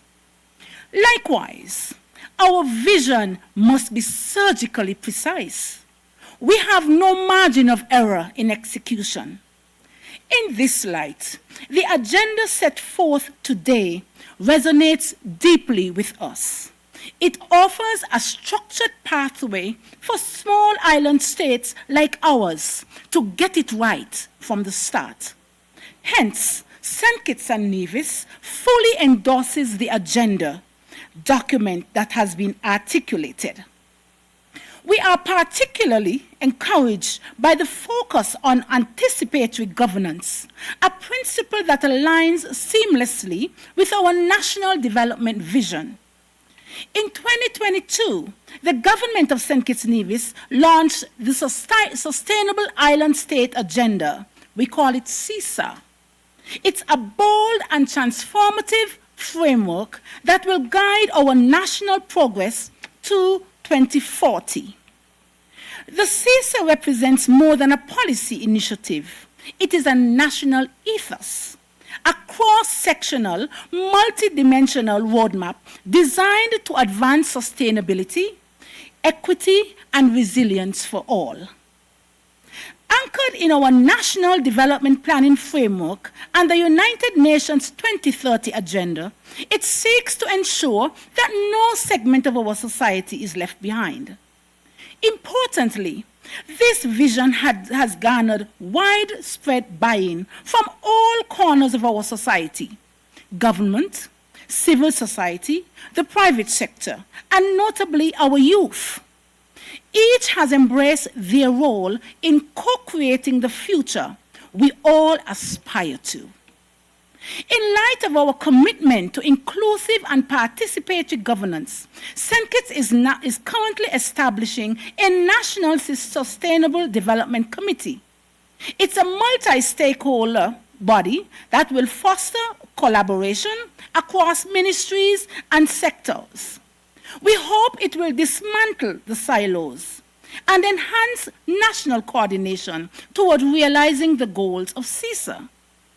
To ensure accountability and measurable progress, we have prioritized the development of clear, time-bound targets. In partnership with the Caribbean Development Bank, we are formulating 5-year medium-term development strategies aligned with our overarching 15-year development framework. In this regard, we are pleased that the proposed regional agenda rightly emphasizes the importance of monitoring and evaluation. St. Kitts and Nevis is leveraging digital transformation to enhance oversight of public programs and projects.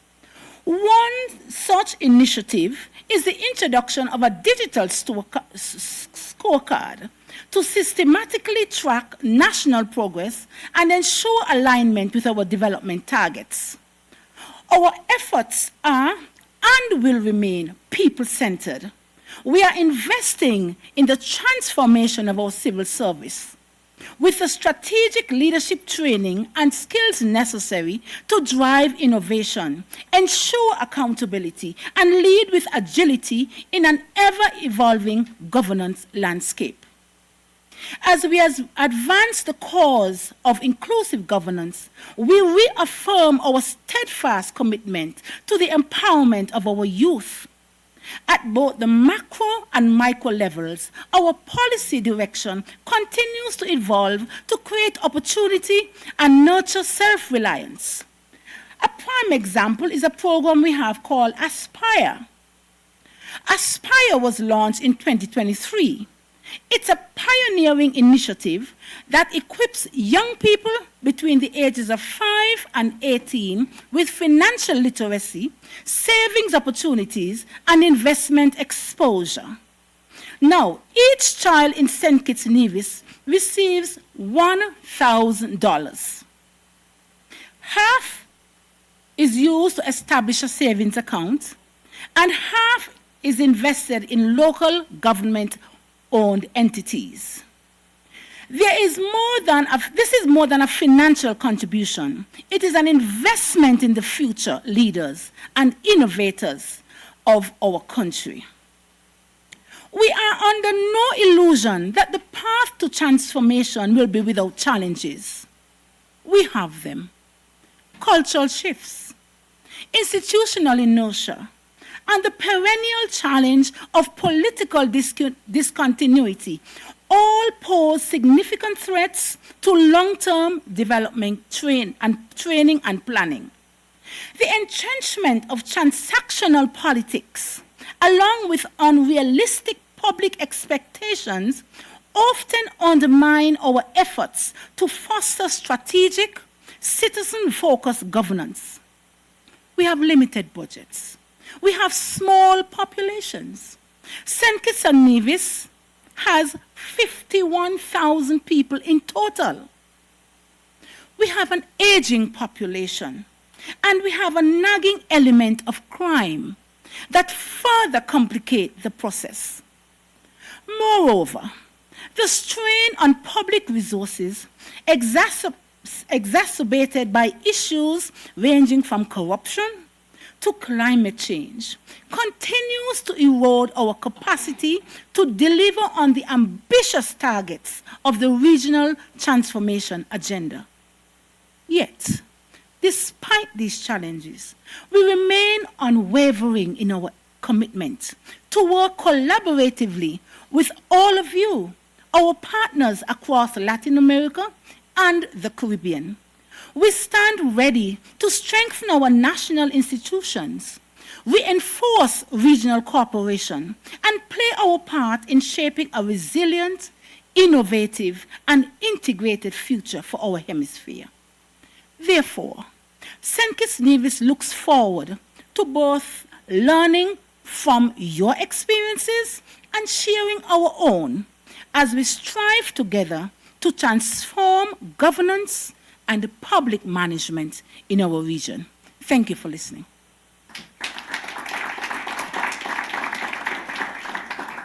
Thank you so much, Pierre. Of the small state, their specificity, but as you mentioned at the last, you are here not just for learn, also for sharing. Thank you so much. Mientras nos movemos a los otros panelistas, les comento que vamos. Talk to the other panelists. We're going to have the opportunity to have contributions and comments. And now I'm going to pass the floor to Rodrigo Lavanderos, Coordinator of Modernization in Chile. You have the floor.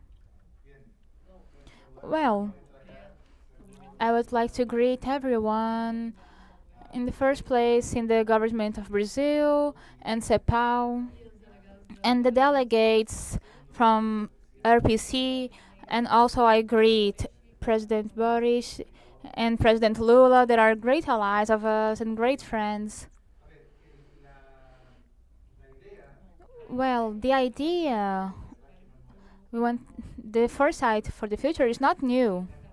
It has an instrumental character that is very important. We started talking about this 15 years ago, since the 90s, and then we had some new scenarios and new strategies, but I believe that we must have in mind that we cannot continue being wrong. We must have technical capacities so that we can make less mistakes. And we have complex scenarios. We have crises and political organizations that are different, presidents that governs without the Congress, and this generates a lot of problems between the laws and presidency. And we have crisis in the trust of the institutions. Some people are believing less in the institutions, and they are not believing their neighbors. And this is a challenge to design public policies. And we also have a challenge in the demographic profile. And no one can say that this does not impact anyone, and that this is not happening, because we are talking about this for a long time ago. And we are ignoring these things, but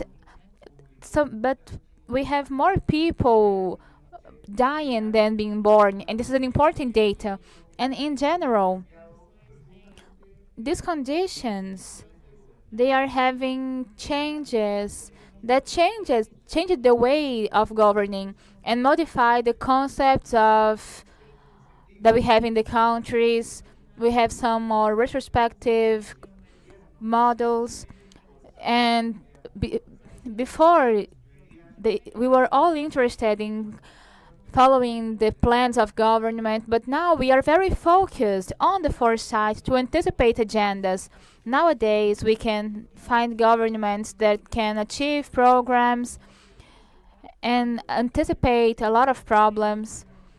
We left a pandemic that was very hard for the country, and I can talk about these levels of governance that could keep the promises that were done. And I think that the art of governing has a lot to do with anticipating future and the scenarios.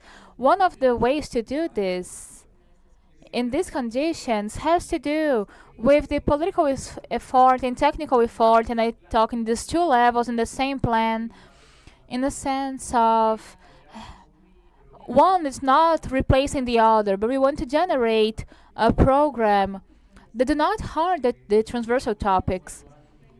And I know that the governments, even the polarized ones, they have a lot of challenges in this agenda, and we will need this agenda to be built for the next 20 or 30 years. I know that this can be done, but we must have generosity, and I can quote this actor,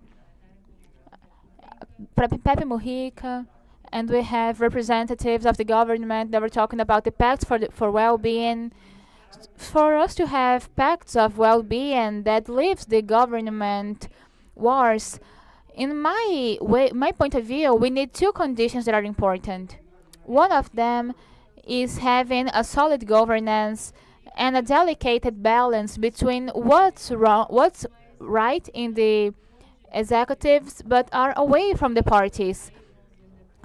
And we'll talk about this topic later because this can give us an integrated vision about the national agenda and also the planetary agenda, that we must know that the contingency impacts this topic of peace about, and also climate change, the green agenda, the well-being agenda.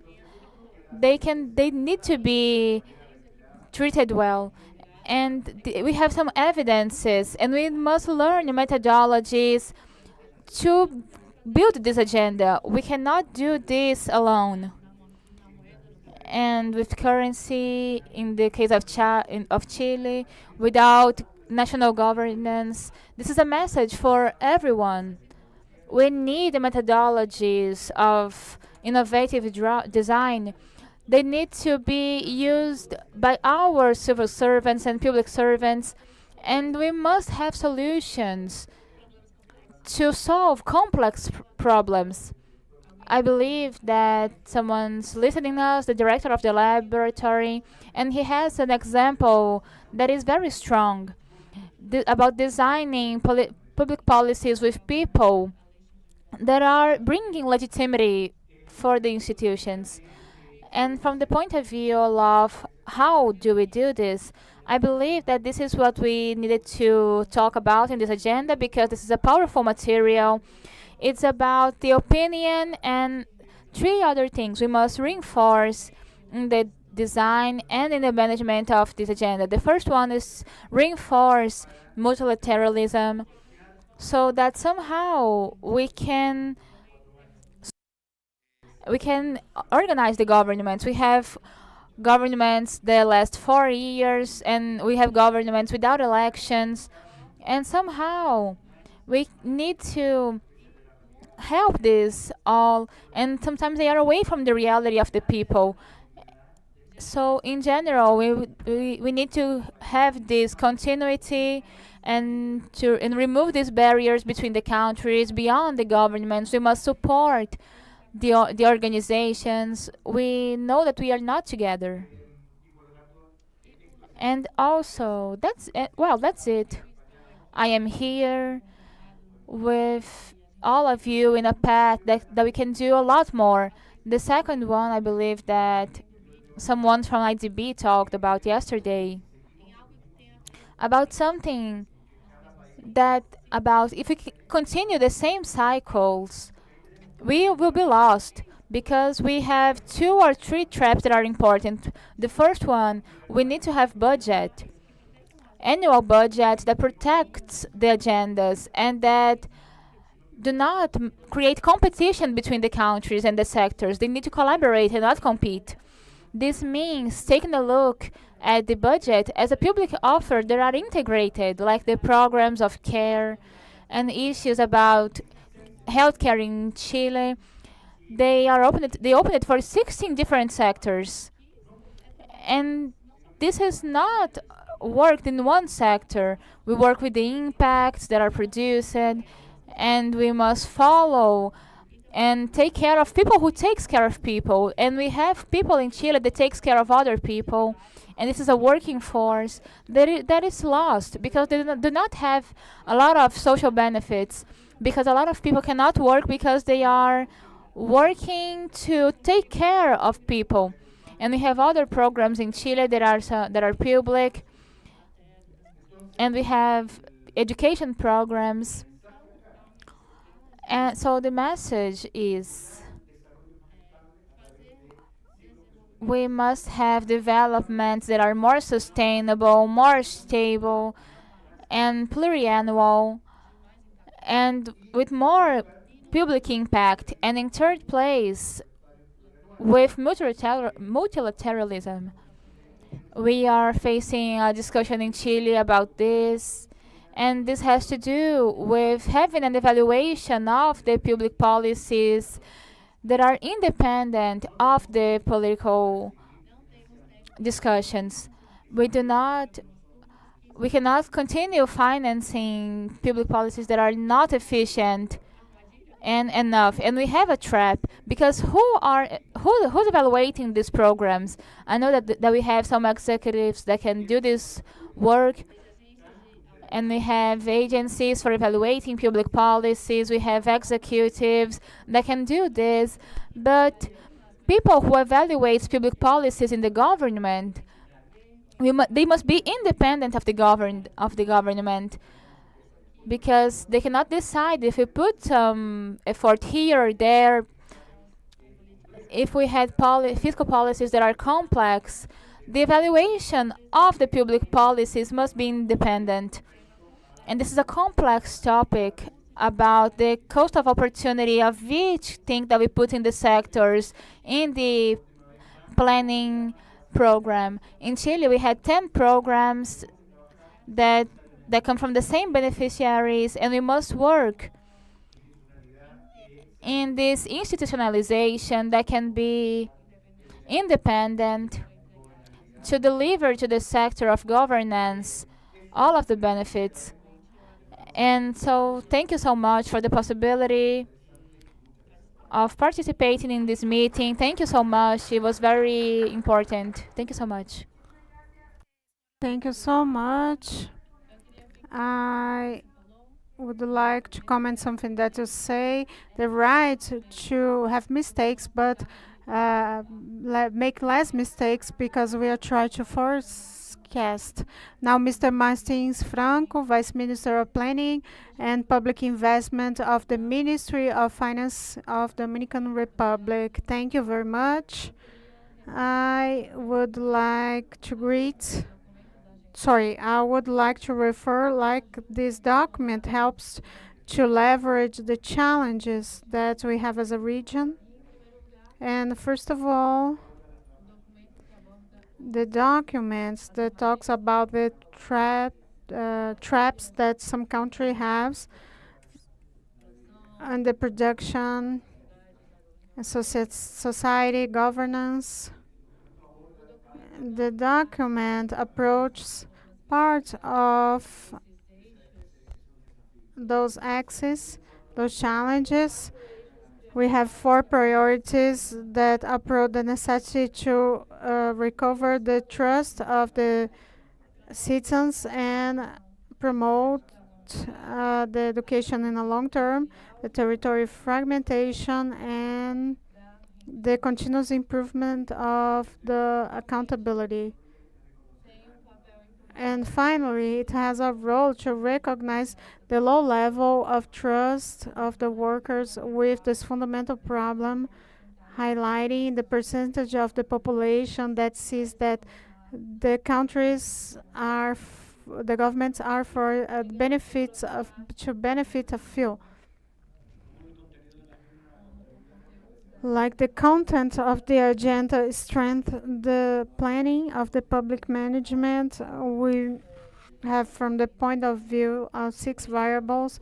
First, leverage a transcription of the governance of the open government with the transparency, co-creation to improve the quality of public policies, propose the perspective in a long term, foresight in a long term, and that helps the institution to live, to go to the proactive side for the challenges, to emphasize the necessity of a coordination between different sectors and levels of administration, and that ensures that the public policies would be full, avoiding contradiction and align the efforts to the common objectives. Fourth, to call the strength the monitoring and assessment not only as an accountability tool, but something to learn and to strengthen the public expenditures that allows that the institutions have make decision process based on evidences. Fifth, institutionalization of the topic capabilities in which it's up to the countries to develop more resilient systems. And sixth, the focus could help the instruments of the national systems of planning, and especially on the territorial level of the institutions that are more fragile. And the importance of the regional committee of planning. It has a importance to leverage this agenda because it requires articulations, and RPC is an entity where we share our experiences and our best practices. We share methodologies between the countries.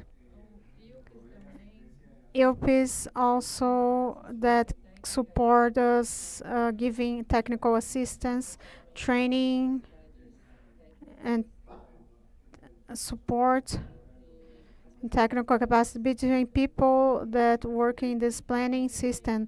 And finally, the document that has the capacity, the topic capabilities, and it allows us to have best practices to converge the institutional requirement that should be concrete.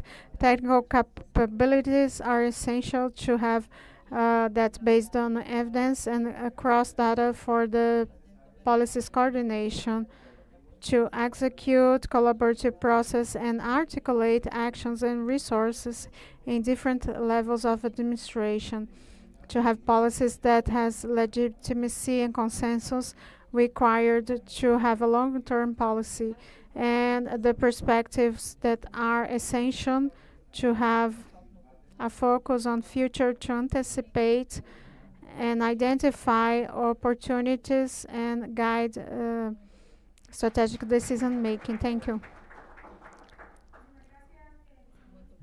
Thank you so much, Deputy Minister. I think that we have this topic of trust. We need that to mitigate this problem. And then you mentioned something about the words that the previous panelists, like Chile, the coordination, Brazil, with the capacity to work with it. We'll have a break now. 15 minutes break, and we'll return to the room to keep going with the discussion of this panel and hear from the delegations.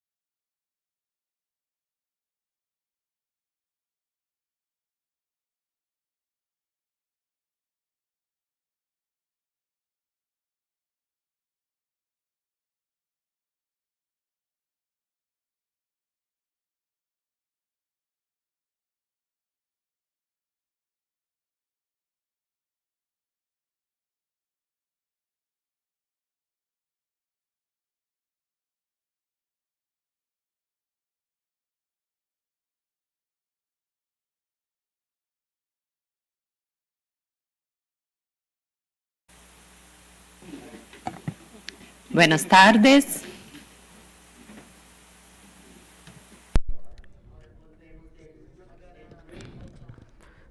Returning from the break, and we are going to continue with the debates related to the previous presentations.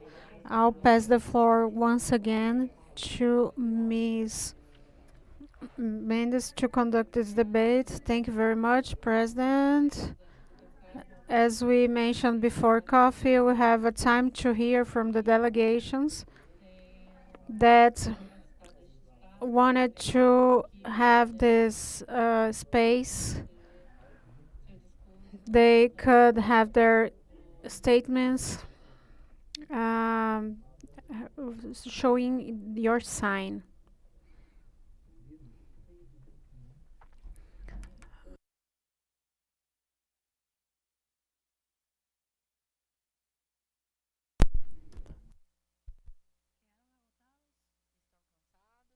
I think you're tired. Okay. Jamaica delegate has the floor. I just wanted to comment quickly and thank you to all the participants, delegates who've commented and provided extremely useful comments. Some of the things we have in common are coming out more clearly. Capacity is a challenge right across the region, and the question would be to ILPES, ECLAC, as you look at capacity specifically in monitoring and evaluation. Persons have spoken to the usefulness of the monitoring and evaluation functions.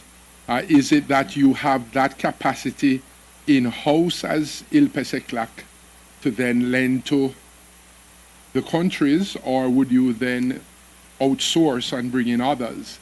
Similarly with looking at big data analytics, infusion of technology, AI, etc. Is that capacity that you are grooming, growing, developing in-house, or do you have contractors, outsourced personnel that will help to build for us? Somebody mentioned that it's the plan extremely useful, your work plan over the 5 year, but fairly ambitious. And then as you engage with countries that are limited in capacity, the question is what sort of firepower are you bringing in terms of ILPES, ECLAC yourselves? But I think extremely useful to see. And the M&E function is important because as you have these aggressive agendas, if we meet again in 4 years, 5 years, the question would be asked, how much of this did we accomplish, right? And what's the level of progress in each country? So the M&E function is going to be very important. So just wanted to highlight those. Thank you very much.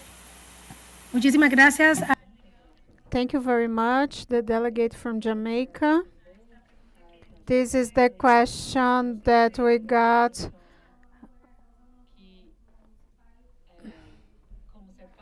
As a CEPAL, we have an extended and ambitious agenda, and this capacity of monitoring and evaluate the agenda, how we think about the CLAC support on this work.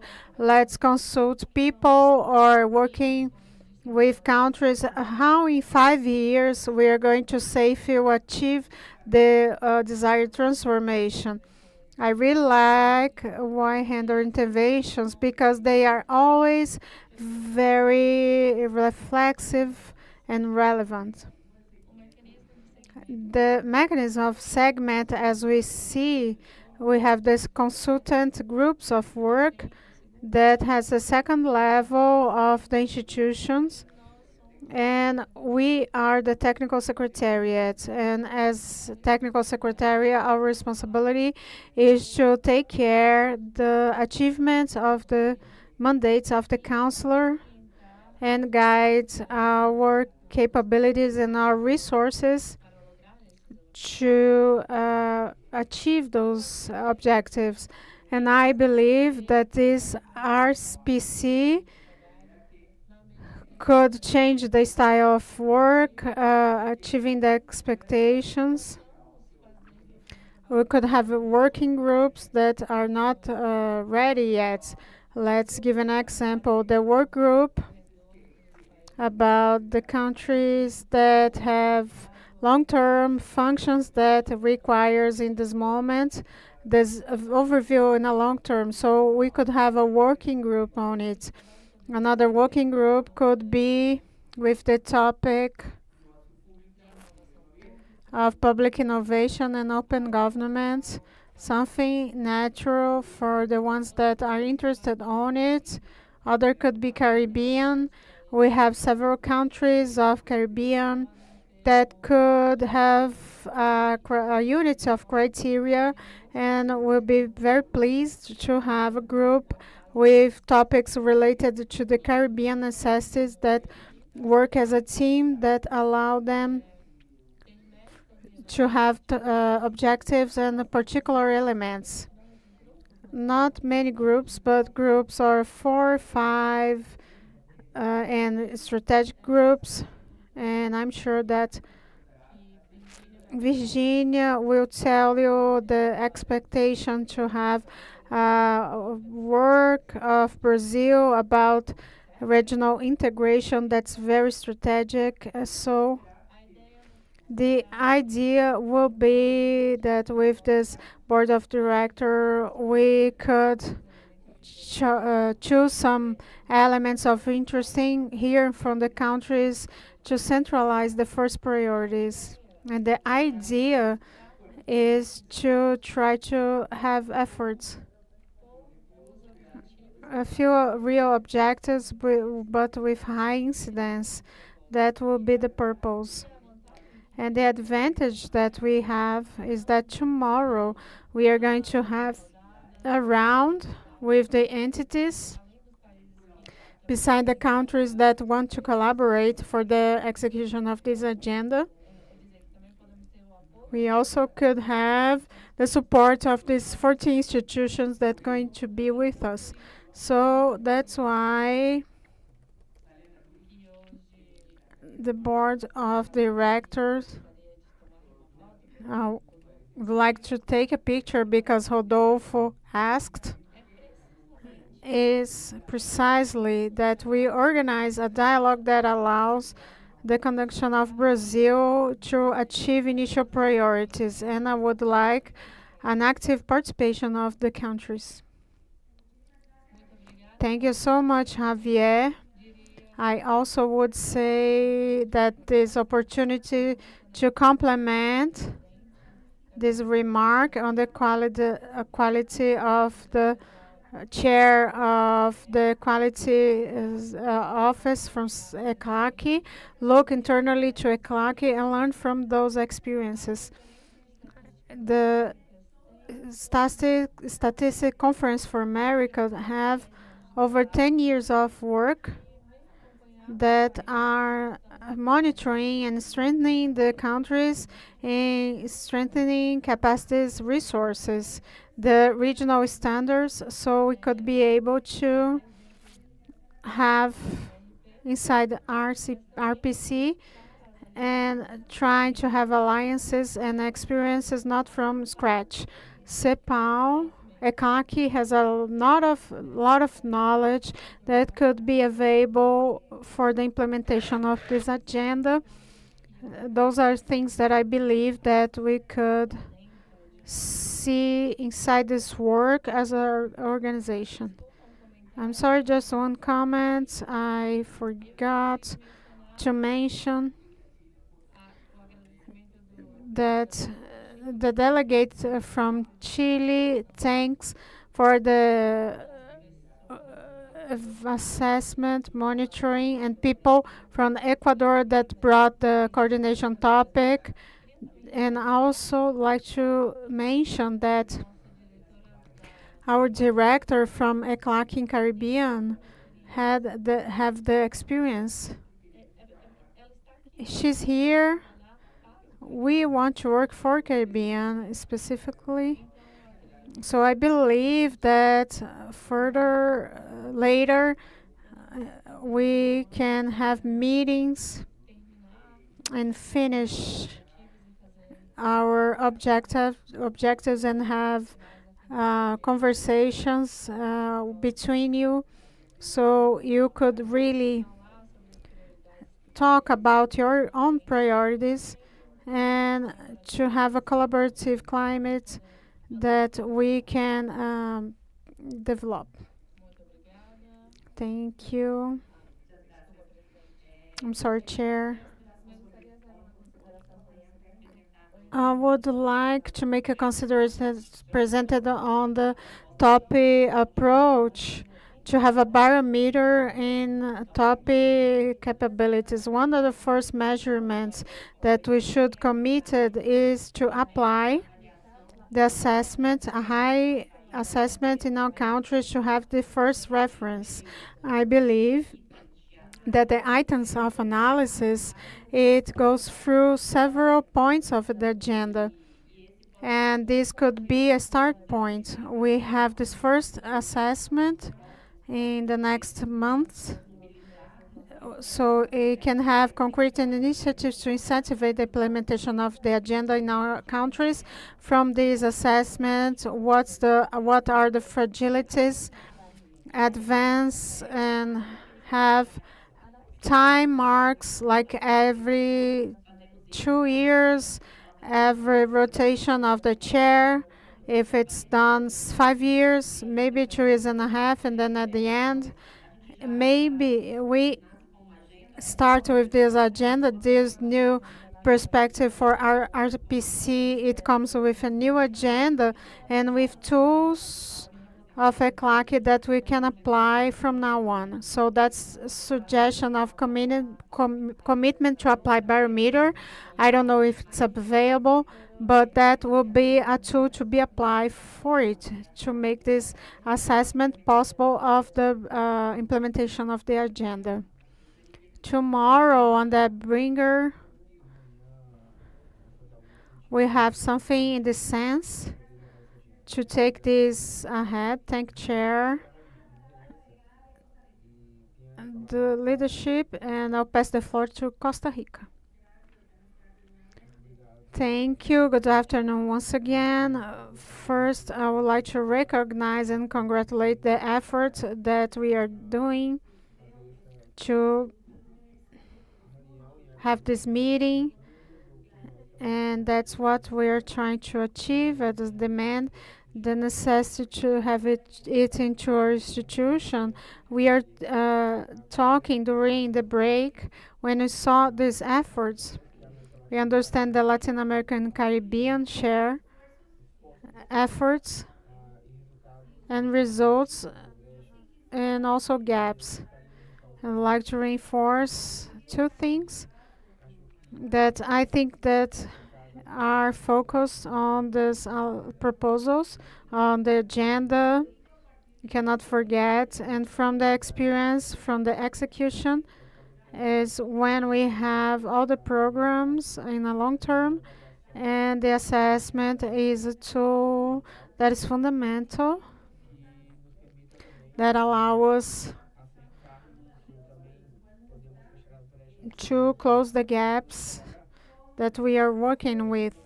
How can we have not only the management focus but the development? That's one axis that we have for planning and strategy, and that happens because we have to have a tool that institutionalization have available to do while we are analyzing the gaps. Capacity building that's considered here, talking about the topic of foresight. From the Costa Rica case, it has units that have information, but in reality,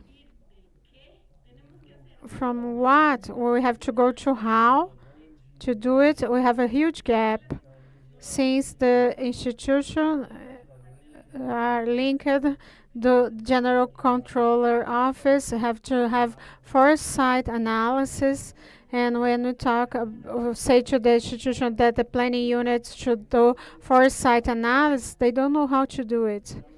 So I think that's a fundamental challenge to have practical tools don't require a big expertise.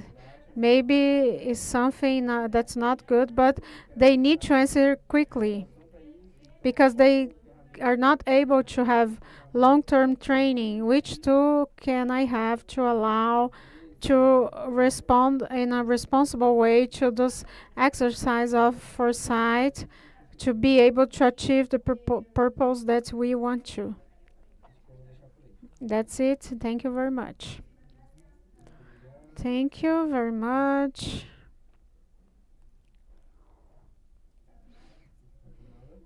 Guatemala. Thank you.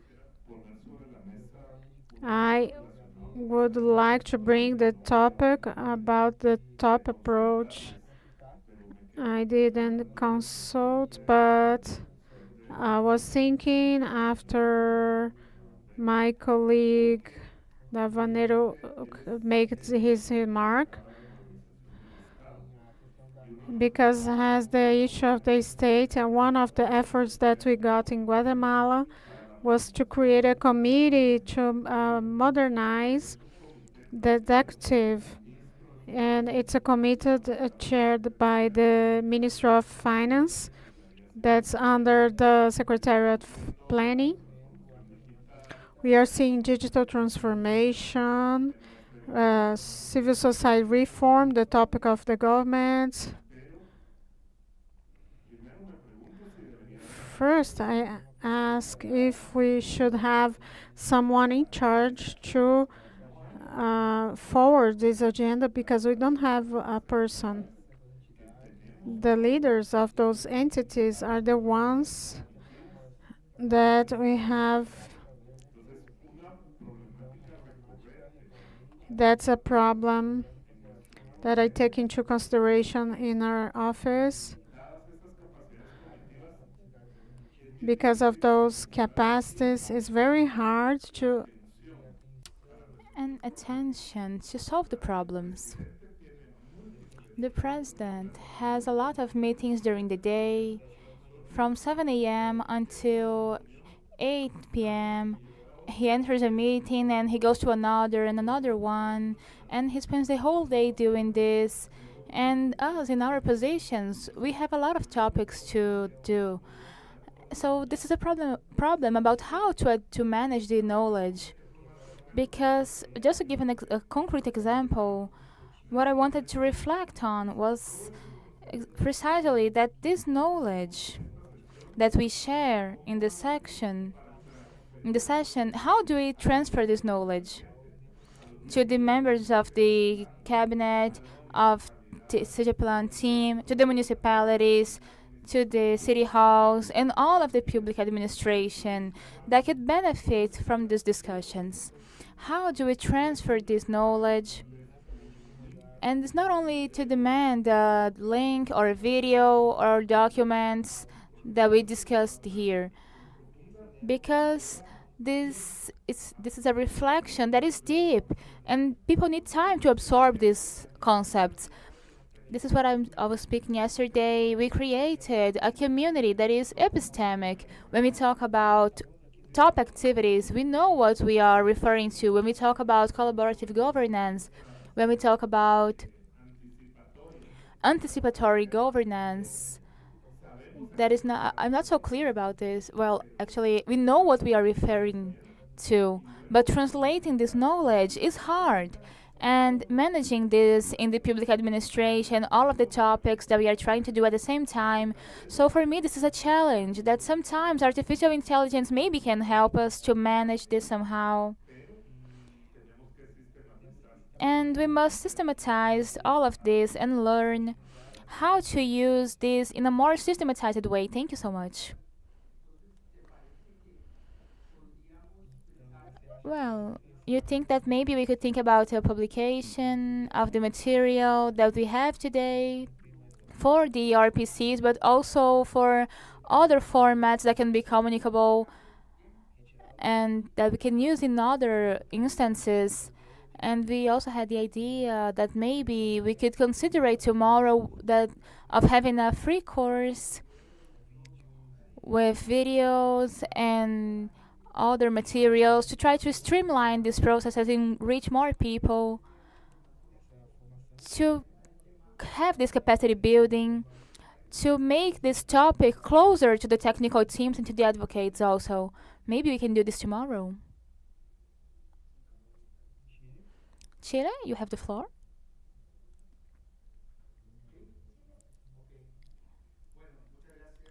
Well, thank you so much.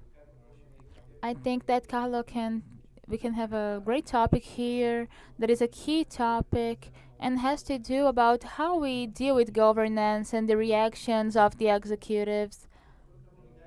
So we are halfway there. We have some key elements to share, but it's clear that the ministries, the executives, and all of this, they have a hard daily life. They have a lot of commitments, and but they are trying to do everything at the same time, and this is hard. So governance of modernization. We have two structures that maybe can serve. One is a council, and IOI. This council does not have any executive labor or operational labor, but they have some topics that are important, like the 100 days of government that they need to present to the they need to send to the president the agenda of modernization, and this is one of the things that we try to do. If it's diverse, this is awesome. We were talking with Uruguay the topic about academia of management and also agenda of things, of initiatives. We have a lot of distinct initiatives, and we have this council working. We must take a look at the people. But and every day we are trying to have a complete vision. We are trying to coordinate our actions with the organizations, and this is the bridge to look about how they see the governance. And the daily governance has also a committee that has representations in the regions. They have the Secretariat for Development and the presidency directly working in the social service, and in general, the ministries that also works with people. In a synthesis, this agenda is a mandate, is a product of an organism that is not executive, but is an advisor that that uses the executive to build the agenda, but they are not responsible for this. They are just helping. And we are also elaborating. We have the last curve of the government. We have 6 months to do this because we have elections in some days, in some weeks. We will need to respond to the agenda of the president, and we are trying to do this in a result manner. It can be a balance of governance, and we must transit, and we must say what we are talk about what we are doing in the Ministry of Finances, and my colleagues are talking about the issues and the economic issues and the capital market, and maybe we can say that we have that we have a lot of work to do in the Ministry of Finance, and we are doing a lot of things in Chile because we are meeting the demands of the state, and we want to have in the future some kind of subsecretariat of the public force, a place that we can join all of the forces that works with the Ministry of Finance. This is a step that we can do, and we are working with this mixed governance between someone that is taking a look to the others, to the next steps, and what we have to do, because someone needs to meet the agendas and the demands and also deal with the agenda of the government of the daily life. Thank you so much, Rodrigo.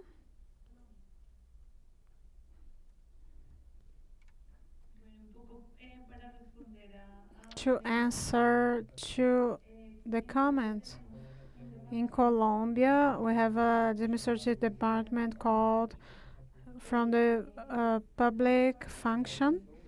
It's an advisor, but also guides the process of restructuring and the reform of the entities that are part of the execution on the central level.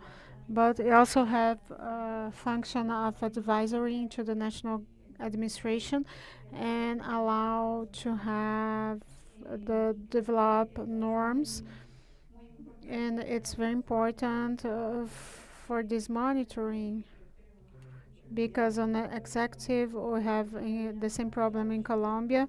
On a daily basis we got absorbed because of this, and this government, this administration tried to implement from the presidency, and since the NP, an intelligence center,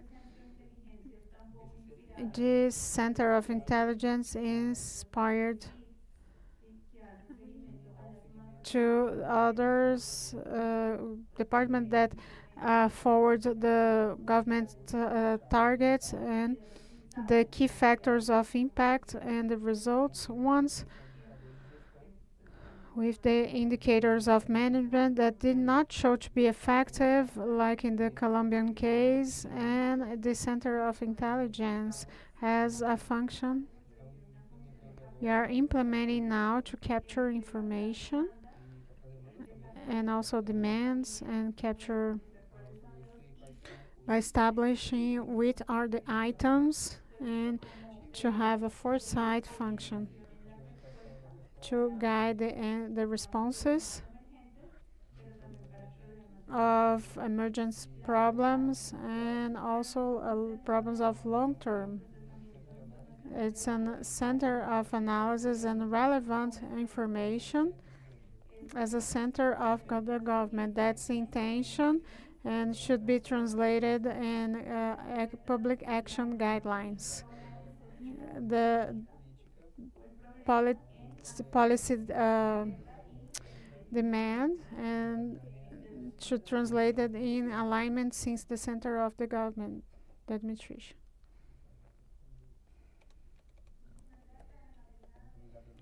Thank you so much from the delegate from Colombia.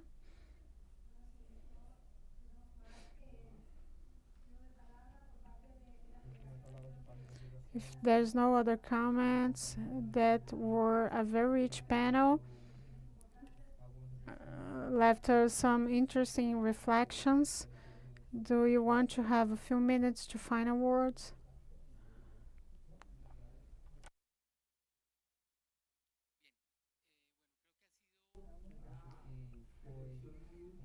It was a very useful reflection and structured, and we have several elements that floats, and we still have to talk about it. And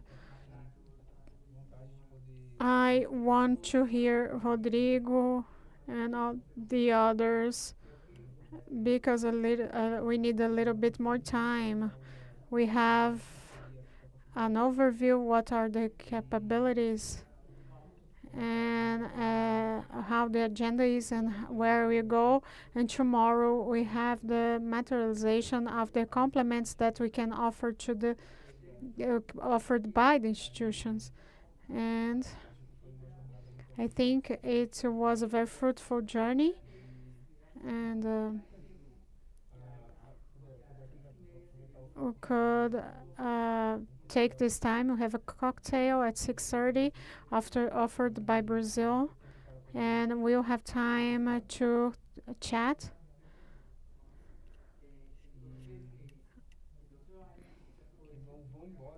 Do not leave, but talk to each other, and we can share comments, because on these conversations we could have better ideas from each other. Thank you so much, Javier.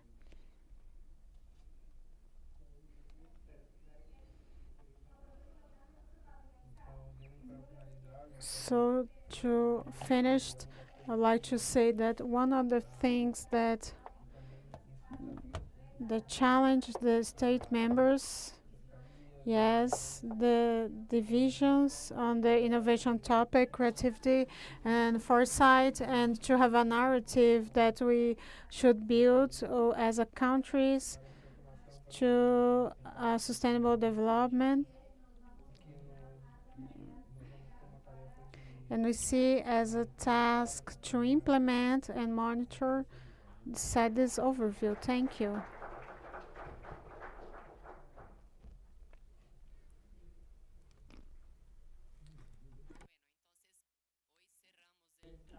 Today we finish this work. We have this part to talk how to implement the agenda. I'll return to Portuguese.